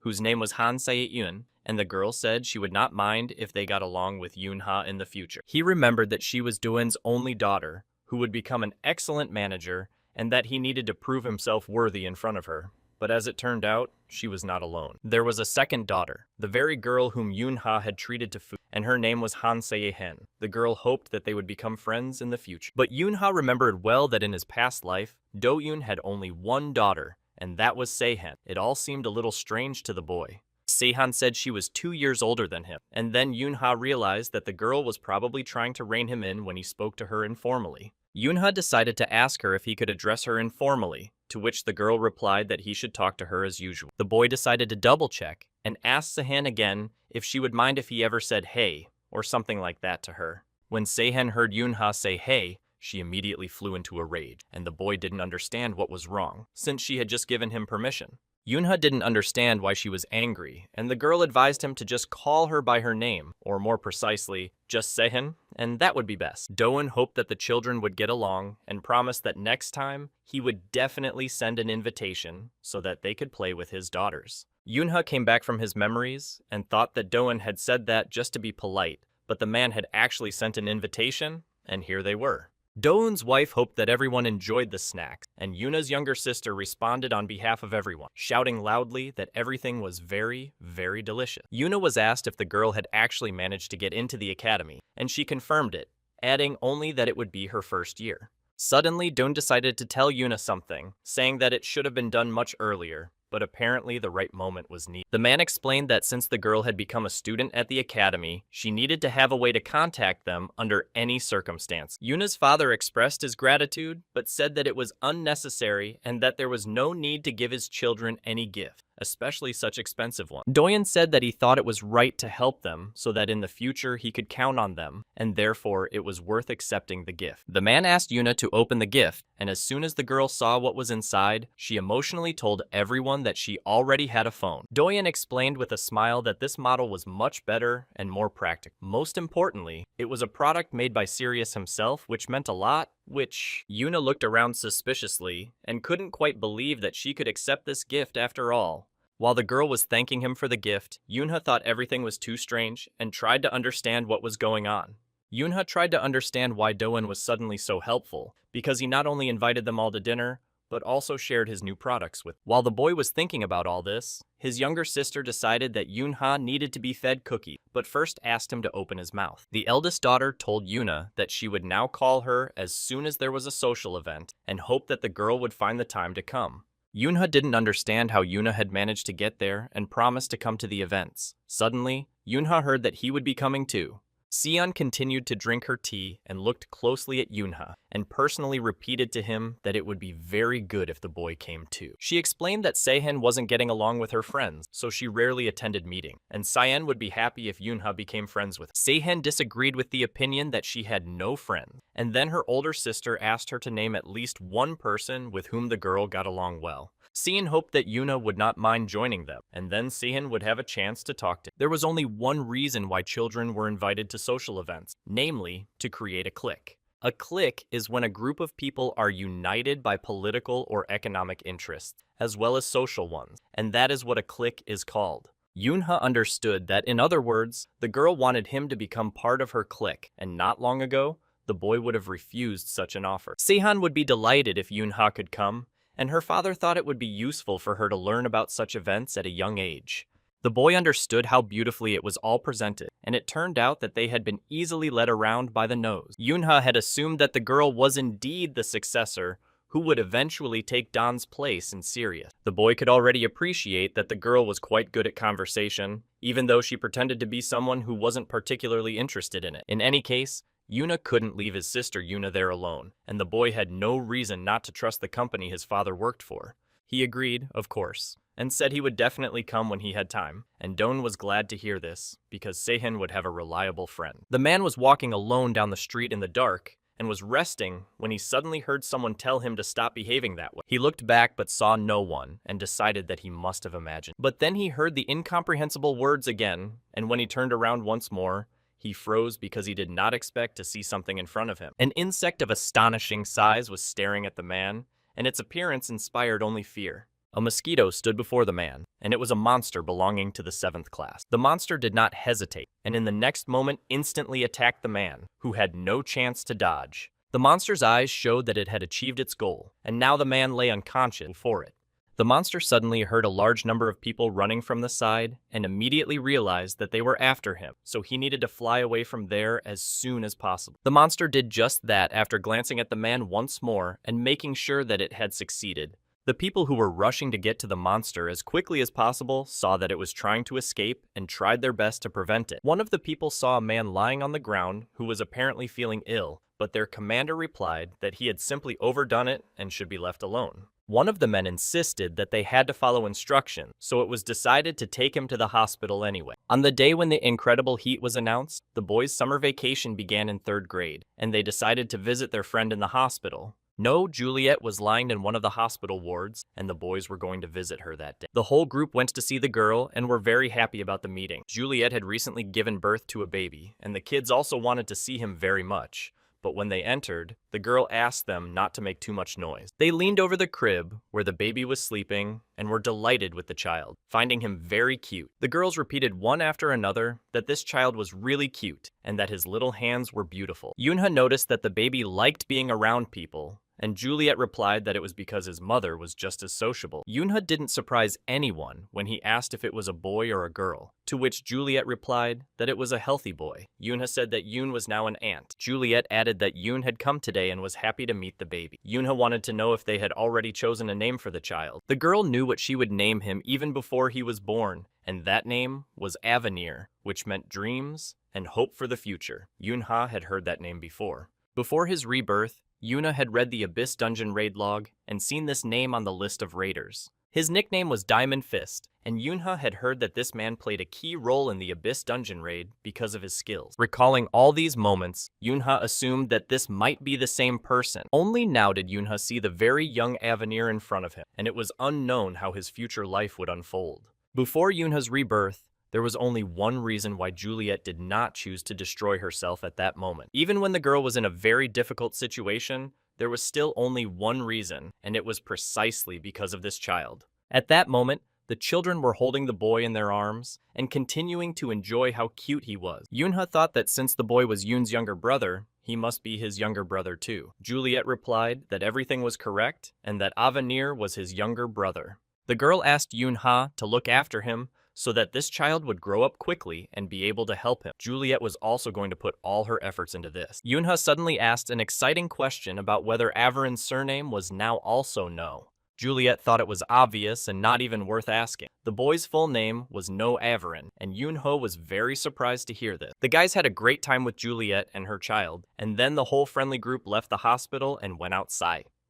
It was abnormally hot outside, and Yoonhuk noted that they were all much better off in the hospital because it was cooler there. Hayoung remembered that there was a swimming pool at the community center and suggested that her friends go there. All the kids supported the girl. The girl noticed that Yoonhuk had not responded to her suggestion, so she asked him personally if he wanted to go to the pool with everyone else. Yoonha saw a group of children being given food, and then he suddenly remembered what day of the week it was, and that it was time to feed the strangers. This term meant children who had lost their families due to monster attacks, or children born in slums, or abandoned by their parents. For such children, the goddess's government built protective structures in order to solve the problem associated with them.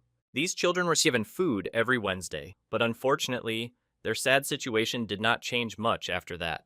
A boy running past accidentally knocked over some boxes that were about to fall on someone standing next to them. Yoonha managed to see everything and quickly carried one boy as far away from the boxes as possible. The child looked at Yoonha with great excitement, smiling and calling him his angel. The boy explained that his mother had once told him that if he ever found himself in danger, an angel would come to his aid. He thought that Yoonha had also come here to eat, and with this conversation, the boy attracted the attention of other children who were already rushing to their aid. The boy's friend tried to be the first to reach him and settle whatever had just happened between them. He reminded the boy that he had already asked him not to talk to strangers, and then apologized to Yoonha for the inconvenience. The boy bowed his head low and told his younger friend to do the same, then asked Yoonho to let them leave. They apologized to Yoonho in unison for the situation, and Yoonho's friends and the boy himself were surprised by what they heard and saw. Yoonho noticed that his friends were slightly frightened by the appearance of these boys, because they looked scary. The boy was not particularly surprised by this, although he regretted that the parents of these children had not explained who the wanderers were and what that meant. Yoonha understood perfectly well that children whose lives consisted only of school and kindergarten would never encounter wanderers or go to the slums. Sona could only understand that today was that very day, because the church where the girl grew up also fed people for free. Yoonhuk did not know who these people were, so he asked Yoonhee about it, but the boy decided that the children should not know this, at least not now. Yoonha believed that the moment would surely come when the children would understand everything, but for now, all that existed for them was their world, where everything was fine. Unfortunately, there was another side to this picture, the side of the fallen world, and this world was very cruel to children. These two worlds were strikingly different from each other, and some people never found out about it. The next day, Yoonhuk was walking with the girls in the playground, and they sat down on a bench to rest. It was very hot that day, and Yoonhuk decided to drink some refreshing lemonade. The children were planning to meet with Yoonhwa after they had a rest. The girls were worried and didn't want to be late for the meeting, but Yoonhuk was sure that his boss and Minji were also hot, so they decided to get some ice cream. Sona said that Yoonhuk was always the last to arrive at their meeting, but suddenly the boys' attention was drawn to a man who looked very strained. The man was coming from the doctor, and considered him a charlatan because he was sure that it was impossible for a person without a normal amount of mana to have a concentration disorder. When the man complained that he was feeling unwell, the doctor replied that it was all due to a concentration disorder and that it would be better to go to a larger hospital. After a dream in which the man was bitten by a huge mosquito, his body weakened considerably. But he saw no marks on his shoulder and decided that it was probably just a dream. Yoonhuk and the girls watched the man very closely, but did not take any action against him yet. But after the man fell to the ground, Yoonhuk was convinced that something was clearly wrong with him. Sitting on the ground, the man looked at his hand and suspected that he was hallucinating, but thought it was all due to fatigue. He took out his phone to call his senior manager at work and warn him that he was not feeling well. Before unlocking his phone, the man saw not his own face in the reflection on the screen, but the mosquito he thought he had dreamed about. He couldn't have expected anything like this, and because he was so frightened, he dropped his phone on the ground and it broke immediately upon impact. Yoonhook and the girls rushed to the man to help him, as he was clearly not feeling well. The man looked at them in surprise and could no longer distinguish reality from hallucination, but he insisted that they leave and not come near him. Yoonhook doubted that it was safe to leave the man alone in such a state, but the man repeated that they should leave immediately and as quickly as possible. Despite the man's prohibition, the boy approached him anyway and was shocked by what he saw, because something strange was happening to the man's face. The boys couldn't believe their eyes because it simply couldn't be true, and they couldn't even move from what they saw.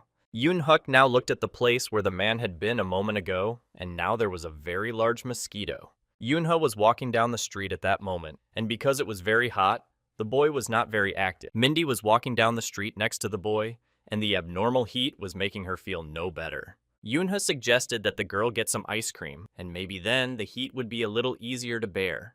Minzy did not approve of this plan because they were already late for their meeting with friends, and she added that because of his games with Yoon, the boy had not even gone to the pool. Yoonha decided to carry the girl on his back and insisted that they needed to buy ice cream and that the guys could play without them for a while. The boy suddenly thought he heard someone calling, and the voice sounded like Sonya's, but Minji herself heard nothing of the sort and asked him not to change the subject. Yoonha heard someone who sounded like his girlfriend calling for help again. Minzy also recognized Sona's cries and thought that there must be a monster somewhere. Yoonha told her to call the mana control department. After making sure that Minji had heard and understood him, Yoonha began to tie his shoelaces tightly and prepared to run to his friends. After using his mana, the boy instantly rushed forward to help his friends and waited for Minji. The girl shouted after Yoonha to at least tell her where the monster had appeared, and when he called the department, he would be able to give them the exact location. All living creatures have mana in their bodies, and it is this power that makes the heart beat. However, the amount that each person's body can withstand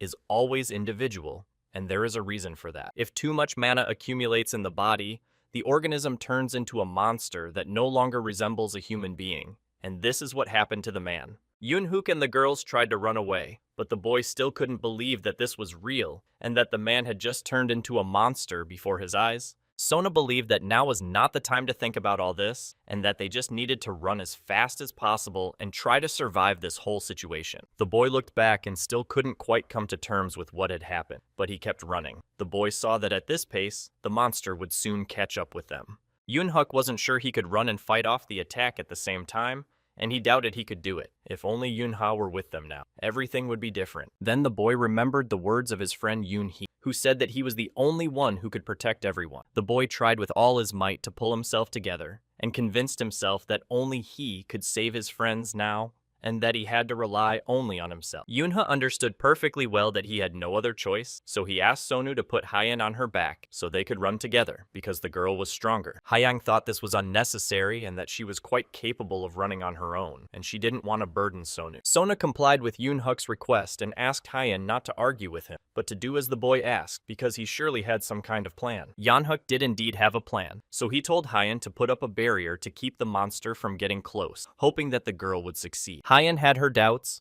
but she promised Yoonhook that she would try and do her best to make it work. The girl didn't waste any more time and used all her magical power to try to build that protective barrier around herself. Yoonhook begged Hyeon to hold the barrier, while Sona asked her to send a mental message to everyone around her. Sona immediately began to follow Yoonhook's instructions and tried to focus on the task at hand. Using her magical abilities, the girl tried to send a message to people so that someone would come to their aid. Sona's message said that a monster was chasing them, and she asked them to call the player. People started looking out at the windows to see what was happening. Hyeon saw that the monster had stuck to her barrier and immediately told her friend Yoonhook about it. Yoonhook turned around and fired his magic projectile at the monster, hoping that it would help.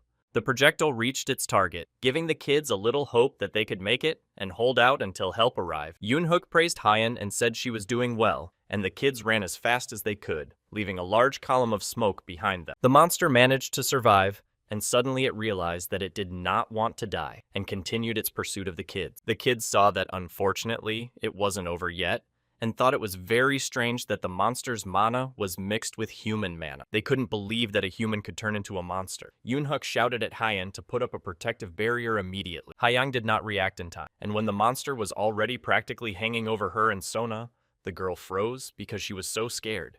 The girl used her mana, but in doing so, she pushed Sun away, who was not prepared for this and therefore could not stay on her feet and fell. Sona flew a long distance and landed painfully on the ground, while Heian hugged herself and closed herself off. Haiyang finally came to her senses and ran to Sona to see if she was all right. Sona was covered in bruises, especially on her legs, but she insisted that she was fine and that there was no need to worry. The girl was sure that they now had a more important task to complete, and unfortunately, none of them knew how to accomplish it. The children froze and watched as the monster approached them, wanting to deal with them as quickly as possible. Yoonhook realized that because Sona's legs were injured in the fall, they would not be able to run away, so he asked Haiyan to attack the monster. The boy understood that they had no other choice, and therefore, if they wanted to survive, they had to put all their efforts into it and began their attack on the monster. The monster dodged the boys' attacks, and with each passing moment came closer and closer to them. The boys were surrounded by a protective barrier and tried to hold it, but at the same time, they did not stop attacking the monster. Sona saw that Haiyan and Yoonhook were managing for now, but it couldn't go on like this for long. The girl saw that Haiyan was giving it his all, probably because he felt guilty, and at this rate, his strength would soon be completely depleted. Sona understood how it would all end, or rather, that this monster would send them all to the other world without any resistance. So the girl asked them to leave her there and run away as quickly as possible so that they would at least have a chance to save themselves. Yoonhook was calm and confident because he knew for sure that he would definitely appear, but Sona did not understand what the boy was talking about.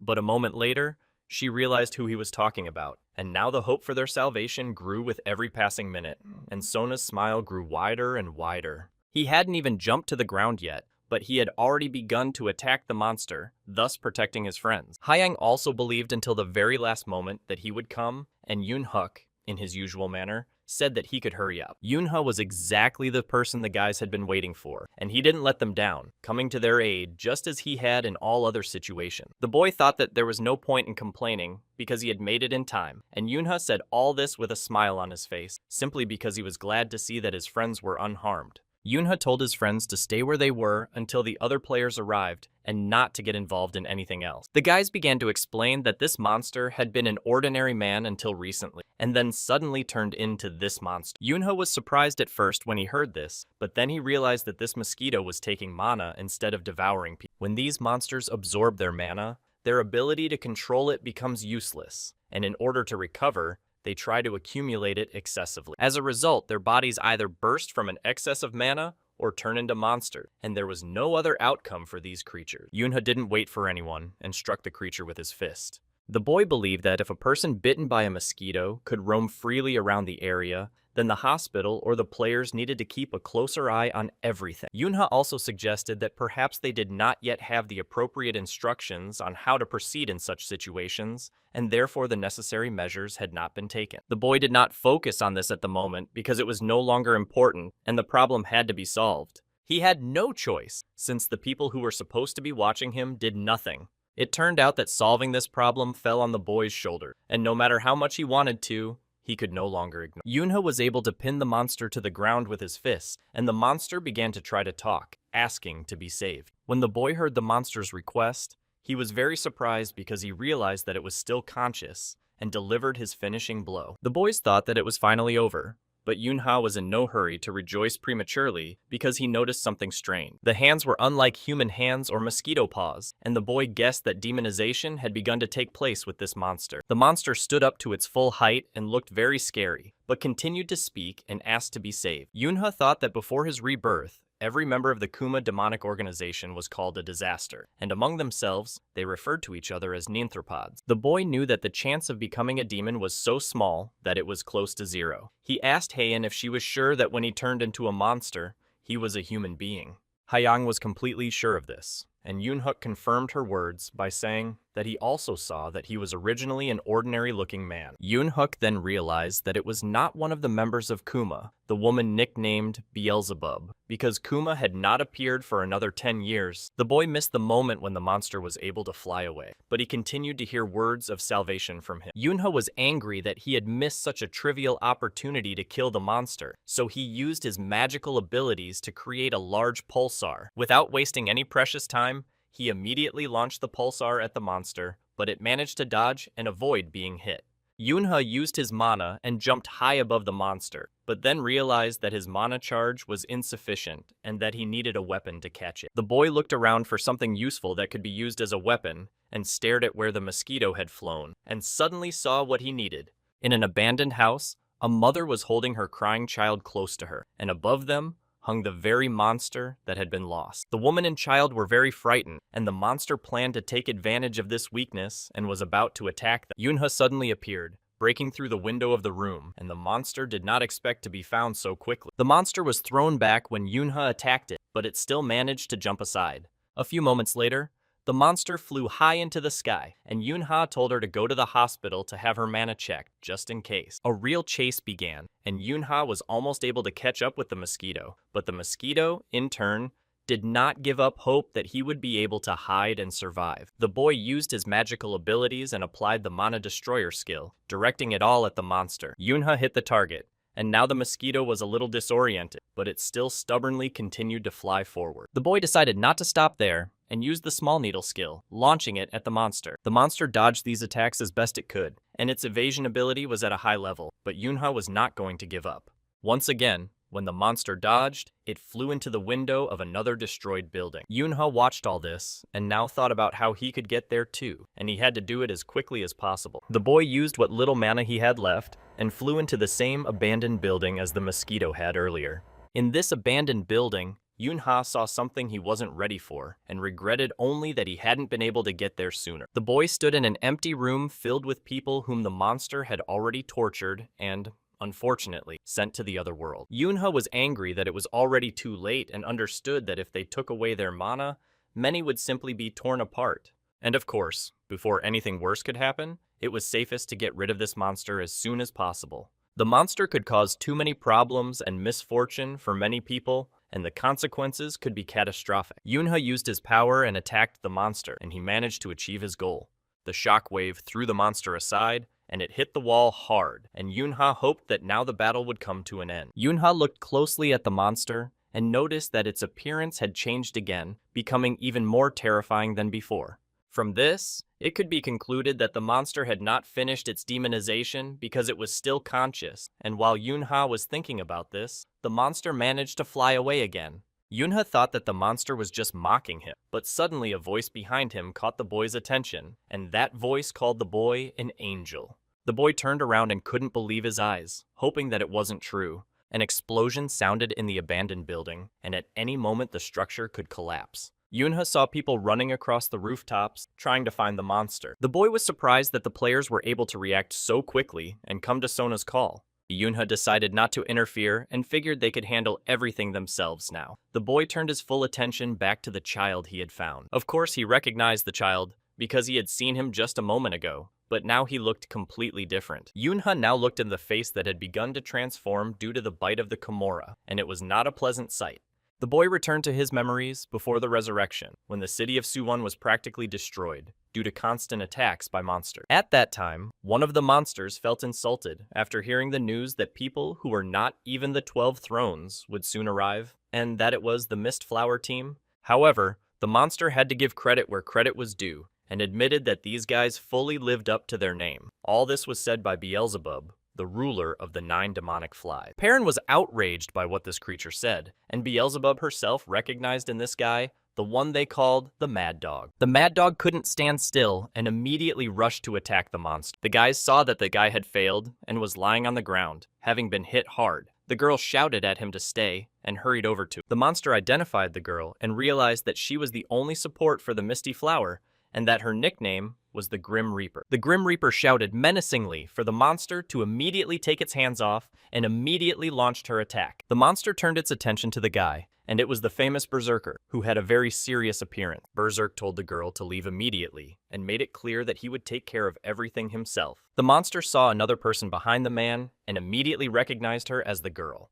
The monster knew that the girl possessed a destructive power comparable to 12 thrones. A few minutes later, there was a huge explosion and everything around was engulfed in flames. Much to their regret, the monster remained standing in the same place as before, and the explosion did not harm him in any way. The flames were everywhere, thanks to the abilities of the girl, who had earned the nickname Witch Reason due to her skills. The monster thought that was a bit weak for such a nickname, but her resistance to mana was simply incredible. The monster noticed that even after the witch's subordinates had dealt with her, this girl was the first one who didn't turn into a monster, and that actually made the monster proud. The Mad Dog returned to the fray and tried to deal with this monster again, hoping that everything would work out for him. Beelzebub called this guy pretty quick and guessed that the Grim Reaper had already healed him. Mad Dog used his mana and began to use his magical abilities, engaging the monster in battle with no intention of retreating. The girl tried to heal the Witch of Carnage in any way she could, making every effort to help her even a little. The witch struggled,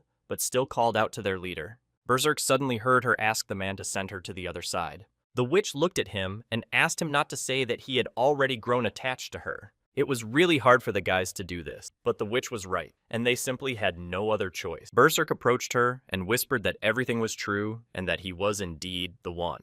The next thing the guy did was raise his sword high and prepare to finish the job. Yunha returned from his memories, and now, looking at the child, he realized that it was him.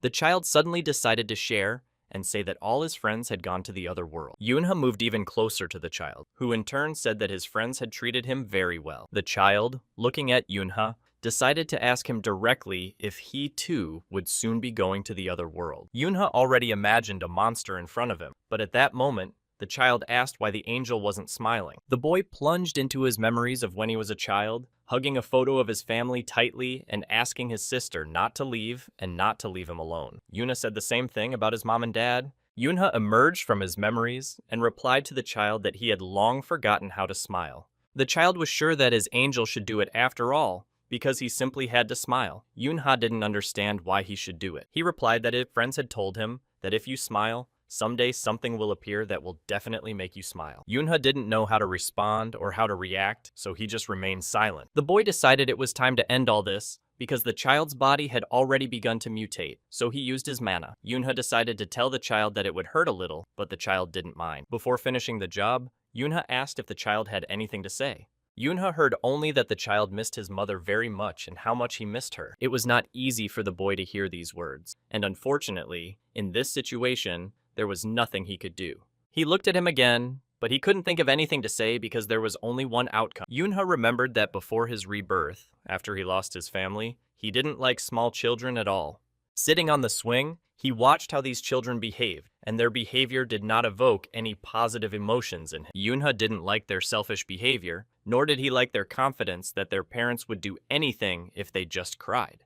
The boy often observed all these situations from the sideline, and each time he disliked what he saw. Yunha saw how these children smiled innocently in their parents' arms as if no other world existed. The boy was angry at the thought that these children believed they could always remain happy. Yunha had lost exactly that when he lost his entire family before his very eyes. The boy couldn't believe that this had really happened to him, but unfortunately, it was reality. He picked up the soft toy that the child had lost. Yunha wiped the dust off the toy and said that he only smiled now so that those around him wouldn't worry about him so much. The boy told the child that the emotions that had faded during the battles had not returned even after his rebirth. Yunha gave the child his toy and added that he might not know how to cry anymore, but he knew how to defeat monsters. Outside, the players had already reported that the mosquito had finally been destroyed and the danger had passed. The man who had turned into a monster after being bitten was enveloped in a protective net and could not escape, and the players believed that since he had already become a monster, he should also be destroyed. Yunha looked at the child and knew that he could deal with him and all the monsters. All television channels broadcast the main news story, which said that thanks to the quick and accurate reaction of the werewolf girl, the mosquito had been defeated. Yunha watched the news at home and heard that the girl had received the Brave Child Award from Mayor Songbuk himself. Yunha's sister was watching her brother Yunha from the sidelines at that moment and did not understand what was happening to him. The girl noticed that her brother had recently stopped smiling altogether, and she didn't like her gloomy brother. Yun remembered how her mother had recently told her that if she noticed her brother suddenly becoming sad, she should comfort him. Her mother had explained to her that all she needed to do was give him a hug, and that would be enough to comfort him. The next moment, Yun was rushing to her brother Yunha. As her mother had said, Yoon hugged her brother tightly so that he would not be sad and would stop being so gloomy. Yoonha wanted to know why Yoon was in such a good mood, but the girl had nothing to say because there was no particular reason. Under the pretext of wanting to tell him something, Yoon asked Yoonhae to lean closer to her and then simply kissed the boy on the cheek. The girl shouted loudly to the whole room that she loved her older brother more than anything else in the world. Yoonha blushed a little from embarrassment, but he thought his younger sister Yoon's actions and words were very sweet. The boy also responded to Yoon's feelings and said that he liked her very, very much too. That day, there was a lot of laughter and smiles in their house. The students were participating in a general sports festival at Don Elementary School. The first contest was announced, in which the students had to find a partner based on the clues they were given. Yoonha also tried to complete this task at that moment. All the kids got similar clues, and were now trying to figure out where to look for the answer, and they had to do it as quickly as possible. Sona was talking to her friend Minji at that moment, when suddenly someone ran up to her and said that her presence was urgently required elsewhere. Yoonha was the one who ran up and grabbed Sona by the hand, asking her to hurry up and follow him. Minji didn't understand what was going on, but she started shouting for them to hurry up because the girl really wanted to win in the end. The boy ran up to the teacher, who was supposed to check that he had completed the task correctly, and showed him a note with a hint and the task itself. The teacher took the note and began to read it. It said puppy, and he was slightly surprised by how Yoonha had solved the problem. When Sona heard all this, she realized that because she was a werewolf, she was, to put it mildly, indignant, and emotionally replied that she was actually a fox, not a dog. Yoonha asked the girl to calm down and added that their team had to win. Sona remembered Minzi's words, in which the girl said that no matter what, she would definitely win and become class president next time. After that, she added that they needed to come to an agreement. The girl finally agreed, and for the sake of her friend, ran after Yoonha, while the boy decided to joke and told Sona that she was a very obedient puppy. Yoon prepared a lunchbox for her older brother Yoonho and decorated it very nicely. Yoonha thanked Yoon for the gift and replied that everything looked very appetizing and beautiful. Minji and Sona watched this interaction from the sidelines and saw how happy their friend was at that moment. Minzi advised Yoonha to treat not only Yoon, but also his other loved ones in the same way. The girl was simply outraged and did not understand how he could have had the nerve to call Sona a dog. Yoonha didn't understand her complaints because Minzi herself had forced him to participate in this competition. The girl believed that she had done the right thing, otherwise Yoonha would have done nothing. Kim Min-ji was the class president in the second semester, and the girl thought it was right that as long as she held this position, their class should receive the highest mark. Yoonha thought that perhaps the reason was that the teacher had promised to treat them all to burgers if they won. Minji thought that none of this mattered and warned Yoonha not to dare leave for lunch quietly. The girl was not going to let him go just like that. The woman praised Haein and said that her daughter had done an excellent job with this task and hoped that she was no longer in pain. This woman was Yang Hyeon Min Sujini's new mother, and they discussed that CS mother also sounded very good, even if it was a little unusual. All this now seemed so because a few months ago, Haeun's father had decided to marry Min Sujini. The grandfather, who was already well known to all the children, was the chairman of the Alice Group, and his name was Min Ju-sik, and Min Soo-jin was that grandfather's second child. Many of the kids were very surprised when they found out that the grandfather who played with them at the wedding was the chairman of the company, but to them, he remained the same grandfather. Haeyoung felt a little awkward calling Min Soo-jin mom, but the girl promised that she would definitely get used to it. Yoonha was walking along the path to elementary school, and the sun was shining brightly that day, and the boy was very hot. The boy was already a little tired and thought it would be nice to take a nap after lunch. Yoonha was looking for a place and remembered that there was usually no one in the back of the garden, so he could take a nap there, when suddenly he saw his friend around the corner. The boy didn't know what Sona was doing there, and most importantly, he didn't understand why the girl was alone and looked so sad. Sona began to get upset and repeated that she was not a dog, but now everyone called her by that nickname. Yoonha saw nothing wrong with it and thought the nickname was cute.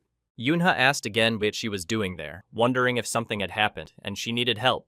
Yoonha peeked around the corner and heard a heated conversation in which the girl was trying to convince her interlocutor that she would figure out what to do on her own. Minzi was arguing with her mother and didn't understand why she should care who her friends were. while the woman asked the girl to calm down and tried to talk to her calmly. The woman began to explain that she wasn't forbidding Minzy from communicating with Yoonha and Yoonhuk, but thought it would be great if she also became friends with Haein. Her mother simply wanted Minzy to stay as far away from Sona as possible. These words hurt the girl, that her mother was telling her who she could and couldn't be friends with. The woman tried to speak calmly and continued her explanation that she did not approve of her daughter's friendship with Sona because the girl was half-breed. Yoonha did not expect to become an unwitting listener to such a conversation and did not know how to react. The woman said that Minzy herself might not know it, but other people did not think very highly of Sona and those like her. Her mother emphasized that Minzy couldn't even imagine what people might say about her if they saw her with Sonia. Sonia heard everything perfectly well and looked very upset.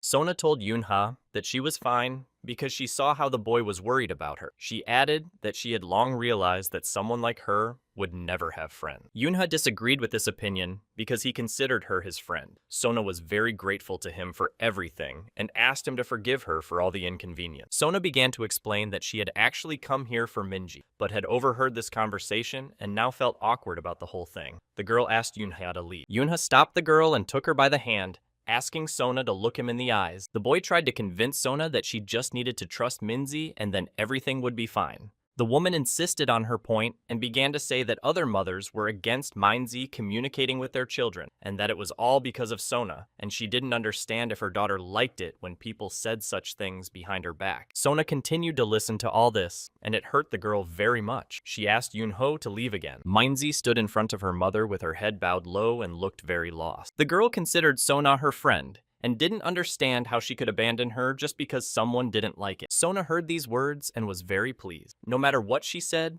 she didn't want the girl to lose her friend. The woman heard her daughter's words and tried to figure out what to do next. In the end, the woman decided that Minji should figure it all out for herself, but warned her that she shouldn't cry later and say that her mother was right. Minji hugged her mother tightly and said confidently that she would not regret it and that the woman should not worry about anything. Yoonha was happy when he saw that everything seemed to have ended well, because Minzy was able to defend her friend in front of her mother. The boy turned to the girl again, calling her a puppy, and said that they should leave now before anyone noticed them. Sona didn't understand if Yoonha would continue to call her that. Sona suddenly called her friend Yoonha and said that she really wanted them to take first place today so that they could cheer Minji up. After a while, it was announced to everyone that the blue team had won the competition. Minzy heard the result but was slightly concerned about Yoonha's behavior. The girl turned to Yoonha and immediately wanted to know what had happened to him, whether he was sick or how to explain why he had worked so hard at the end of the competition, because it was not like him at all. Yoonha pretended not to understand what Minji was talking about and replied that everything was fine and that he was always like that. Sona was the first to cross the finish line, and as a result of this relay race, the blue team won again. Yoonhook also did his best and ended up taking first place in the limbo competition, adding another victory to the blue team's tally. Haein kept up with her friends and brought victory to her blue team in the triathlon. The judges began to tally the results to find out which team was the winner of the Autumn Sports Day. Minzy was called to the award ceremony because her blue team had taken first place after all. The girl stood proudly and said that she and her team could move mountains if they just tried a little harder. Minji decided to immediately tell everyone that they would have to elect her as class president again next year. The girl was unable to finish her thought because she was embarrassed by the intense stares of all the other children. She didn't understand what they were going to do to her, but at that moment, the kids picked her up and started throwing her high into the air. The children were celebrating their victory and congratulating their president on this victory. The women stood and watched their children, and it was clear that all the children got along wonderfully with each other, which was a joy to see. The children were all filled with happiness and joy, and all these emotions were written on their faces, which couldn't help but make their parents happy.